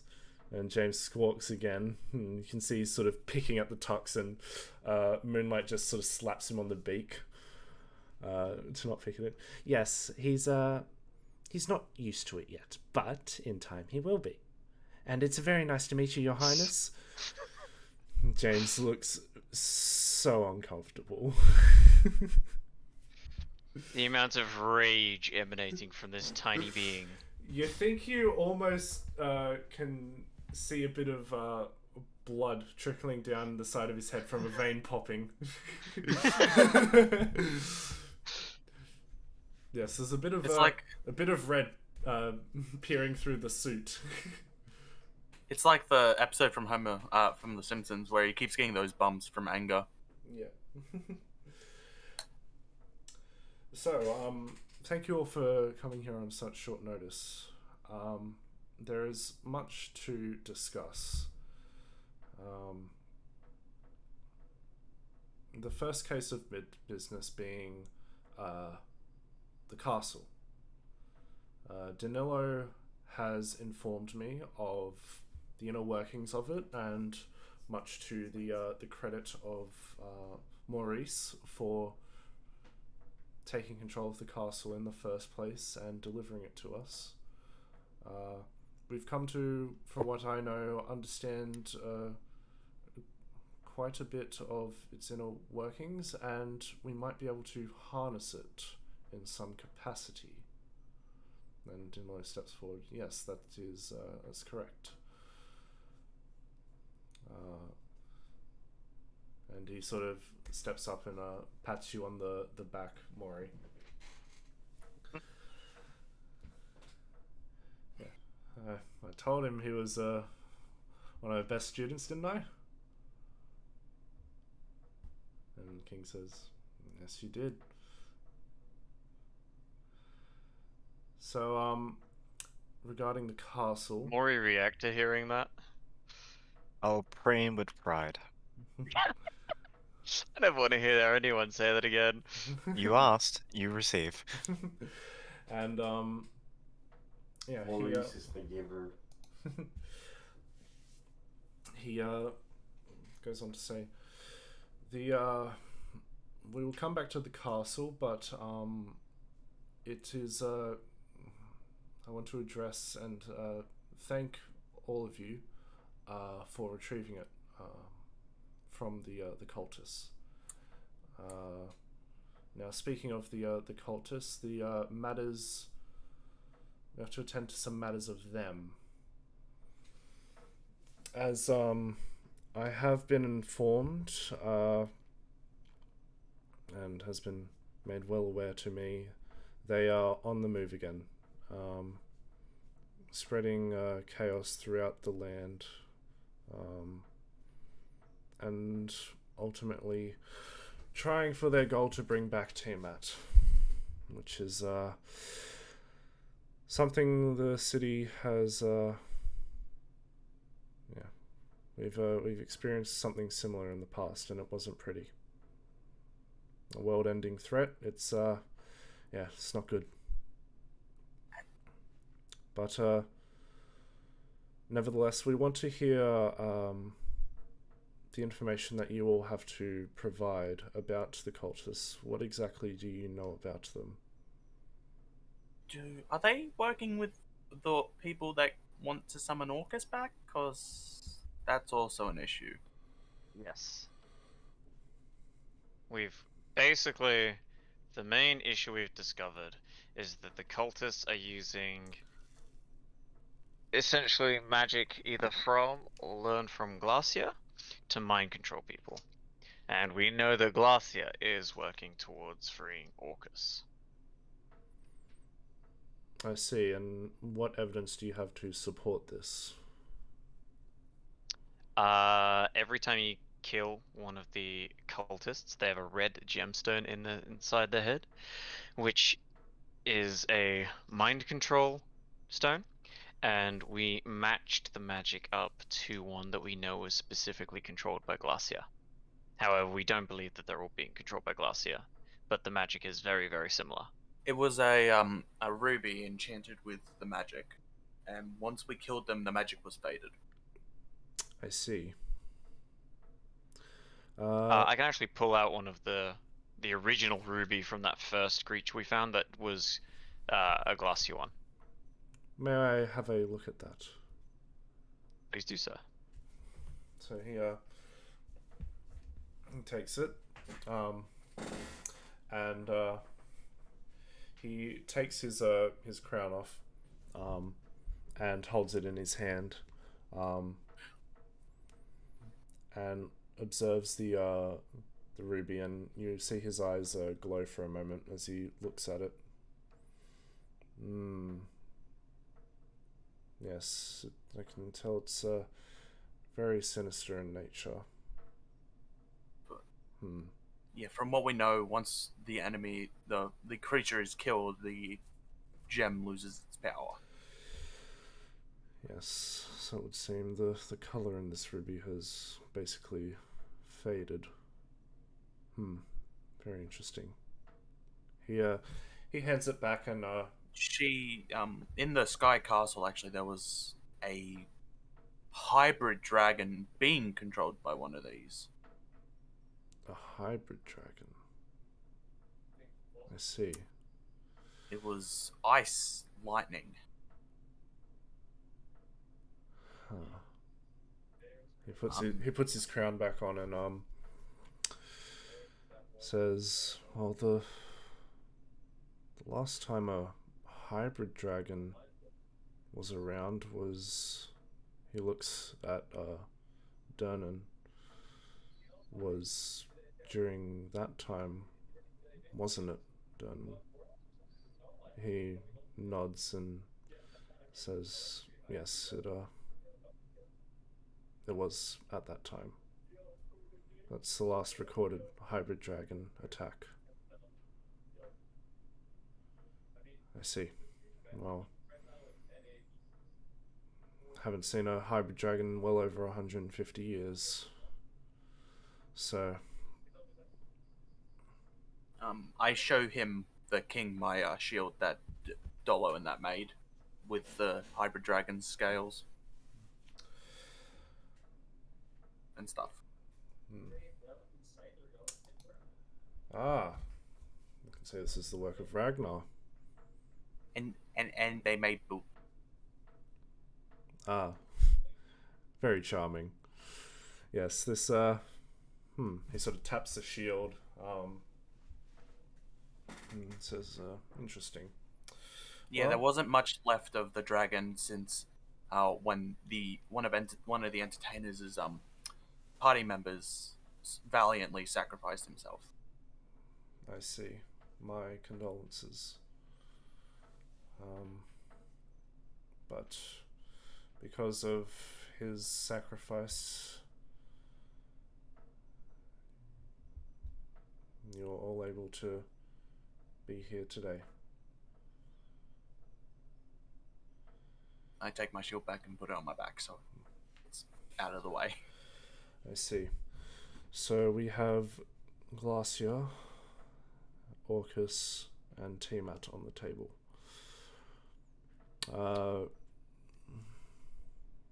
Danilo, just refresh my memory. Glacia, isn't she a demon princess? And Danilo says, yes, she is the daughter of Asmodeus. And King says, oh shit. Oh, that's not good. Did this just get big? Asmodeus is the king of the gods. King of the demons, sorry. Ev. Basically, Well, very bad. Ev. That is El Satone. Okay. You all know about the spell plague, correct? Yes. It's Too much. Do you know the sort of the aftermath of that?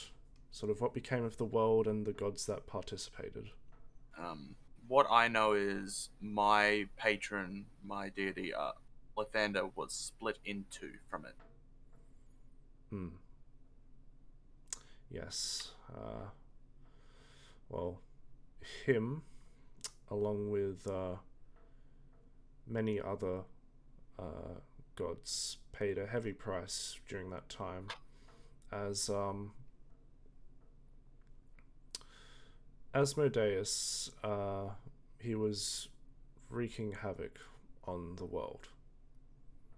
The records are very, well, to put bluntly, non-existent. We have very little to go off of, but what we do have to go off is that the world was going to shit because of Asmodeus. He was out for, wasn't quite clear, possibly, I guess, vengeance or something. We're not quite sure. Maybe he was just looking to invade this plane for more room for the demons. We are not quite sure, but we do know that to help achieve that goal, he set out to destroy the goddess of magic at the time, Mistral. And she, there was a human who went by the name of Catharsis, who achieved a great feat of magic that has never been seen before. And he took control of Mistral's power for a moment, and along with the help of the other gods, banished Asmodeus to Pandemonium. And Pandemonium is a place of it's a very bad place. Put simply, well, I think Danilo can explain this better than me. Danilo picks up right where he left off. Well, there's a theory that we exist in a sphere of sorts. This entire world, we exist in a sphere among many others.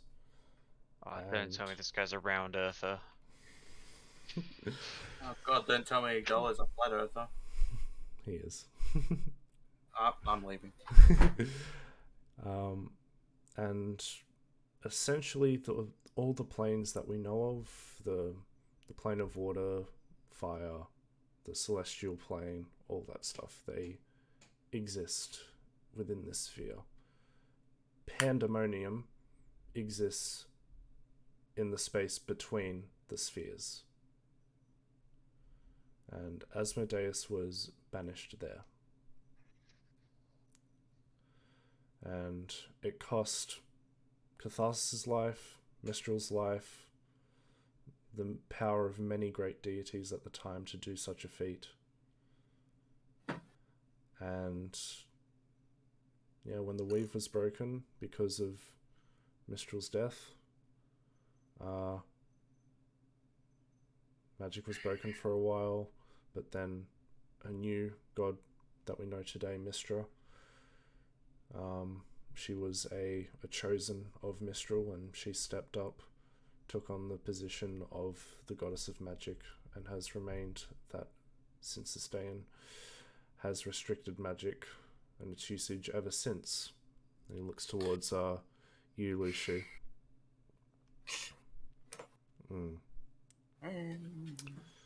And restricting it for good reason,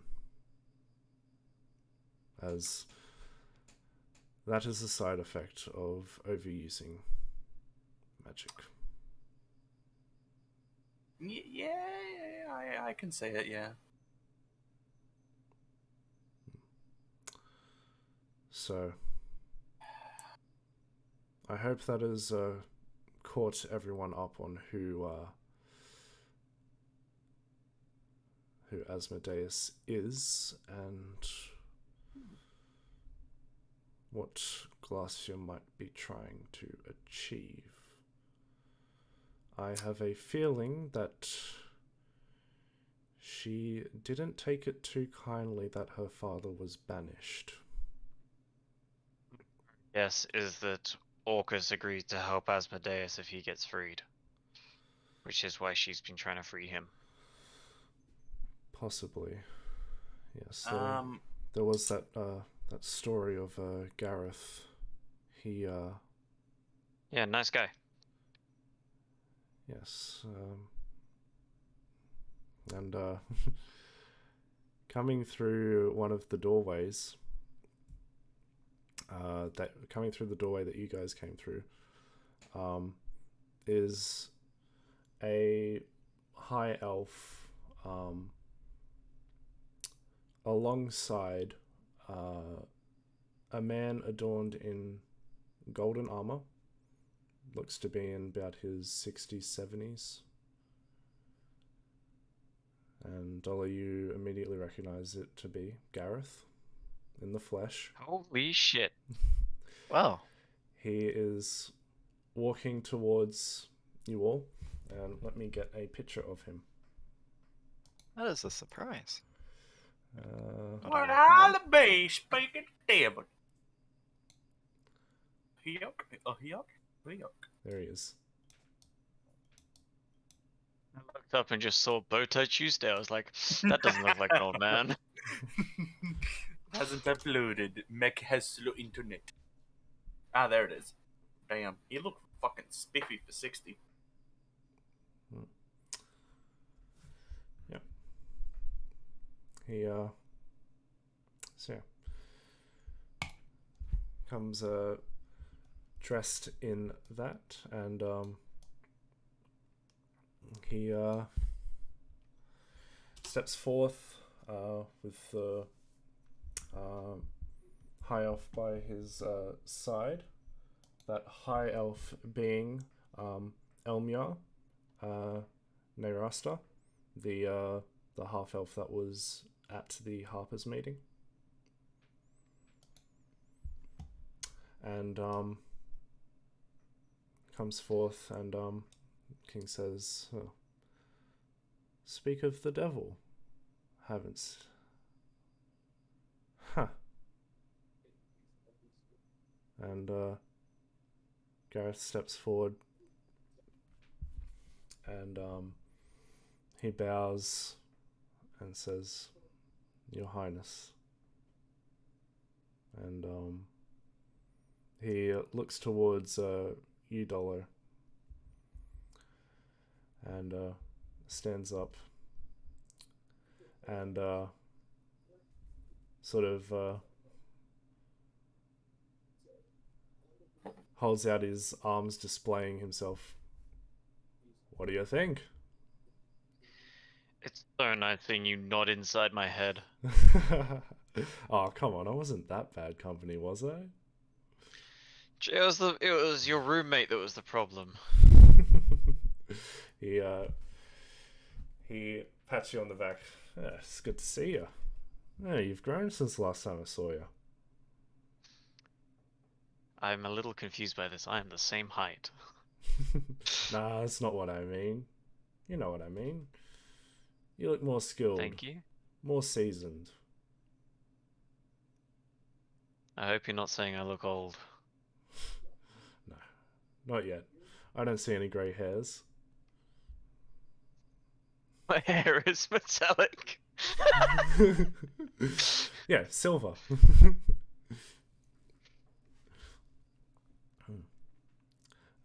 So anyway, Dernan, this is Gareth. Dernan looks a bit surprised. My second dad. And he stretches his hand out and shakes it. It's an honor to meet you. I looked up to your stories as a child. And Gareth says, "Oh, please, you flatter me too much. You I must thought be he was a sword. you must be the Sternin I've heard so much about." Yes, I I don't know what you've heard about me, but I hope it's all good things. Oh, If it's from Dolo, it's always good. well, it's let's just say you have quite the reputation. And they shake hands, and the Elmyar sort of steps forward and bows to the king.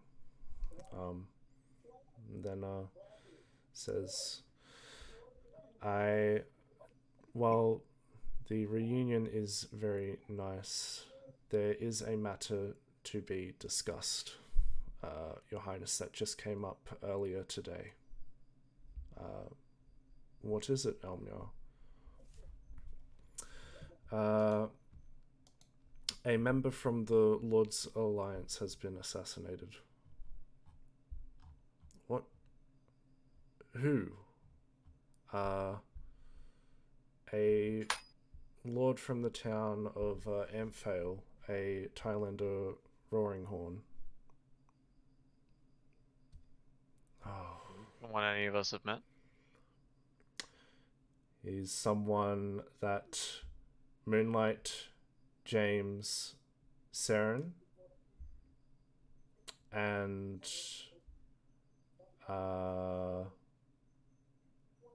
Neeson have met. That was the guy in the one shot way back. Ah, good. Everyone here. No. Not me. As in, no one here. None of us have met this person. Yep. None of you know of a Thailander Roaring Horn, but only Saren does. He's got a huge dick if he's got a roaring horn. And Moonlight says, "Mr. Roaring Horn, Saren, you remember who he is, right?" And Saren goes, she just nods, and Moonlight goes, "Oh, he was such a nice man. How did he die?" Elmyar says, "Well, to put bluntly, an arrow to the head."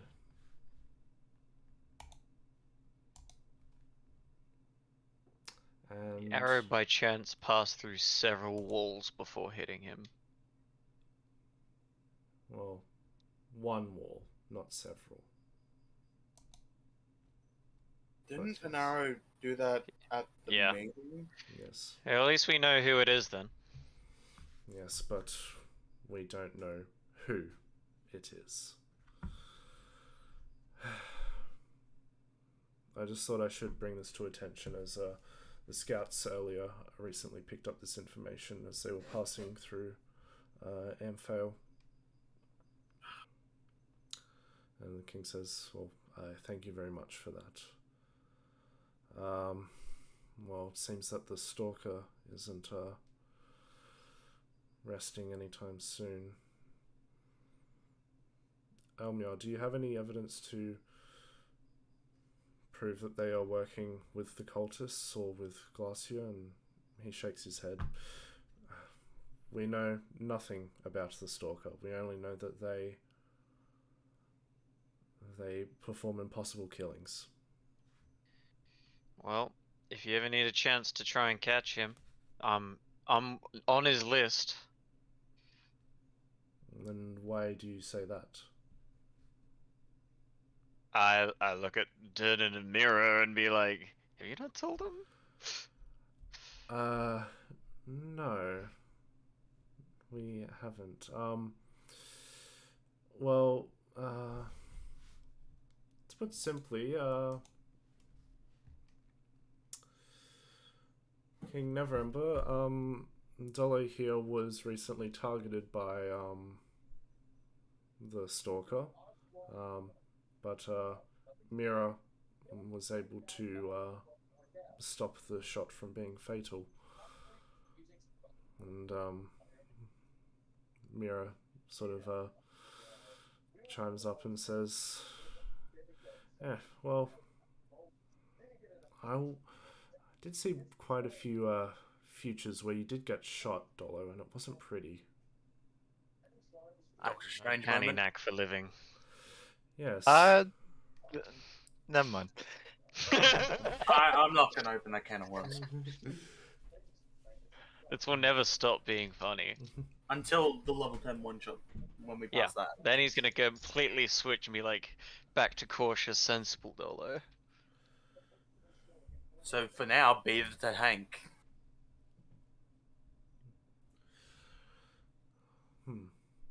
Okay. The king steps back up and sits down on his throne.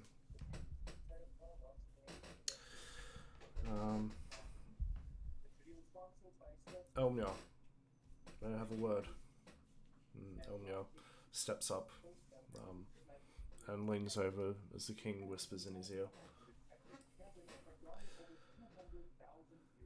And Elmia says, "With all respect, Your Highness, the elders wouldn't allow that."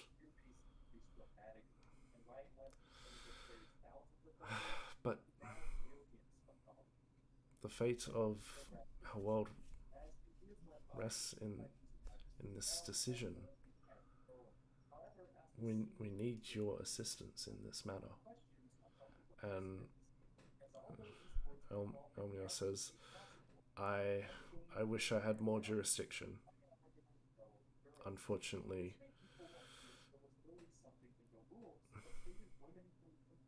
ultimately, the elder is the wisest of us all. He, as you know, was there when the spell plague happened, so he has lived through a lot. And King says, "Not this excuse again. Come on, there must be something you can do to assist us." And Elmia says, "We can't. We're under strict rules." And the king sort of holds his nose between his fingers.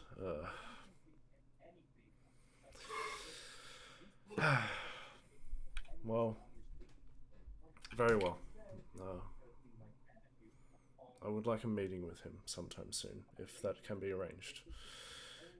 Elmia says, "I will look into it, but I can't make any promises." Thank you. Sorry about that, adventurers. Gareth could be useful in that conversation too. He was there. Yes, Gareth, if you would, I'll tell you about it later. And he nods and says, "Not a problem, Your Highness." And the king turns to all of you and says, "With all this recent news popping up, this is becoming problematic. And just as things look like they're settling down, coming through one of the side doors, sort of off to the right side of the hall room, is a very scrawny looking halfling comes sort of running through the doors, and as he sort of approaches the throne area, he sort of slows his pace to a power walk, and holds out he hands a scroll to the queen, and he bows and says, "This is from Zental Keep." Oh. She takes it and she reads it, and her face drops quite a bit, and she says, "Honey, you might want to look at this." And she hands the scroll to the king, and he reads it, and upon reading it, his face also drops, and then just turns to a brief hint of despair as he says, "Fuck, I got there." He sort of rests his hand in his head on his hand and ponders for a bit. Dernan chimes up and says, "Sire, what's wrong?" He tosses the scroll towards Dernan and grabs it, and he reads it in front of all of you. And it's a message from Zental Keep saying, "The Grand Vault was broken into. Jewels and treasure was stolen along with the Drakehorn." Oh, frick. That's bad. Very bad. What's that do again? That gives you control over all dragons. Not exactly, but something of the matter. Yes. More or less. Excuse me, as the resident expert. Oh, okay. Was that it? Okay. That it? Okay. But he's pretty much on the money. It's incredibly bad. God, I think we might not be going to the plane of water. Depends. I mean, if there's no evidence on where it is, then there's not a whole lot for us to do. Although in saying that, we do know of a very, very good thief who's taken an interest in us. Danilo looks at the scroll and turns to he opens up a book of his and looks at it and says, "Murray, this was recorded in the one of the books that Fiend had." Oh yeah. Yeah. It was one of many targets, but specifically, I believe it was one they were quite heavily invested in. Yes, they apparently they sent in a hexagram to retrieve it. Yeah. I assume that's a special group of powerful individuals. Not. I have not much more information than you, but if I were to cobble together some information, I think you're pretty much on the money as well. From a few readings and snippets in the books we looted, hexagrams appear to be, yeah, an elite group of just whoever the hell the Dragon Cult could cobble together. I mean, there is another potential candidate listed in the in Dolo Stalker, which is. Oh no, I was talking about the person who robbed Dernan. I'm also talking about the person who tried to take your head off. Yeah, but why would he be stealing stuff? He's not a thief, he's an assassin. That wasn't what I was referring to. That's exactly what they want for the hexagrams. Very, very dangerous individuals. Gosh. Maury. Assassins and thieves have very, very different job descriptions. Yeah, If he's good at sneak killing, he should be good at sneaking, you know? to be fair, the Aspen, you're good at sneaking, you're not good at killing. to be fair, we don't know very much about the Anyone says hexagrams. Also, please not in front of the king. Yes, We please. don't Please not in here. They might just be an elite group with a very varied amount of skills. Dolo, Either the way, person that stole Dernan's things was a female. Yes? Are you saying hexagrams cannot be female? No, I wasn't listening. I heard that you were comparing thieves, and I thought you were saying that they were the same person. yeah, that sounds.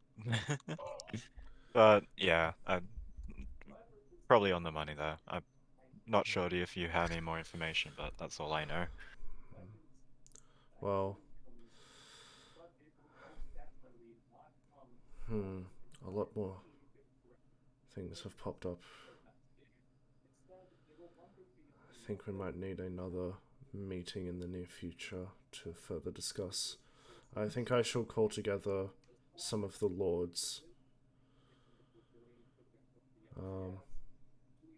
Yes, might I ask, you adventurers, what is your plan for the near future? We were hoping to go to the plane of water pretty soon after this meeting. I see. Well, After that we have nothing planned. okay, well I'm sure Danilo could maybe hook you up with a contact to get there. Danilo says, I could, but they would learn more if they got there themselves. And the king says, Danilo, I know your teaching methods are unique, but these people saved a lot of lives. I think your teachings can go out the window for a bit. Honestly, the biggest thing we were concerned about was finding enough caps of water breathing. Huh. Well, there might not be caps of water breathing, but there should be potions of water breathing somewhere. We have a lot you of. screw with a pupfish. We have a lot of treasure in the vault below the castle. I'm sure there's bound to be some things mixed in there. But speaking of which, alongside providing information and accommodation to the plane of water, I think some rewards are due for all of you for the great deed that you have done for for not just the civilians that you saved, but for Waterdeep in bringing back the castle, providing us with valuable information, and not to mention also playing a part in all of this for the most part. And he says to some guards on the right, on his left, bring out the rewards that were prepared in advance. Two of the guards sort of stand up straight. Yes, sir. And they head through the door and are gone for a while. And the king says, you are heading to the plane of water. I recommend you try and end up in the city of glass. The plane of water is definitely the most tourist friendly of the planes, we'll say. That suits us just fine. Yes. There are. The City of Glass is a man-made air pocket within the plane of water. There's an entire civilization there of that's mainly fit for for tourists, we'll say. And Hey, well, yes, I bet you could buy caps of water breathing there for cheap. more than likely, yes. The Could also the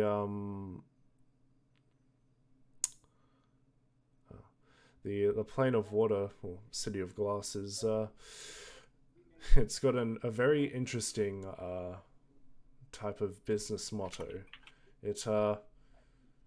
It doesn't do anything to get you there in terms of advertising and putting itself out there, but once you get there, they try to make you stay. So yes, there are many grand ventures in the City of Glass, even the means to explore other planes of existence through the use of scrolls and magic items. So, if that is also in your interest, do look into that. But as for the current point in time, I do think that you all deserve a trip towards there, towards the plane of water, as it is good to take a break every once in a while, regain your composure, so you are ready for the next encounter. So, I'm thinking of scheduling a meeting with the lords in probably another month, and another month or two. There we will discuss further conflicts that may have risen up, and we will see if we can gather up the many armies around the Sword Coast and see what we can manage.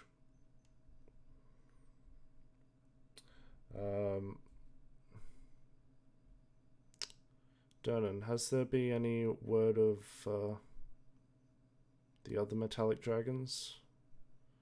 And Dernan shakes his head and says, no, Lingradel hasn't come back with any information regarding that. We're gonna need to get her a giant pair of earplugs.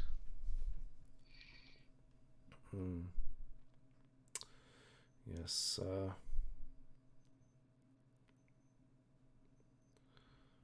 and a couple minutes later, the guards come back in, sort of hoarding a cart of treasure.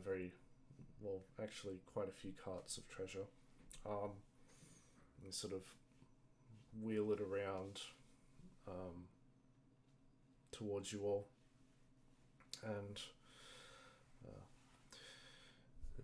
there should be in these carts collectively around 15,000 gold.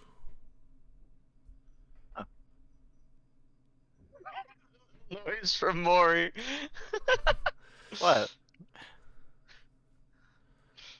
And my hex debt is saved. And feel free to split it up however you wish. I do believe there are a few platinum pieces in there as well. My treat. So yes, amongst all of you adventurers, feel free to divide it up how you see fit. But you are definitely heroes and worthy of this reward in my eyes, as well as the City of Waterdeep's eyes. Your Majesty, what's gonna happen with the Skyreach Castle? Because isn't Mori's spirit still connected to it? Is there a way to remove it without killing the spirit? I don't know about this. Are you sure you shouldn't have just asked me this? Because I have the answer pretty ready. Well, if you're gonna answer it for me, that would be easier. Yeah. Murray It's- has one job, and it's this question. And you know what? Screw you. I'm not gonna tell you. Well, then the king's gonna answer me. He Do you think the king knows? he turns to Danilo, and Danilo turns to Murray. What happens to your Alright. spirit? You'll answer to Danilo, Of course I will. He's my teacher. which means you're answering to me. And Because you're not his teacher. You're Dragonborn. also, you didn't ask me. Not at first. I asked a Um, general question, but yes, it I was try like- and summon You said- Belle to my side, Meg. She appears and she's waking up. She has been asleep for the past few days. I'm sorry, did I wake you up? I was having a nice dream. What's up?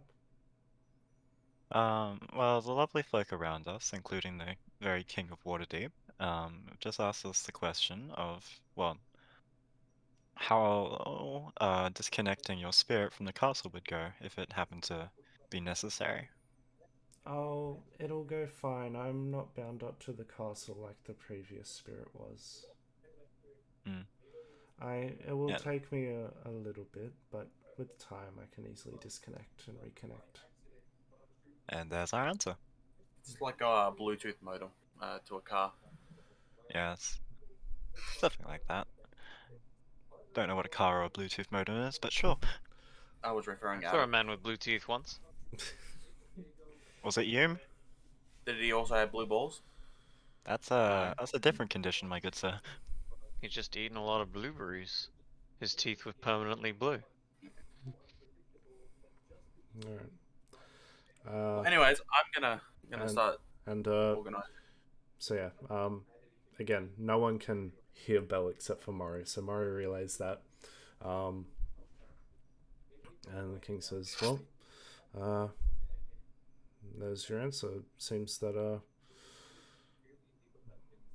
your spirit will be safe. I do wish for the Harpers to keep the castle under tight security. And when the time arrives, once we further understand it, we can put it to use. And Dernan and Danilo both sort of bow their heads slightly and say, yes. Well, thank you for your counsel, Your Highness. We will. The adventurers will take their rewards, and we will. I will see you in about a month's time at that next meeting. Dernan says, and Danilo follows up with saying, "So will I." Do inform us of any changes or urgent meetings. We will be here if you need us. King nods and yeah. So, how would you guys want to split up the rewards? Evenly amongst 13 people? The entertainer's already got paid. This is a reward for the entire lot of you. Paid double! Yep. This is Don't what I worry. get for being nice. We can talk this out. You don't have to be, so dour about everything. I'd say 70-30. We get 70, you just get 30. What did you say? Sorry, Aspen. We can figure it out later when Sherry's here also. I would say we probably shouldn't do this in front of the king. So maybe we wait until next session, figure out the split, or maybe we talk about it in Discord DMs, like in the group chat. It's 15,000 gold with about 1,000 platinum pieces. So I really think we should just talk to Sherry. The 1,000 platinum pieces included in the total of 15,000, or is that separate? No, that's separate. That's separate. Amazing. No, but I really think we should just keep Sherry in the loop on this, ask her Yeah. opinion. Yep. Yeah. Yeah, this can be sorted out another time. Also, she's really good at Yeah. talking with people, so that could be, you know, something in our favor. Okay, well, We'll, it's getting late, so I'm going to tip out first. yeah, we'll end the session there with you guys sort of hoarding Wheeling the it out. well, you can wheel it out or you can hoard it into your bags of holding and divvy it up later. Your choice. I think wheeling it out's Hold better. on. We were given Yeah. wagons. Yeah, okay. So Catch you guys later. See you Bye. next week. see ya.